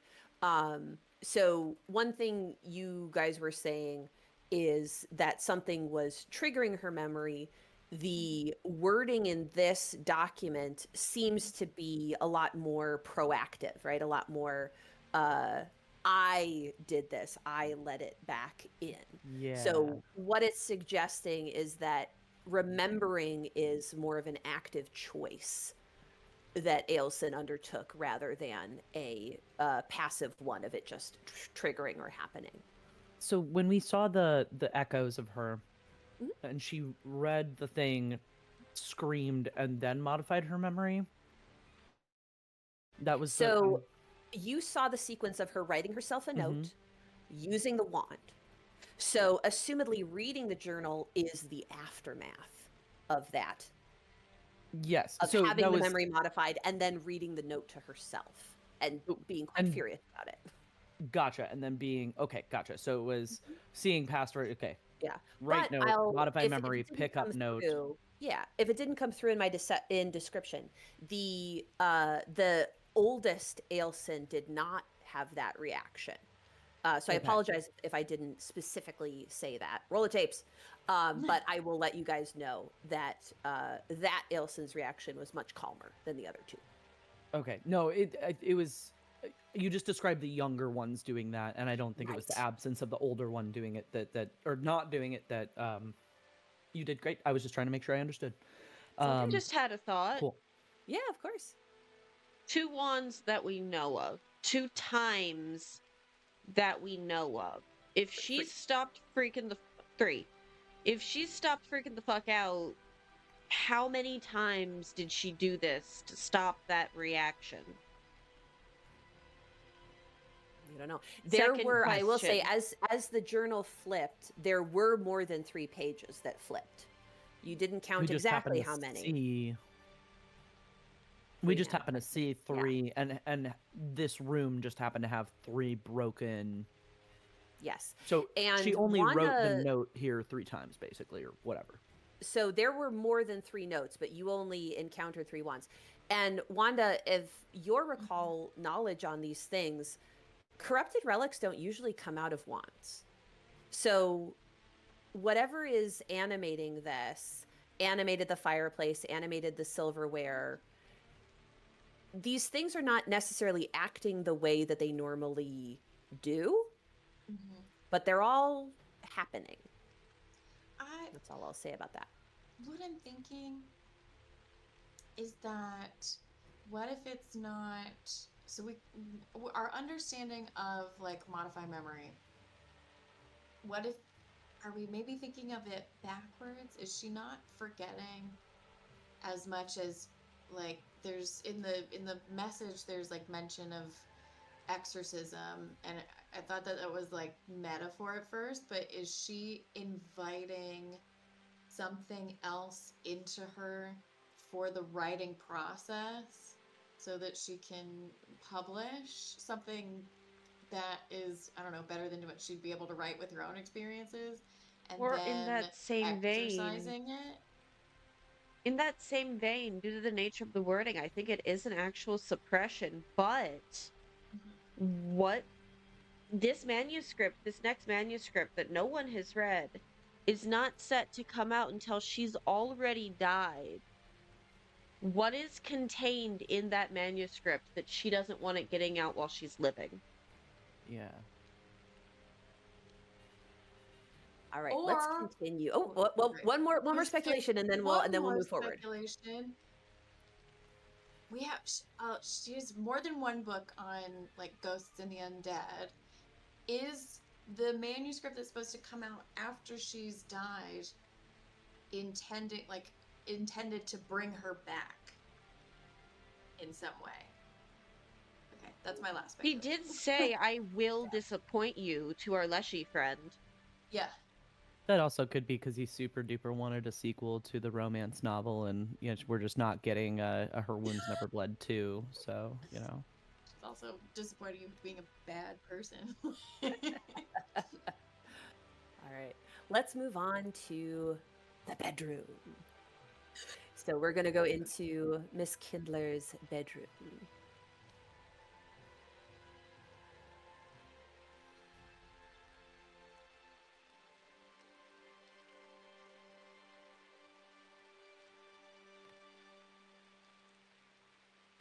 Pig! That is gorgeous.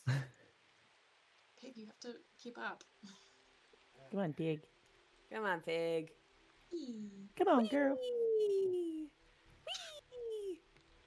Oh, we're These looking are at good we're series. I zooming. need to do Oh, series yeah. like this because the series I'm not going to make you search normally room have after a room band. after room. Why would I do that to y'all? Caught up on all the little.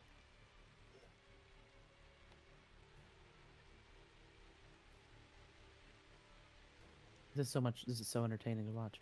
Zoom in. Camera.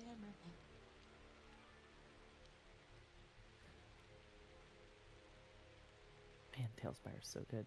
Whoever built, I know you guys credited the There- person that built these maps. Just amazing.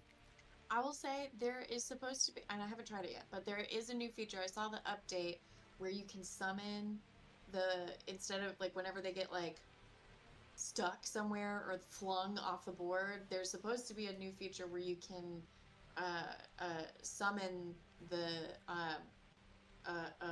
Hero Forge thing to where you want it. Nice. Because I run into that problem all the time. Like when I'm building, I can do whatever I want.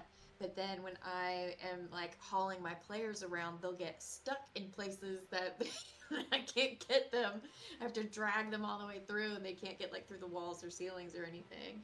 So Right. I unfortunately I'm unhelpful. I don't know how to do it, but I know that there is supposedly an exists. update for it. All right. So you enter Miss Kindler's bedroom. It is as plush and comfortable as the rest of the house is cluttered and slightly dangerous. You cannot begrudge an old woman her comforts, after all.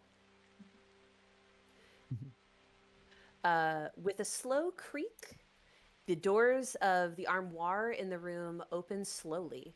Slipped under the topmost bracket holding up the mirror on the door is another page. As before, Mm. MITBC is written on the top right corner. Mm-hmm.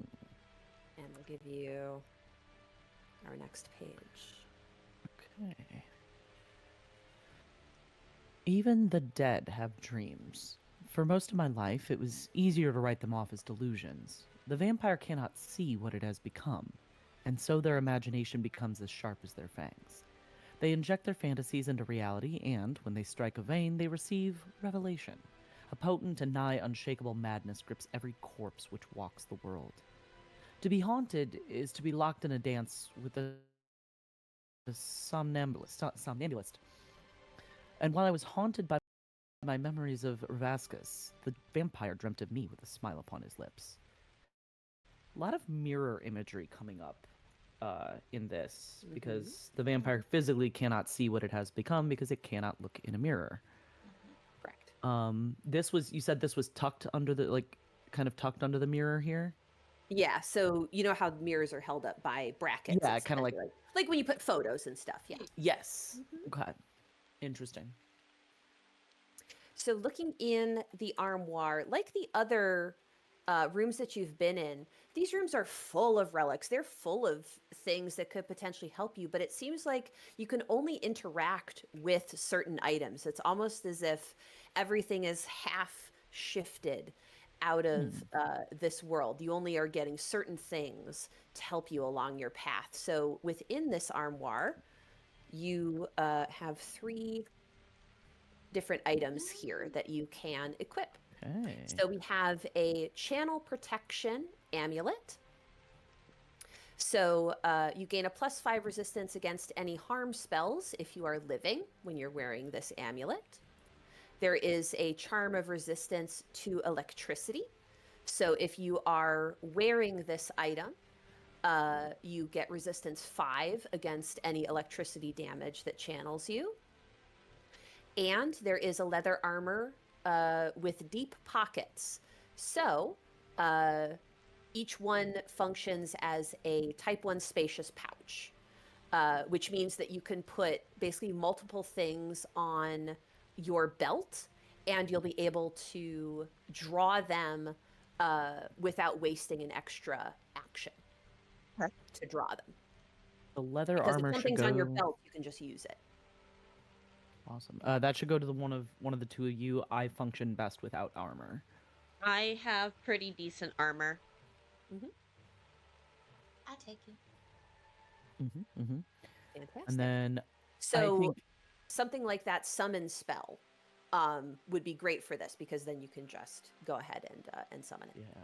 and use it. And then the charm. Sorry, the channel protection was damage Channel from harm protection, spells. harm spells, exactly. Okay. So it's resistance 5 against that, and the other one is resistance 5 against electricity. I think just for what happened in the last fight, Valona would probably be like, "Give me that." I'll Need- take the You can take the Yeah. harm spell one. I'll take the Yeah. harm spell one. Pig is like pushing. Yeah. Yeah. Take this. Like Pig says I should have the electricity one, I think.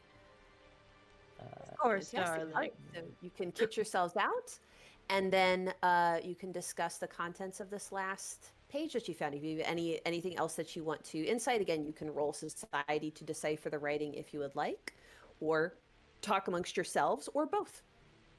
Well, let's see. Maybe I can't get 2 2s in a row, right? that would be Probably. wild. How could that happen? Well, that's a 10. Okay. well. And this is the society roll, correct? This is society. Yes, exactly. Okay. Let's find out. Okay. Yeah, okay. 18 plus 8 is 26. All right. Fantastic. Wanda, are you participating or just sitting this one out? No, I think I'll try one more time. Why and we'll not? see. Okay, well it's 17 actually is not as bad as it was That's last not bad time, at so, all. Yeah. Okay. So obviously there are, however many pages in between each of these manuscript pages that you are finding. But to you, Valona, especially because you are the most used to Miss Kindler's writing, the first page we got had something to do with one particular vampire, the one whose face is etched behind my eyelids, etc. And now we have the name of a vampire. While I was haunted by my memories of Rivascus, the vampire dreamt of me. We have haunted by memories. We have her continuing to suppress and then undoing the suppression of her memory again and again until finally it seems like she stopped that cycle for whatever reason and was content to forget. But now, again, going back to the first page, she says, my books are one side of the glass. It's time to flip it around.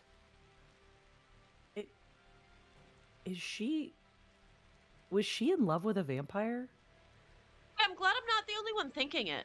Or was it a werewolf? Because she's got a few books on werewolves. Is this a love triangle thing? Yeah, which one was the Rome? Oh my god, is it The twins? romance So- is, but yeah, that's go about an undead hunter falling in love with a female vampire. But if that's like a flip of Is something, she a are these, vampire? Undead. Oh. like part of me is like, is she I don't know, like there's a part of me that just like if you're like, see, you close your eyes and you see someone's face and it's like tearing your soul, like that first line of the first thing is like they're just like etched into my very like my very soul. But like, loving someone is also tough. I don't know, this feels like it could be like a Yeah. really macabre way of describing being so in love with somebody and like maybe forgetting the hurt from the That's fair. We did say she's very prone to dramatics. Yeah. I don't know. There's just Am I too literal? I don't think so. I think you're doing great.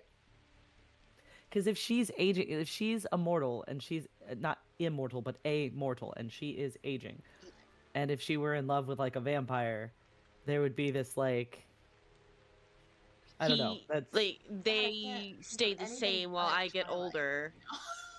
yeah, but I don't know. Maybe I'm reading too much into it. Maybe my favorite book was Her Wounds Never Bled, and I'm just too much into it. I'm too lost in the romance novel sauce. Yeah. Yeah, I was gonna say, do I read too much smut, or is this? Yeah, Sounds right. like you read the perfect amount of smut. Well, let's go Dear with the smut diary, reason today then. Dear diary, today I solved a murder mystery by reading lots of smut. It was my crowning Oh. achievement. Yeah. So as you are contemplating these last pieces of Miss Kindler's life, this potentially whole other side to her life that you didn't know about, the clock on the nightstand chimes sweetly. The time has moved forward to 2 a.m. There's only one floor left to explore, the attic. Not the attic. Not the attic.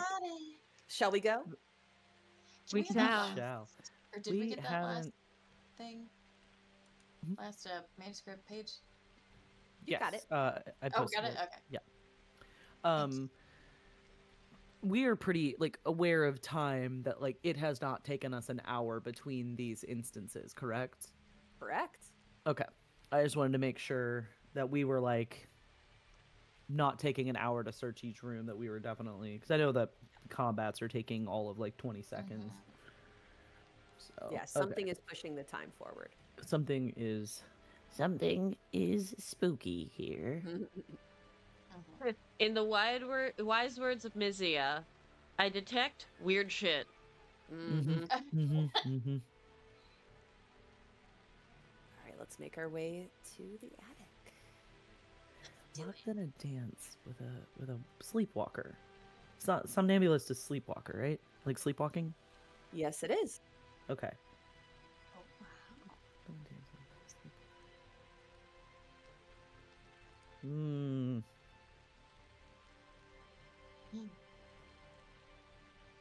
Pig, why? Pig. Honestly, if it's easier to just delete pig until I need it, you can totally do that.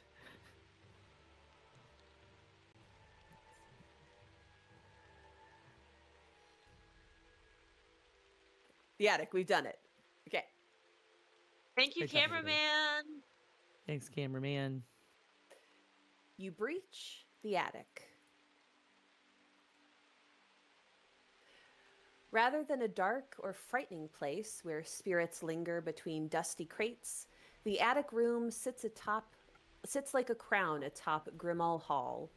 Some of Miss Kinder's finest trophies are here, along with a comfortable chair and side table to write on, and a rolling cart stocked with parchment, ink, quills, hand cream, and alchemical heat packs to soothe cramped hands.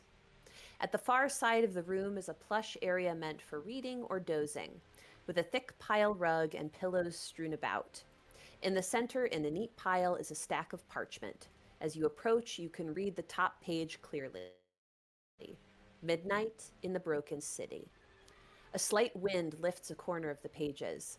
As the wind blows stronger, the stack of papers is caught up in a cyclone. They fall all around like leaves off a walnut tree, revealing 3 figures. The one in the center is mesmerizing, dressed like a fine actor of the stage. His face is handsome, caught in the perfect moment between boyish youth and worn age. His gray eyes convey warmth and affection, and his smile, so decent and kind, until his lips part and you see the flash of fang.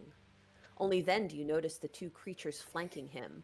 Female figures rotting before your eyes, grasping at daggers, moaning garbled prayers. And the man speaks. Hello, adventurers. Allow me to introduce myself. I am Revaskis Siavaj. Do I recognize these 2 women, or are they new women? These are new women. Okay. I will, let's see what our last boons are. Yes. So, Morrow, I'm so glad you asked about them. Go ahead and give me a religion check for free on these ladies. Yes, I'm good at those. What is my... Come here, character sheet. Religion. What's 17 plus 15? 32. Yeah, that much. Woo! All right, wonderful. So, you immediately clock what these things are. These are unholy dead known as Herexen. When a cleric rebels against their deity and dies in the grip of a blasphemous rage, the heresies they committed in life may fuel their transformation into an undead Herexen. So these 2 look like they are Herexen of Pharasma, the goddess of life and death. Phrasmins are the most likely to tangle with the undead and to destroy them. So they are undead and also unholy. So as undead, they are immune to bleed, death effects, disease, paralysis, poison, and unconscious. You may ask me 2 questions about the Hrexen. So what are their weakest saves? Are they weak to anything? How do they attack? You may ask me 2 questions on these. Ooh. I'm thinking I know what I'm going to do because if they have the undead tag, I'm gonna hit them with a ton of vitality. But for my people who don't have vitality, what are they weakest to? And what not necessarily are they immune to, because I like anything past what basic undead immunities are, I guess. Sure. So Herexen as a particular undead don't have any extra weaknesses or any extra resistances. Sorry. They are unholy, so they do have a weakness to holy damage, not necessarily vitality damage. Okay. But they and conversely, if there is a creature with the holy trait, they can do more damage to those creatures. In terms of their saves, their weakest save would be fortitude. Thank you. Of course. And yeah, and then for Valona, I will hold the knowledge that you may be getting at this time. But Wanda, everything that you have been, everything has been stewing in your head. The haunted house, that this is all a game. You know, all of this is, for some reason, you've been hurt here. So it's not that it's fake necessarily, but something about this just feels wrong. Like there's this vampire here who ostensibly is super duper strong, but you also fought like spoons. Yeah. So like what is happening right now? But I think in this moment you have this sense of let's play along. That's the thought that occurs to you. It's time. The script. Somebody, we finally encountered somebody with a piece of the script. So when they introduce themselves to you, and they are waiting for you to engage them in conversation, Wanda, I think you are the most inclined of all 3, at least at the start, to take them up on this offer of a conversation. Revascus Siervage. Oh, that was one of the names from the manuscript pages that we found. Oh, okay, hold on, you guys. Hello, Revascus. Wow, we are so scared. What are you doing here? Well, I am here. Just cleric side eye immediately, like, what the fuck are you doing? I am doing what I have always done. If she does not come after me, then I shall have to come after her. Such is the nature of our debts. And when you say dance, can you elaborate on that? Like, I know what you mean, but just for anybody else in the room that doesn't, maybe know. Yeah, just for my notes. We have chased each other across the decades, across the skin of the world. And I have given her so much, and she has given me what I crave most, to feel alive.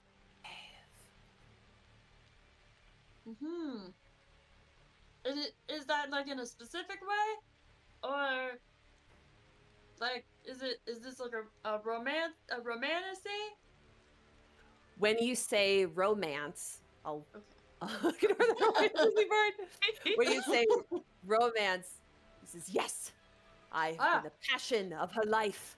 She's known no greater challenge, no greater love than me.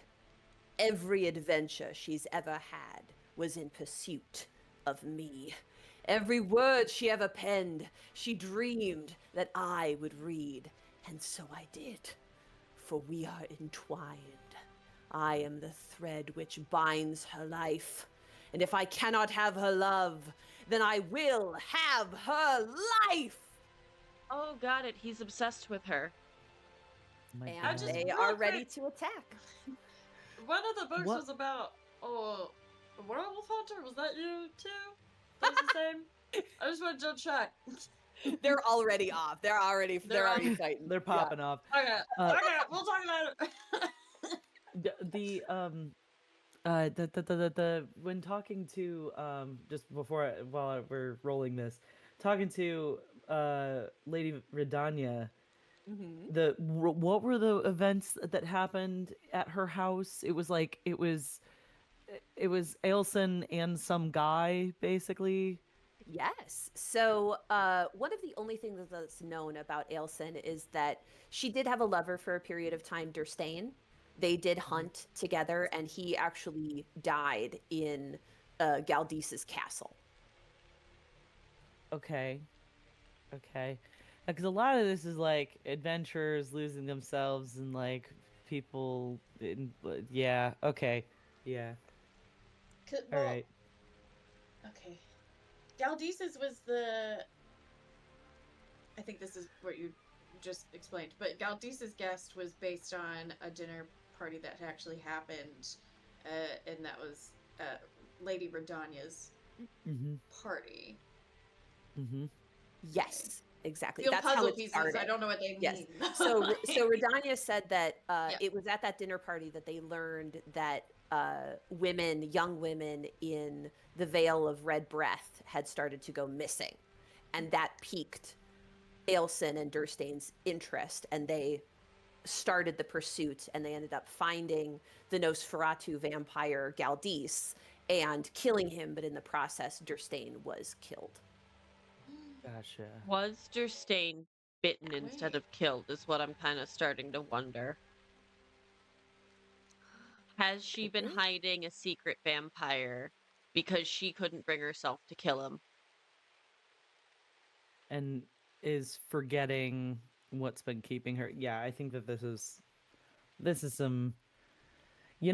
She said she'd disappoint Valona, but if this is just like real life enemies to lovers and back again, I think he's gonna be delighted. I don't know.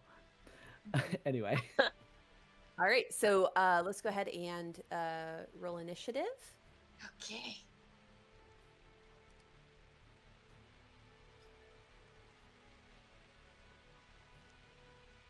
$27 over here. Lovely. 31. Whoa. It's only a 19. Okay. Oh, but oh my god. Do you remember I gave you that one skill feat to where if you tie with an enemy, you go first? Guess who also got a 19? Ooh. Nice. Oh, Viscous. snap. So, Yeah. we're going to go with Wanda. We're going to go with Bologna, and then Morrow, and then our enemies. So you've actually, I hate it when this happens. You beat me to the punch, literally, in Oh. Bologna's case. So let's go. So Wanda, you're first. What would you like to do? Oh, okay. Well, just kind of going off of like, am I should if I were to do one of my poison things, are we still in the realm of undead where that's not going to be the best thing to do? Correct. Okay. Got Exactly. it. Okay. Just checking. Yeah, Okay. of course. I think I will go ahead though and do acid grip. Yeah. Okay. So I'm gonna cast, and it's got a range of 120 feet, and it targets one creature who does a reflex check. All right. Who would you like to target? I am gonna, I think that. Do we have eyes on Reviscus where he is? Yeah, he's He's over there not- by the pillows, chilling. Okay. Fine. And then between the two undead women in front of him, they look like they're. They look like they're about to like come for us, and Reviscus is kind of just like he's chilling, but they look like they're about to move. Oh, yeah. Okay. I think instead, then I'll target the one closest, the undead woman closest to me, just so that she can't get any closer to us. And that is an ephemeral taloned hand grips the target, burning it with magical acid. Target takes 2d8 acid damage plus a 1d6 of persistent acid damage, depending on the save. And it takes Perfect. that persistent damage in a 10-foot radius to its penalty to its So, speed. sounds great. So I got a 22 reflex save. Okay. What is my reflex save? Or was your spell DC? Oh, do So I at have the to top roll of for your that? No, you don't. So at the Okay. top of your spells, so whatever your spell attack roll is plus 10 Oh, is your 22. DC. 22. Okay, so meets beats. So I'm going to take half damage and no persistent damage, but you may move her 5 feet any direction of your choosing. Okay. I'm 5 feet directly backwards from where she Sounds is, good. just pushing 5 feet away. And Great. that is And then roll me 2d8, and I'll take half of that. 11.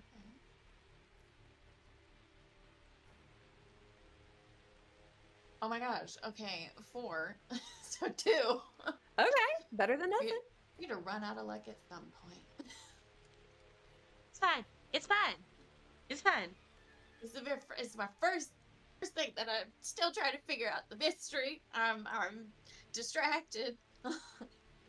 It's all good. All right, you have one more. I think she's action in a we're going to do. costume, so I'm trying to. I'm pulling my punches.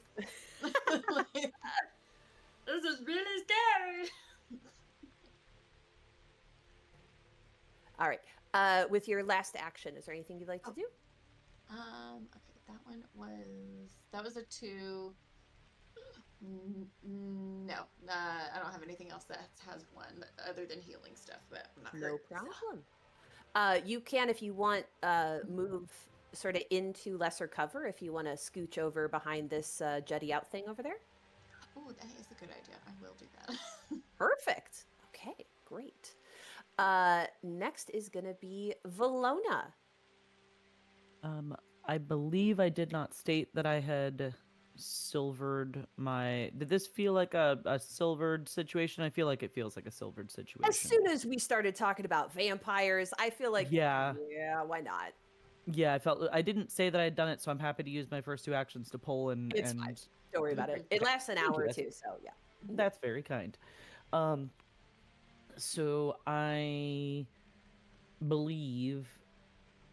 I mean, why not? I'm gonna go for it. This dude, he looks like he needs a good punching. That's not how you're supposed to love Ailson Kindler, you jerk. Teach you a Yeah. lesson. Yeah, you're not her biggest fan. I'm her biggest fan. I'm gonna stride up to him. I think 35 movement should absolutely get me there without issue. Mhm. Tiger stance and then flurry of blows. That should be all 3 actions in one neat package. All right, give me 2 attacks. First one's a 26. 26 does hit. Okay. And I presume it was 1 minute for the vitality, so I'm assuming that is no longer at the moment. Correct. That is Good gone. deal. That is not too shabby. That is 12 points of slashing damage. Fantastic. Which I think technically is counted as magical because I think level 3 is when monks get the thing for that. Yes. Yes, okay. So then second attack, that's only going to be a 19. With the 19 won't do -4. it, unfortunately. Cool. I did 1 BAP. You're so cool. That's me. Wonderful. Okay. So, Moro, you are next. clarification. Uh-huh. Does our big bad vampire share the same holy weakness that our two ladies do? Is that something I would know? I'll say we've done enough research at this point. We've done enough checks at this point. You do not believe that it would have specific. It would definitely be harmed by vitality, but it wouldn't add any extra damage on. Sorry, I said holy. Oh, yes. Yes. Perfect. Holy light. Woo! Holy light. That is going to be a 3rd rank spell. Mm-hmm.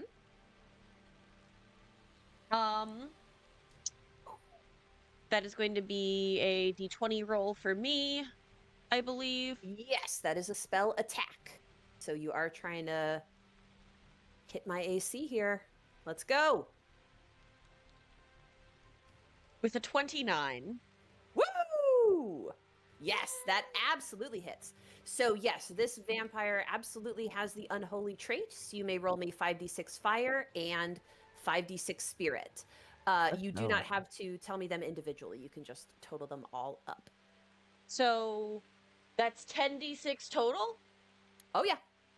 Okay. I feel like I need more d6. Hello, espresso. She's just Always feels vibing good. under the desk. Yeah. I always feel good when a player gets to say, I need more dice. I need more dice. Rarely. Oh, would you like cameraman to roll you 10d6? I like the click clack. Okay. That is going to be 5. Oh no, my dice. It's good luck if they touch the floor first. So 5, 10, 12, 13, 14, 15. That's 3. 15 plus 5 is 20. 25, 28. Perfect. 28 damage. Well done.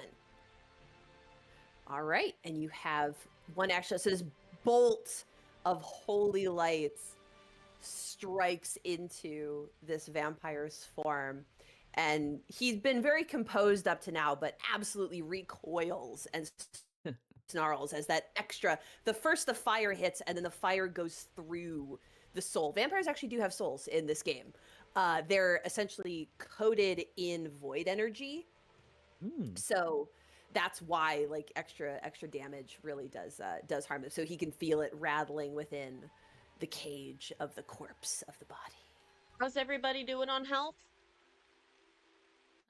If I had to give you a number out of 86, it'd be about 66. Okay. Just quantifying. Not bad. Just quantifying it for you. Yeah. It's a I'll- weird measurement. Like, do like a slick back, like if I had hair, but it's just like the mud that I've kind of coated myself with. I feel amazing. 100%. I'm amazing. So good. 10 out of 10. I am A plus best character obsessed with voice. this character. Truly like Really nice. 10 out of 10 A plus winning character voice of the day. I love it so much. I think we tie for that. No. I think that all goes to you. That's incredible. I am going to. Am I able to move close enough to our Leshy friend to touch spell them, or would that be 2 actions total? Let's see. So if you move, that's an action. Okay, I don't think I'm close enough to touch our Leshy friend, so I'm going to move to our Leshy friend. Which is basically all the way up on Vamp Daddy, as I will be dubbing him. Let's move right up on our Leshy friend and Daddy, and that will be my turn for now. Oh, I just reread something. Fantastic. Very happy about All right, so we'll move Moro to be adjacent to. Do you want to be in reach of both, or just in reach of Vlora? Just in reach of Valona. Valora, because I don't think that I've got anything I can do No problem. to him. Okay, so now it is their turn. So Ravascus snarls and, how dare you! How dare you touch me with your filthy magic! And he reaches out for Valona with these magic. clawed hands. But he was Is yelling there over a your lot- shoulder. I know. Absolutely. Okay. Balona's just confused. And you feel What do you think you are? the void energy within this vampire try to flood you. So go ahead and give me a fortitude save, please. You will try. But this is an ability, yes, not anything magical. It not is a an spell. oh no, it is a spell actually. Oh, okay. I get a +1 to this then. That'll make this a +14. Finally, that thing I have became relevant. 11 plus 14, 25. Fortunately, that is not enough. So you are flooded with this void energy. 27 points of void damage flow through you. And you see it pulling back. The vitality that's being pushed out of your body somehow is healing this vampiric creature. Oh, that's how it's gonna be, huh? Rude. And with its last action, he poofs into a fine mist. He's still has a gaseous form to him, but is now incorporeal for the time being. And the Hyrexan whirl on both on you now, and they look at Moro and they are ready to play. So first, the Hyrexan, let's do with the red ring first. They are going to approach first. Moro, yes. And then going to deliver a harm spell to you. Let me read the wording of that. Channeling the void energy into you. So go ahead, give me a basic fortitude save, please. You Is get going to be the bonus from your amulet, right? Yes, you do. that is it's what, a +1? I believe it's the channel protection amulet. Yeah, I don't really understand how the 5, 10, 15 works on those. So, I'll explain in a minute. So right now it's not giving you any benefit. So just go ahead and give me a fortitude save, and then we'll explain how it works. 23. 23. Perfect. So that is a success. So on a success, you would take half damage. So this is only a first level void spell, which means I roll a d8 and I rolled a 6. So halved would be a 3. Now I would have to get more than 5 to start to affect you at all, because if you have resistance 5, you take off up to 5 damage. So I just don't So- take any damage. Correct, exactly. Nice. Cool. And the Hyrexan starts chittering angrily at being thwarted, and with the other hand lashes out with their dagger. Cool. And that's only going to be a 17 to hit you, That unfortunately. will not hit me with an AC of 24. Unfortunately to me. The other Hyrexin will move to flank. So now, you said your AC is 23? Now it would be 22 because of a -2 21. bonus. Yeah. So Oh, right. You said 24. Right. 24. So it would be 22. Wonderful. Okay, so we're going to give you 2 dagger slashes. We're not going to attempt the harm spell right now. So that's going to be the first one is a 24 to hit. Cool. That'll hit. Blood Vendetta. Woo! Does a What does Blood 24 Vendetta do? Nice. Blood Vendetta is a reaction. The trigger is anyone dealing piercing, slashing, or persistent bleed damage to me. The defense is a will. Okay. You curse the target, punishing it for having the audacity to spill your blood. The target takes 2d6 persistent bleed damage and must attempt a will save. Lovely. So I got a 20 on my will save. How do I check? Your spell DC, I think we said it's 23, right? It's your spell attack plus 10. My spell DC is 22. There you go. So with a 20, I did fail. So what happens with Blood Vendetta? Get back to Blood Vendetta. Failure. The target takes full persistent bleed damage until the bleeding stops. The target has weakness 1 to piercing and slashing damage. Got it. Okay. So So your spell, it's almost, I'm not going to retcon anything. We're learning. Sometimes you have to learn by failing. So this is an undead creature. Okay. They don't bleed. So Moro, it's almost like instinct that you cast this spell. How dare you attack me? And you slash this corpse, and she looks at her body at all of these wounds that on a living creature would be seeping blood right now, but there is nothing happening, and she just laughs at you with this dry, crackled throat, and it smells disgusting. Oh, no. As she's laughing in Yucky. your face. So her damage, only one of the attacks landed. So that's going to be 10 slashing damage to you. And you don't have the holy trait, correct? Well, I don't know. Do I? Where do I don't find that think- out? Are you sanctified, basically? I don't So see you have the anything healing that says font. that, but I don't know where to find it. So sanctification, depending on your deity, their sanctification can make you holy or unholy. You chose to have the healing font, but I don't think you chose to be sanctified. I don't think I did, so let's go with no. Okay. So there's no additional Oh, wait, no, damage. there There's is just something the here font. that says sanctification. Yes, that's the description of Oh, sanctification. Description But of I sanctification. think we decided that you don't have it.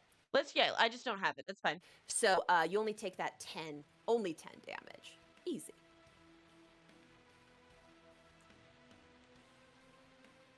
All right. Okie dokie. So we move on. We are back to the top of the round with Wanda. So we have the two Hyrexin are ganging up on our cleric. Our vampire has turned into a fine mist. What would you like to do?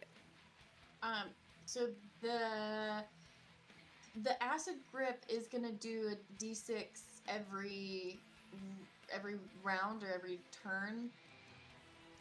So, is that, is persistent that on my damage. turn? No problem. Is that on my so turn or persistent theirs? damage, it actually happens on their turn. So before we move on to your turn, let me go ahead and roll. So it's going to be the same amount every time. Normally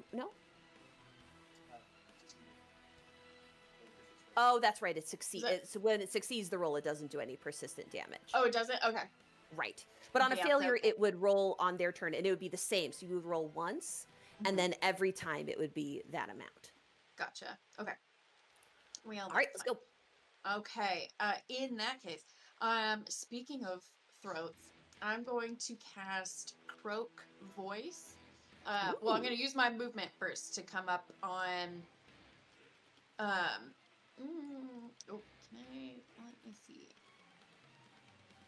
I'm going to come up on Reviscus, and cast Croak Voice.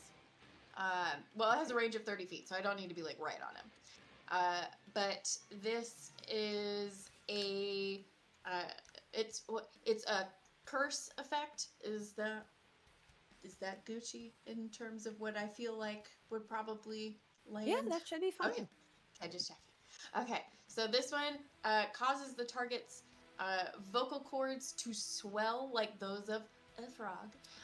The target must attempt a fortitude save. On a critical success, it's unaffected. On a regular success, they can massage their throat once a turn, and on a failure, then it's going to take persistent damage. Ooh, okay. Or So, repeated damage whenever they try to talk. Understood. Fun. Okay. So I rolled a big old 13. So I believe that's a failure. It is a failure. Finally, this is the first one you haven't succeeded at. Okay. On a regular schmegular failure, as the target's voice becomes hoarse and speaking is very painful. When it uses an action that has an auditory trait or it attempts to cast a spell that doesn't have a subtle trait, it must succeed a DC 5 flat check or the action is lost. Once per round, the target can spend an interact action to massage its throat, attempting a fortitude save against the spell DC. On a success, the spell ends. But using an action with the auditory trait deals a 2d10 mental damage to the target as the sound of its distorted vocal cords grates on its own ears. Amazing. That's so great. I mean, So- even this one. Yeah. So the gaseous form of this vampire, you can see in the throat area a swelling, a bulging as this curse takes hold. Well done. All right, so that is 2 actions. You have a third if you'd like to use it. Oh yes. Can I tell? Is anybody hurt and needing a little bit of mud that I can sling? I'll So sling mud some is mud to you. Or, so sorry, mud, I believe, is touch. Okay. Let me look it I up. also have just a regular heal that Yeah, I it's was saving 5 because feet, it was unfortunately. Yeah. Let's see. I also have something I'm gonna pull on my turn, so you might not even need to worry about it.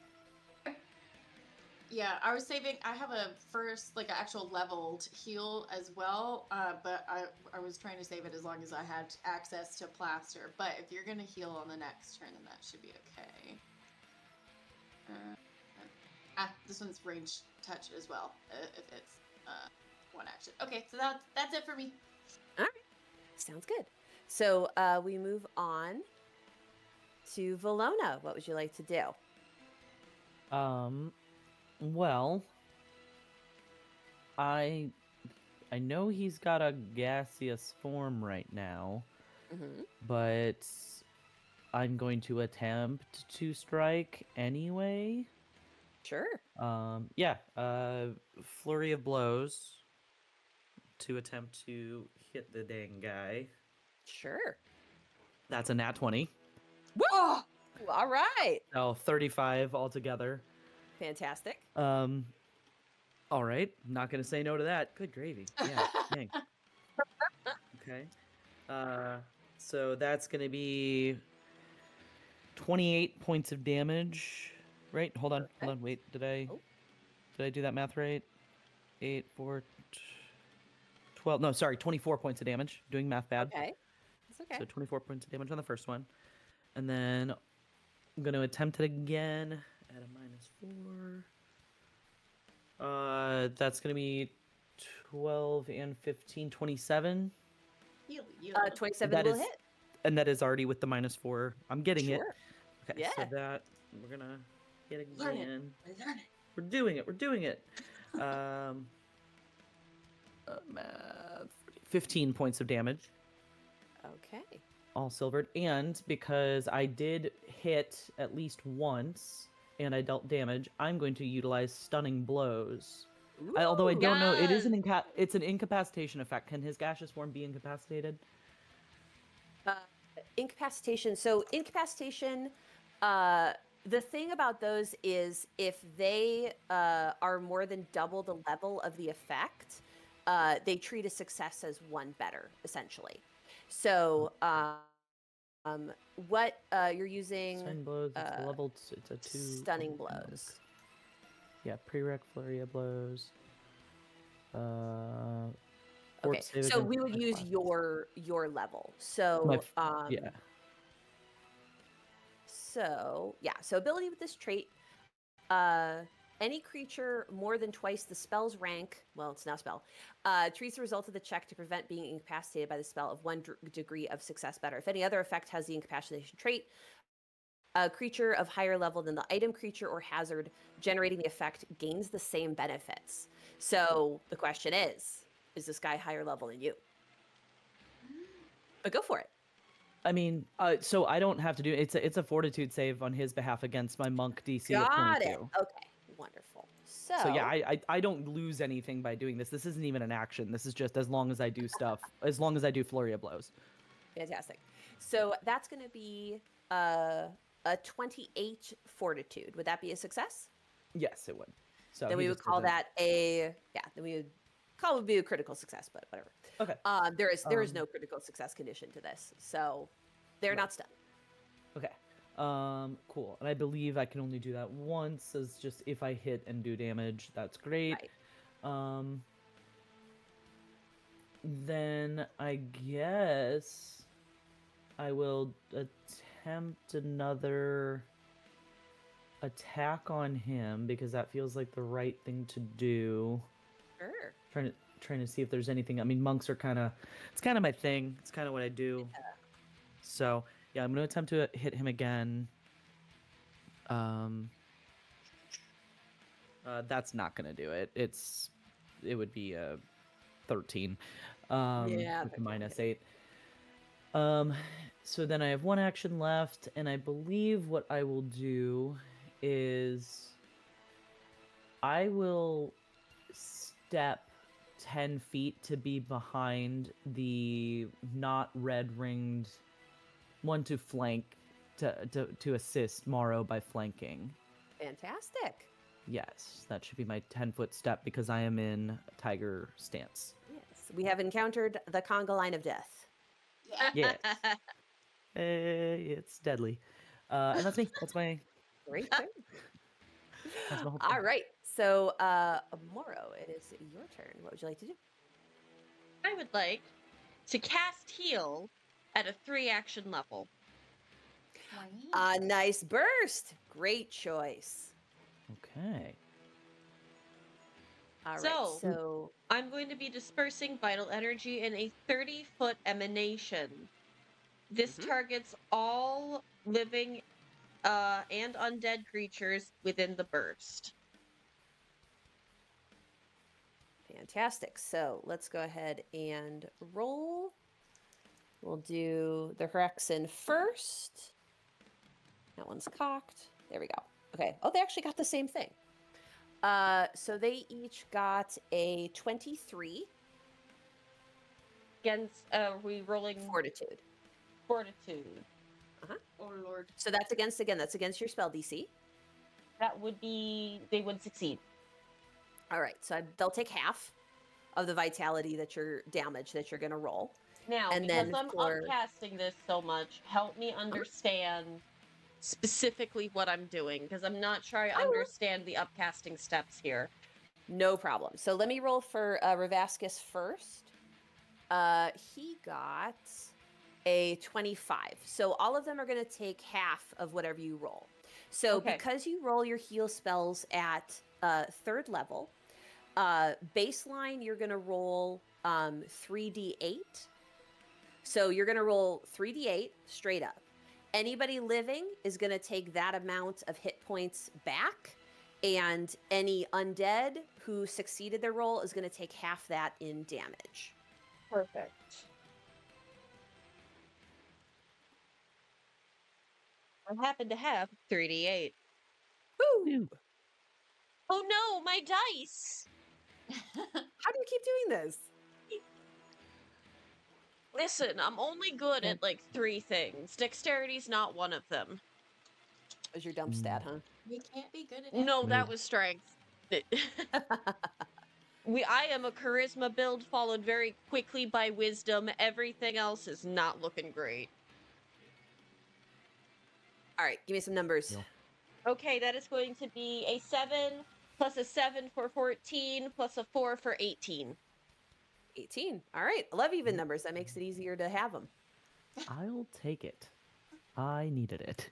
Am I in that 30-foot sphere? Do I also take I it? believe so. so, What- yeah. Ah, shucks. Okay. So we get to heal for 18. Uh-oh. Yeah. I don't feel good. Hmm? I'm not feeling great. Okay, wonderful. So that is the 3 actions with the burst. Okay. So we move forward to Revascus's turn. So he uses his first action to. I'm so sorry. Last question before we move on. Yeah, of course. It says concentrate. Talk to me Yes. about that. So you just have to be able to concentrate to do it. So if you're unconscious or you're Gotcha. raging as a barbarian, you can't do it. But it doesn't continuously do this every turn. Correct. It's not exactly. okay. Okay. Yeah, you can't Perfect. sustain. That's what I wanted to understand. Mm-hmm. Fantastic. That's it. That's all I Okay, had. Great.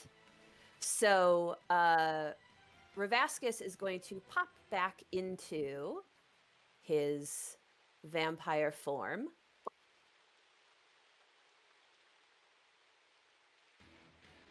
And he will then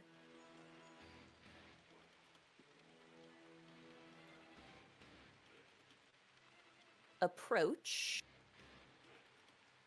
Mhm. Moro with his first action. Blah. Blah, Blah, blah, blah. blah. Sharing the brain cell today. Aren't we both bisexuals? I feel like that's what we do like all the time. Yeah. Just pass it around.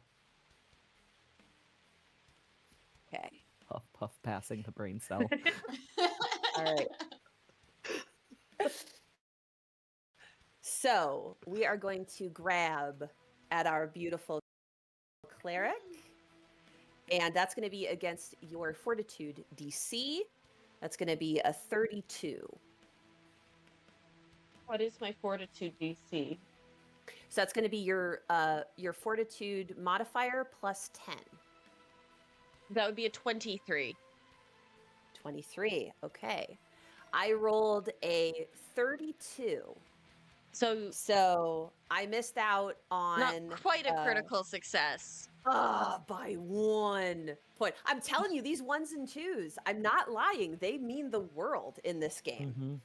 But in any case, you are grabbed. And with his third action, he bares his fangs. And so what did you say it was 23, your fortitude? 23. 23. Okay. What do you do? What? The mist is free.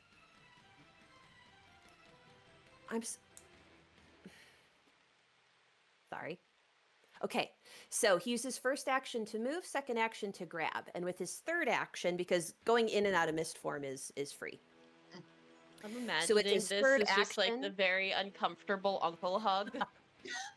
Like, ugh. Ah, ugh. Ew.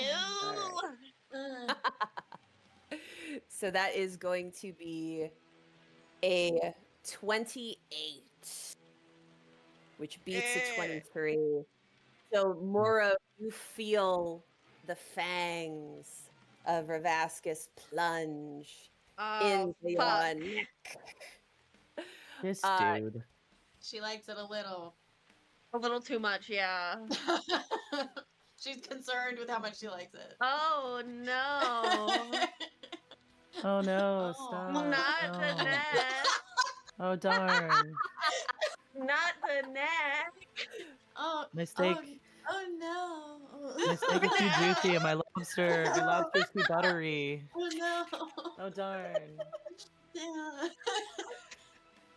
So we, you, we you we look and discover that Maro has actually drawn 2 X's on her neck prior to the fight. aim here, big arrows. Yeah. Aim So Moro, here. you are drained 1. Oh Oh, no. no. Okay, what does that mean? What does that So when you mean? have the drained condition, you take a status penalty equal to your drained value on all Constitution-based rolls and DCs, such as Fortitude saves. Okay. You lose a number of hit points equal to your level, so that's 6, and your maximum hit points are also reduced by 6. Okay. How did but you you just can. block? That should hurt you very bad. Oh look, Fortunately, there's a the good drain night's rest condition. will. Okay. A good night's rest Laughter will should make get rid of should that. be very painful for you. Man, Pathfinder, wild. You get bit by a vampire, just sleep it off. Yeah, just sleep it up. It's fine. So you are still grabbed. It is not going to continue drinking, fortunately. Just a little nip, Jeez. but you are still grabbed. And then the Harlequin will take their turn. Oh no, not women. No! Jeez, you're getting attacked by women, bit Oh, by a no. sexy vampire. Oh no. Sounds Now like you a guys see solid why- Sunday night for You see me. why Harlequin invited me to do this game, right? It's all starting to fall into place. All starting to make sense. I see your game now. All right. So the first Harlequin is going to go ahead and they are going to take a lead from your book and cast harm in a 30-foot burst. Credit. So everybody can give me a basic fortitude save, please. This is a spell, so I get a +1? It is a spell, yes. Cool. Well, I just That's did not where that this. goes. Where is it gone? There we go. Okay, thank goodness. 13, and then I can reduce the damage by 5. 23. Yes, exactly. So we have 2 successes and a failure, but I rolled a 2 damage. So if you succeeded, take 1 damage, and again, if you have your amulet of protection. Sorry, what was the DC to succeed? Because I Oh, what did you didn't get? hear you. I had a 27. Then you're fine. Okay. It's not a critical. Okay. 1 damage. Oh no. What? Oh no. Ow. How? Why? that. Rude. Okay, and then the my. other Harlequin whirls on our Leshy, since Master is having a lovely feed. She's not going to disturb him anymore. And we'll go ahead and attempt to drive her dagger into our Leshy friend. Stop it. That's going to be a big old 25 to hit you. Meets it. Meets. All right, so that's 8 piercing damage. You don't happen to be holy, are you? You don't happen to be sanctified? Nope. Nuts. All right, well, I do what I can.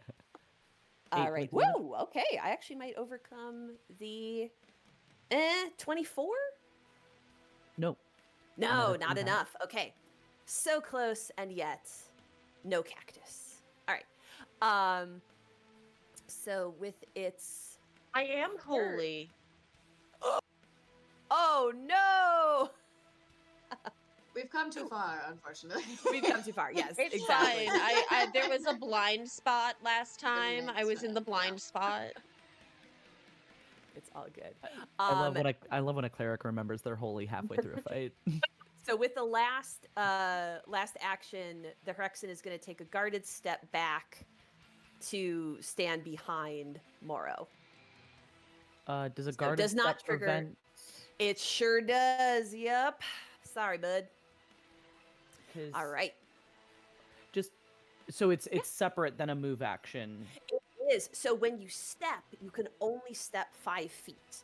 And because you're moving so carefully, you avoid those triggering attacks. Anybody can do that. All y'all can do Okay. that too. So when it says the trigger is a creature within your reach uses a move action or leaves a square during a move action it's using. Does it? Correct. That's okay. Cool. Yes. I wanted to make sure that wasn't specific to avoiding all those. Great, cool. Yeah, of Awesome. course. I'm learning. It's all good. All right, so we are back to the top of the round with Wanda. You have done a great curse. So fortunately or unfortunately, Ravascus is past the point of words. Now he's going to show you how he loves. Yeah, his mouth's full. It'd be rude to speak. Yeah. Oh, yeah. I was thinking about like the fangs are driving into your neck, and also the bulge of the throat is just pressing. It's like in the way. It's like a beach ball. Like while He's like he's bending your body around the throat. Oh my gosh. This is significantly less sexy than I expected. Are you?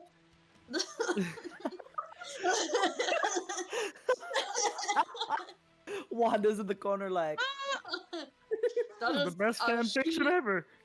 Done it again. throat bulges. Done it again. Look at the throat bulge on that guy. Don't let Raph hear this. We're gonna get a new fuckable NPC. Oh god. Throat All bulge right. vampire. Ugh. All right, Wanda, let's see if we can torch some of these nasties. What you want to do? Let's go. Heal you. I'm actually going to approach, and I would like to get between, gosh, if I can, I'll get like just in that little gap that's between, oh my gosh, name blindness. Oh my Laura and god, what are Valona? my friends' names? Yeah. Sounds good. We'll put you right in between Yeah. Maro and Valona. Mara and Valona, yeah. Sounds good. Mm-hmm. Okay.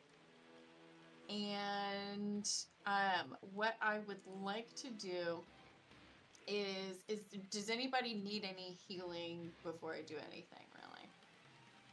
I mean, if you could I mean- spare a little, I would appreciate it. I'm feeling very Oh, okay. 56 out of 66. I'm Okay. It about should be half. more like 76. I'd take care of the Leshy first. Okay. I'm about going 48 to- 86. I've got two things that I could do. I could do both. Okay, this is what I'm gonna do. So I'm going to do a healing plaster. And just get a little bit more mud to slap on you. And then I'm going to cast Moth Supper. And I will, that is such a good one. I will wait to describe it until I do it. Nice. But the healing plaster again is, oh my gosh, it is, what is the roll for it? It was your medicine roll, I think. Oh, that's what it is, yeah. With the DC of 15 or 20, depending on how you wanted to do it. Yeah, so it's a 33. So that's 2d8s. Oh my gosh, and it's adding, hold on, it's adding the d8s to my 33, okay. Okay, we're having a time. 3 plus 5, okay, so it's 8 healing. Stress. Didn't it have a plus last time? Wasn't there an a? Was there a plus? Because the last time you did it, it was the dice plus a number, I thought. Which Was what it spell is it? the healing plaster? Oh yes. So 2d8 plus 10 if you chose DC Okay. 20. Gotcha, okay, so 18. Awesome. Perfect. Yeah, Right, I was like, I'm gonna ask about that because I need it. All right, so I I'll take it. get you, and then Thanks. I need you to know, I'm imagining like the only part of this frog that moves is the upper part of the head. It's just like it kind of flops back open. hinges open. Just big Muppet energy. Yeah. So I do that, and then I let out a deep sigh, and out of my unhinged Muppet mouth come a swarm of black-winged butterflies, Ah! and huge death head hawk moths that flutter around me and then disperse to the rest of the room. And what they are going to do after this turn is they are looking for flowering plants, left behind food, or even rotting corpses will do in a pinch. And when they return, they're going to perch on my shoulders and whisper secrets to me that have healing effects that are 2d4 hit points every 10 minutes. But I think I can give them to somebody else. What is this spell? This sounds Holy awesome. shoot! Moth's What? Supper. I think it's like a trip keys specifically. It's a primal one. That's so cool. Supper. It's disgusting. Yeah, I mean there are corpses around. I mean they're around, but Yeah. you know, that's wild. That's what I read great. that and I was like, oh, because I haven't been using it because I was like, I could have used it at dinner, but it's Yeah. like there's nothing for them to eat. But then I was like, oh, rotting corpses. There's okay. corpses now. Yes, Fantastic. That's cool. Let's go. They go and like corpses, feed off let's go. the women and come back. That's amazing. All right, so that is your turn. So let's move on to Valona. What would you like to do? Okay. I would like to attempt to utilize a shove against our vampire friend to break the grapple on Morrow. Sure. Yeah. So Thank you. excuse me, cat. I'm gonna try. I will try. We'll see. We'll see here. So yeah, I'll move right up to him. So that's my first action to move up. Attempt that. That is a 29. to 29 athletics. versus the Fortitude DC is a success. Yes. So shove him. I think it's only 5 feet because it wasn't a critical. Correct, but that's enough to break the grapple. So the grapple's broken there. I think. And if you'd like based to on- pursue, you may. Well, that would take another action for me to move, correct? A successful shove, you can follow it up to 5 feet in the same direction. So basically, you're staying with them, pushing. Staying with them. I actually would not like to do that. I'd actually like to No problem. immediately turn my attention to the to his little minion there that moved behind him, and do a flurry of blows on her, because I feel like the -4 and -8 I'm gonna have to take are gonna be easier against her. Fantastic. So So we'll that. move That's a nat 20. Revascus side. Woo! Let's move Revascus sideways 5 feet. Yep, perfect. Grapple broken. And nat 20 on our Hyrexid. Go ahead, give me some damage. Yes. Okay. So first one's a nat 20. Go. 11, 12, 24 again. 5, 6, and 5. Yeah. 5 plus 6 plus 1 times 2. That is Okay. enough to take out this one. Yeah, Yes. you'd even need to flurry of blows. It's just one blow, and bam. Awesome. Then She's am the I? ground like a sack of potatoes. I'm not still within space to hit him, right? Because I chose not to pursue, I can't go after him. Can you have multiple targets of your flurry of blows?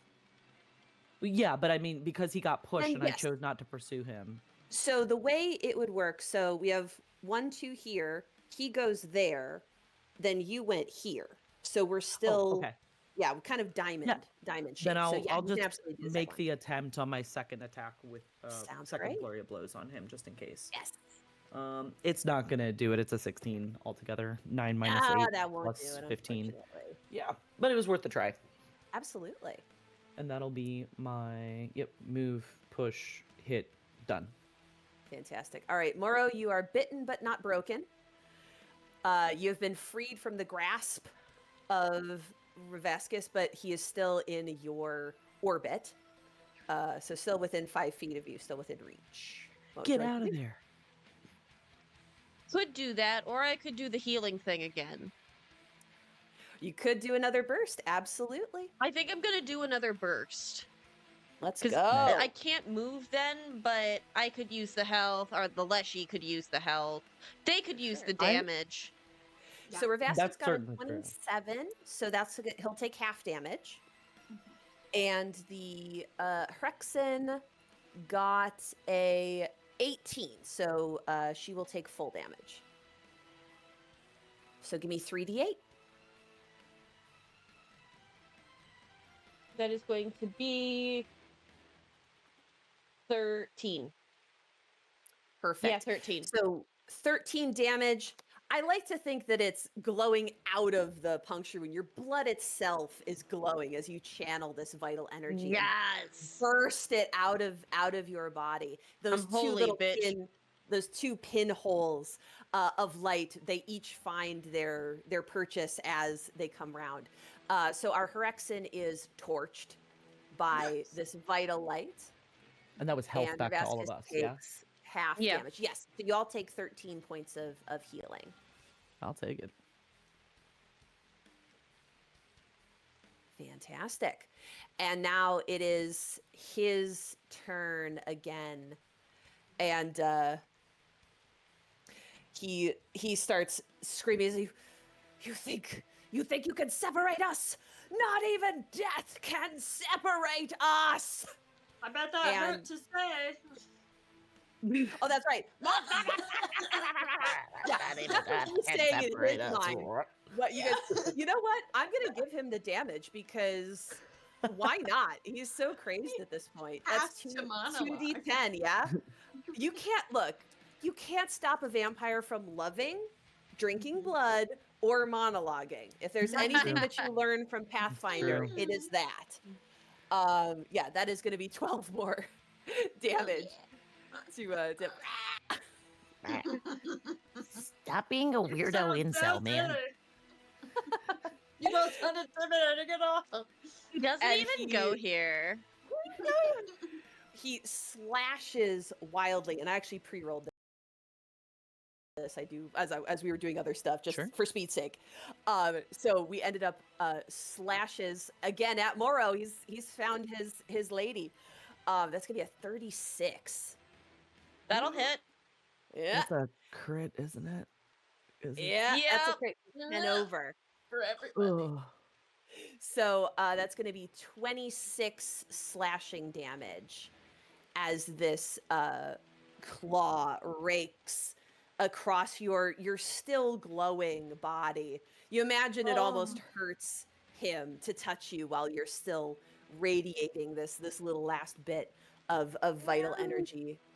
And I with thought we had his- something. oh, you're gonna have a lot. Don't you worry.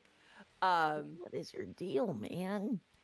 So with So his good. second action, he will continue, or second and third, he will continue with a telekinetic projectile. So the candles from some of the candles lit from the back come flying out. And let's go ahead and we'll target our Leshy friend. You look flammable. You're a cactus, right? Sure. Actually, we hold quite a bit of water, so, you know. Woof. Okay. So, but it is subject to the multiple attack penalty. So that's going to be a dirty 30 to hit you. Okay. Yep. Certainly, but not. I have a 25, so not Oh. a crit. Okay, good. So we're rolling at 4th level. So that's going to be 3. That's going to be 5d6 bludgeon. Telekinetic projectile is no joke. If you can take it, do it because it is Good gravy. nuts. So yeah, these. Oh my god, Yahtzee. So these candles no. come flying at you.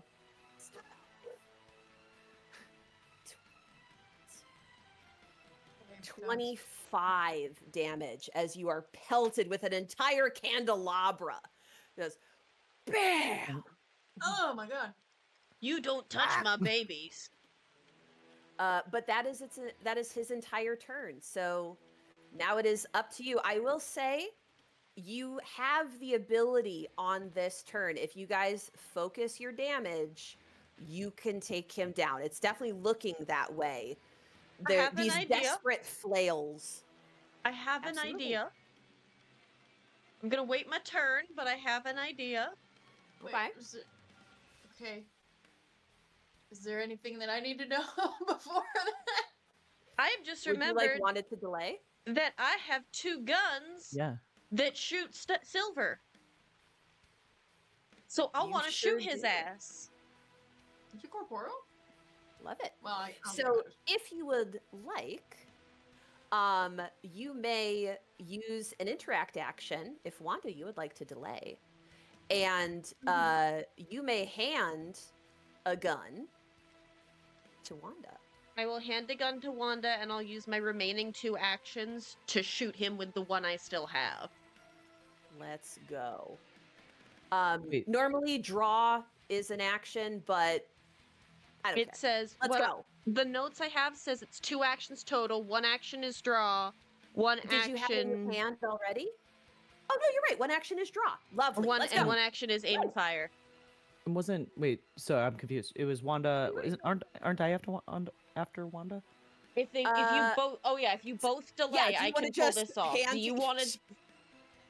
And then I was going to attempt to grapple to make this easier for you. Is what the point was. Absolutely. Yes, yes, Okay. So that's why I was so- like, wait, don't skip me. You might want this. Touche. Go. absolutely. You go Yes, first. I'm going to fly at him like a prickly little spider monkey, and I am going to Fantastic. attempt to grapple And him.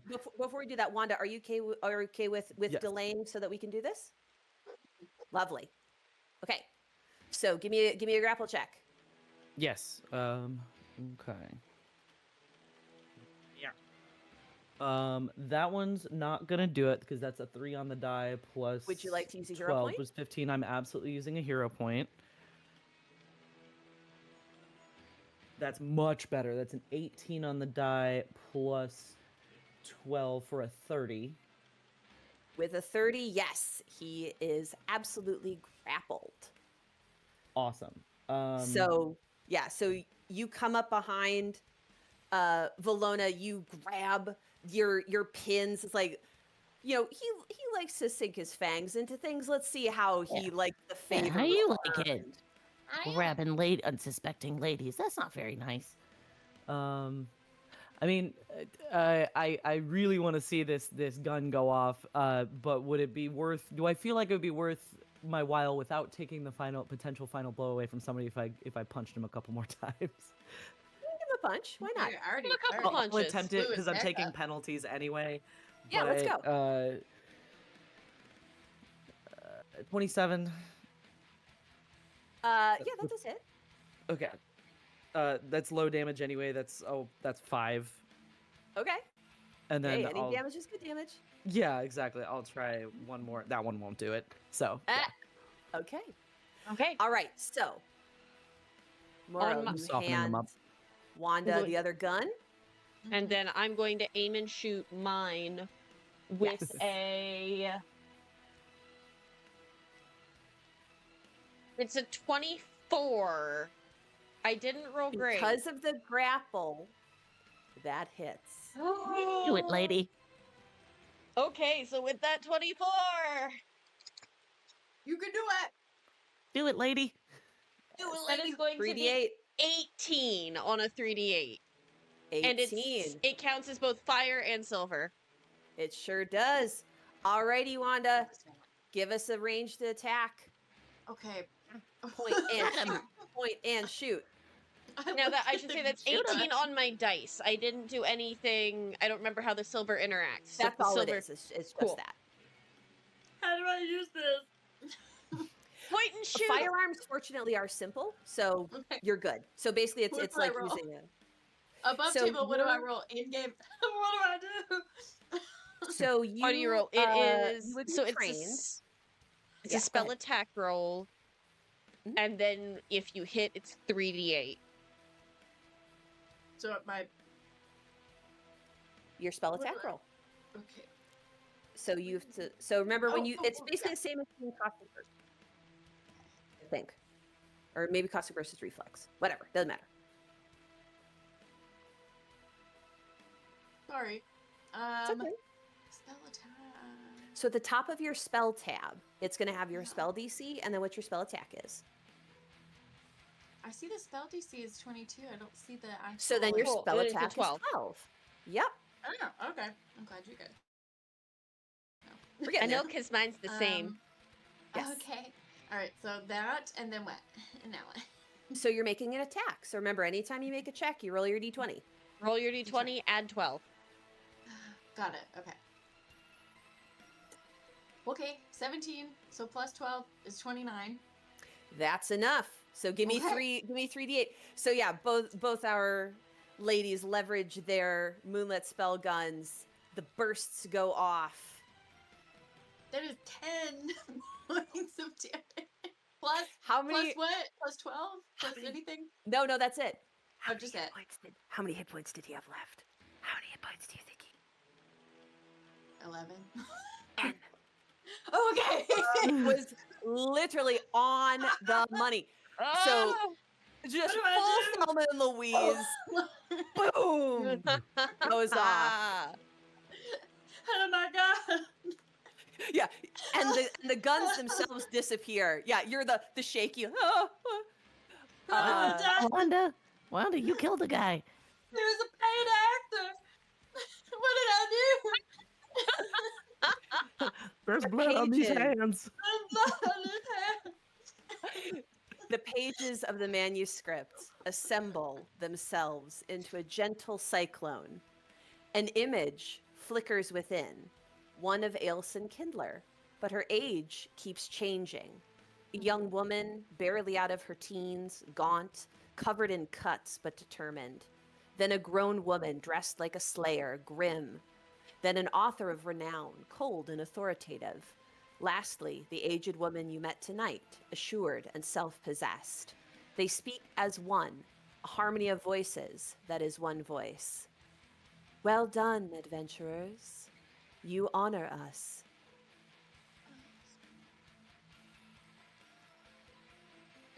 I'm certainly not disappointed in this moment. I don't know about anybody else.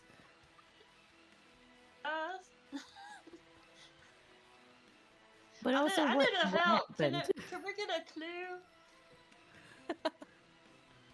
You're calling in the escape room. You're calling for the, Yeah. for the clue. Looking for So the camera. it occurs to you all that whatever this entity is has been pulling the strings this whole evening. Basically, as soon as it ticked down to midnight.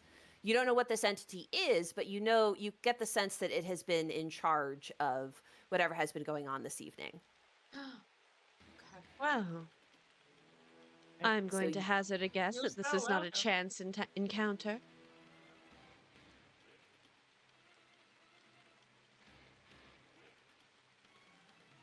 So it doesn't necessarily respond to that comment, but the forms of Ailson do smile.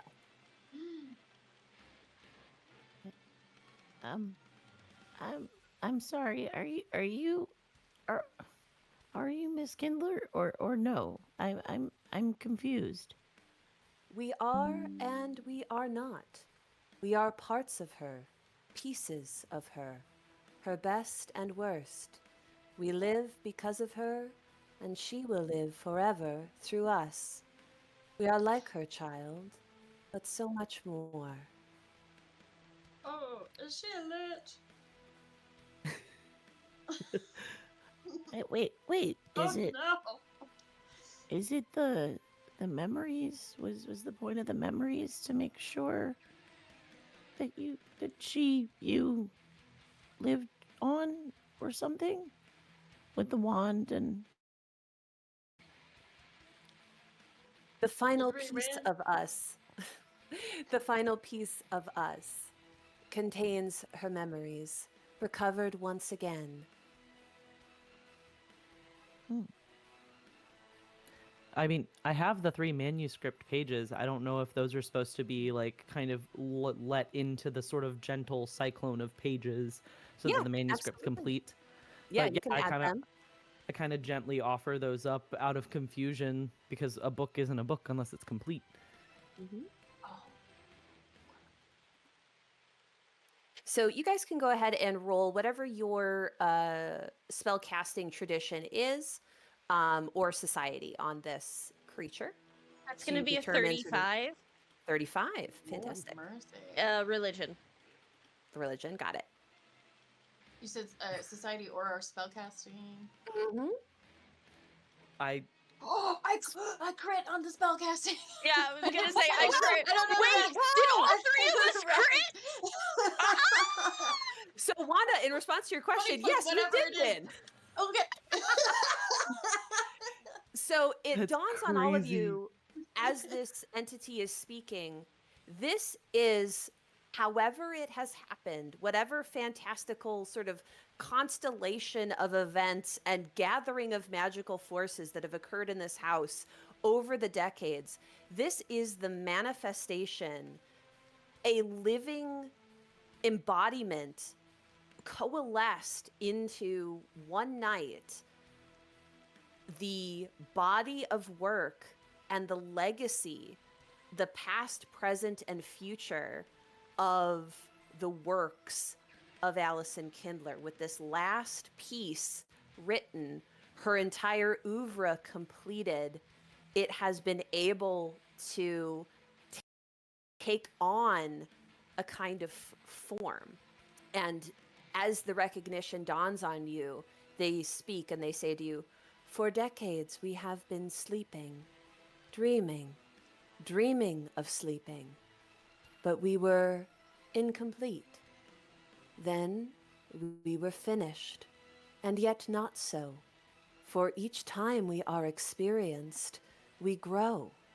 We do not change, and yet we are different."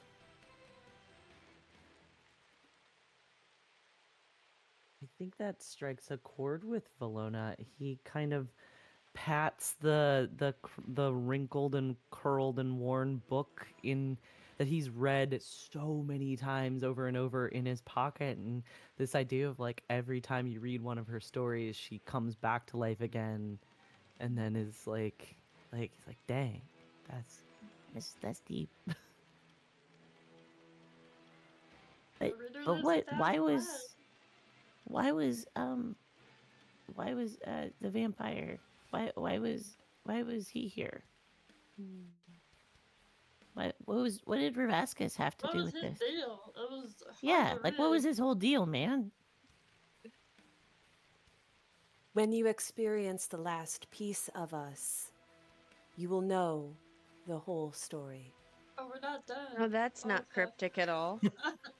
Oh, okay, hold on. And I thought they we were they at the tell you end. our Yeah, I words was. are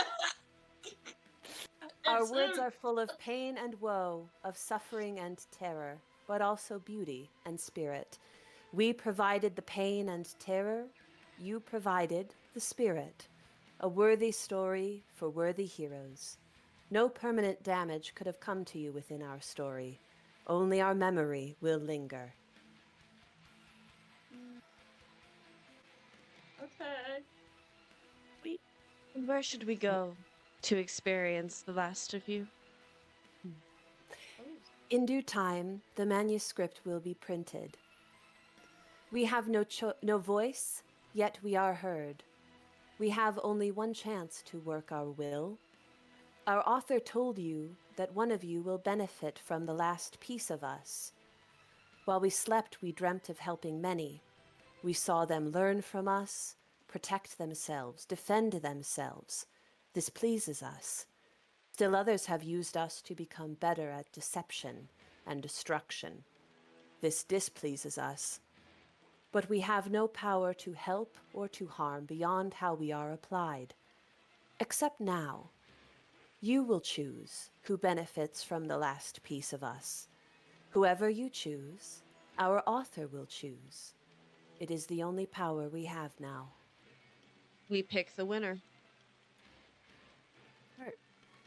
Are we? Exactly.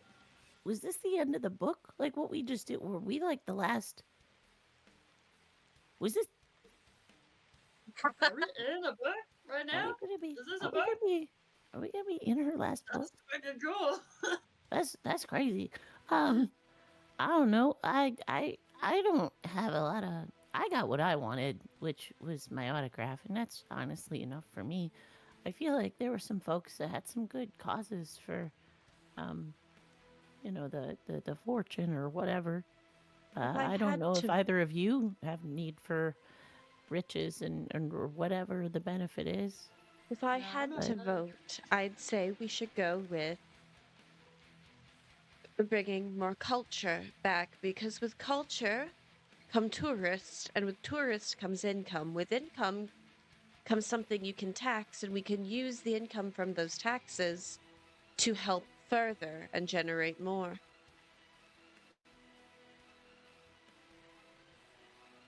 Is I everybody think in it's agreement? also I Very think I- diplomatic. I agree. That's strategy. Yeah, I think Felona would agree. Me, Nicole, the person who's like, no, we need to fund mental health. We need to fund social services. And I'm like, wait, I do hold too. on. Not what character would do. Stop being so socialist. Well, it's like I'm trying to be roundabout socialist because I'm like, well, if we do Yeah. this, then the rest of the money generated from this can be like, hey, let's start curing lycanthropy. Um, I will say, Valona will perk up and say, is it possible to even if we have to be the ones to deliver the caveat, to add a caveat that the money would not that the benefits of this kind of gestures around. would only be that they could be put forth to good beyond, like what Miss Morrow said, like that if they don't. I just would Yeah. hate for someone to try to hoard it all. Mm-hmm.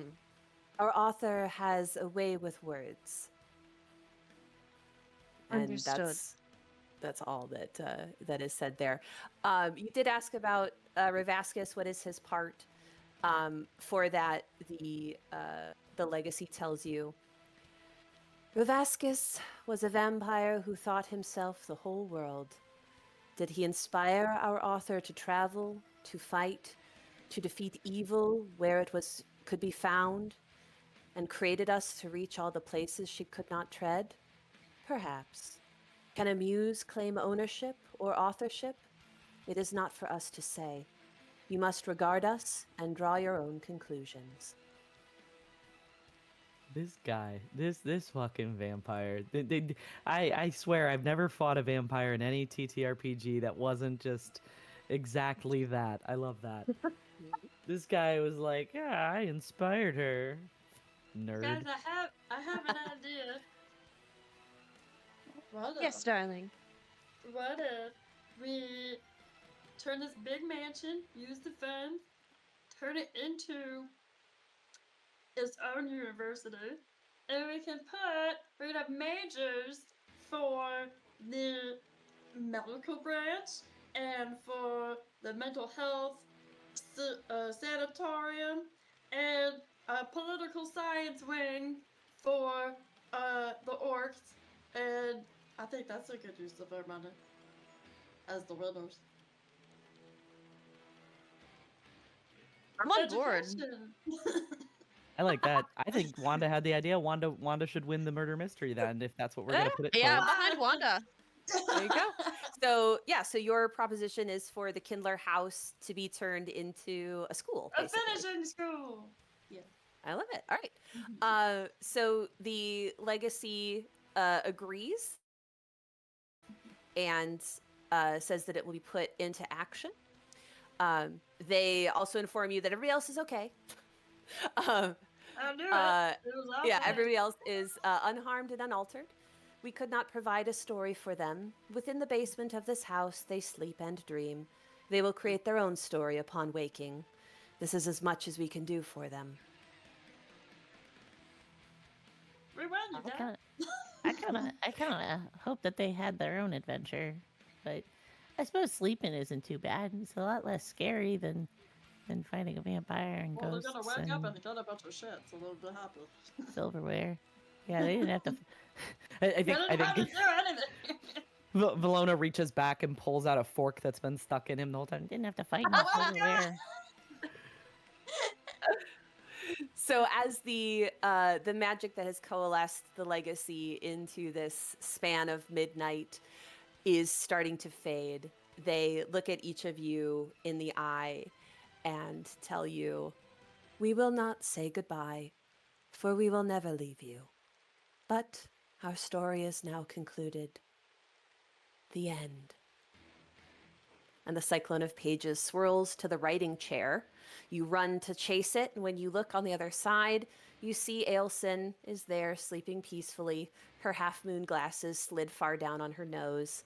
On the writing table, the completed manuscript sits waiting, ready to be shared with the world, and its benefit is about to be shared by the entire broken city of Ardis. You came to Grimol Hall in the dead of night with a favorite Kindler story. You leave as dawn breaks with a story of your own, equally author and character. To enjoy forever. Yay, GM! so good. Oh my god, this was fantastic, Eleanor. Thank you I'm so in a much book. for Oh my gosh. thank you And so much for should, playing through the story with me. one of the majors should also be creative writing. Yeah, 100%. Absolutely. 100%. Yes. Absolutely. Oh, that's so Well, if you'd like great. to, yeah. Well, if anybody wants to learn more about the kind of the story beats that were referenced throughout this adventure, you can read the book that I referenced up at the top, which is called Bloodbound. It's available through EPUB. You can purchase it by F. Wesley Schneider. And if you want to know more about Ustalav, you can go to the Pathfinder wiki. It's a great setting, as you can imagine. It's gaslight, it's bloodborne, it's Victorian style intrigue and mystery. There's so many great stories that you can tell. And basically any kind of story you like can be told somewhere in the world of Lost Omens. So feel free to message us or jump on the forums at paizo.com to start interacting with the community. Oh, that's very cool. With that, is there anything else that Correct. anyone would like to say? Any last bits of promo or anything? Don't forget to Other than the puff charity past stream. the Mhm. the Puff brain. puff past the brain Yeah. cell. That is right. Yeah. On well, this Women is and actually femmes join women play D&D Discord. on the Mhm. 22nd, which I feel like I'm a this is part of going it. to be dropping on the same day that we do this stream. There is going to be a charity stream that Eleanor and I are playing with to raise money in memory of Fun. the witchlight artist friend of mine that has passed away. So, and with that, we will always be here. We always have been here. Women will always play TTRPGs too, and half the time we do it better. Hail to the heroines, and have a wonderful day.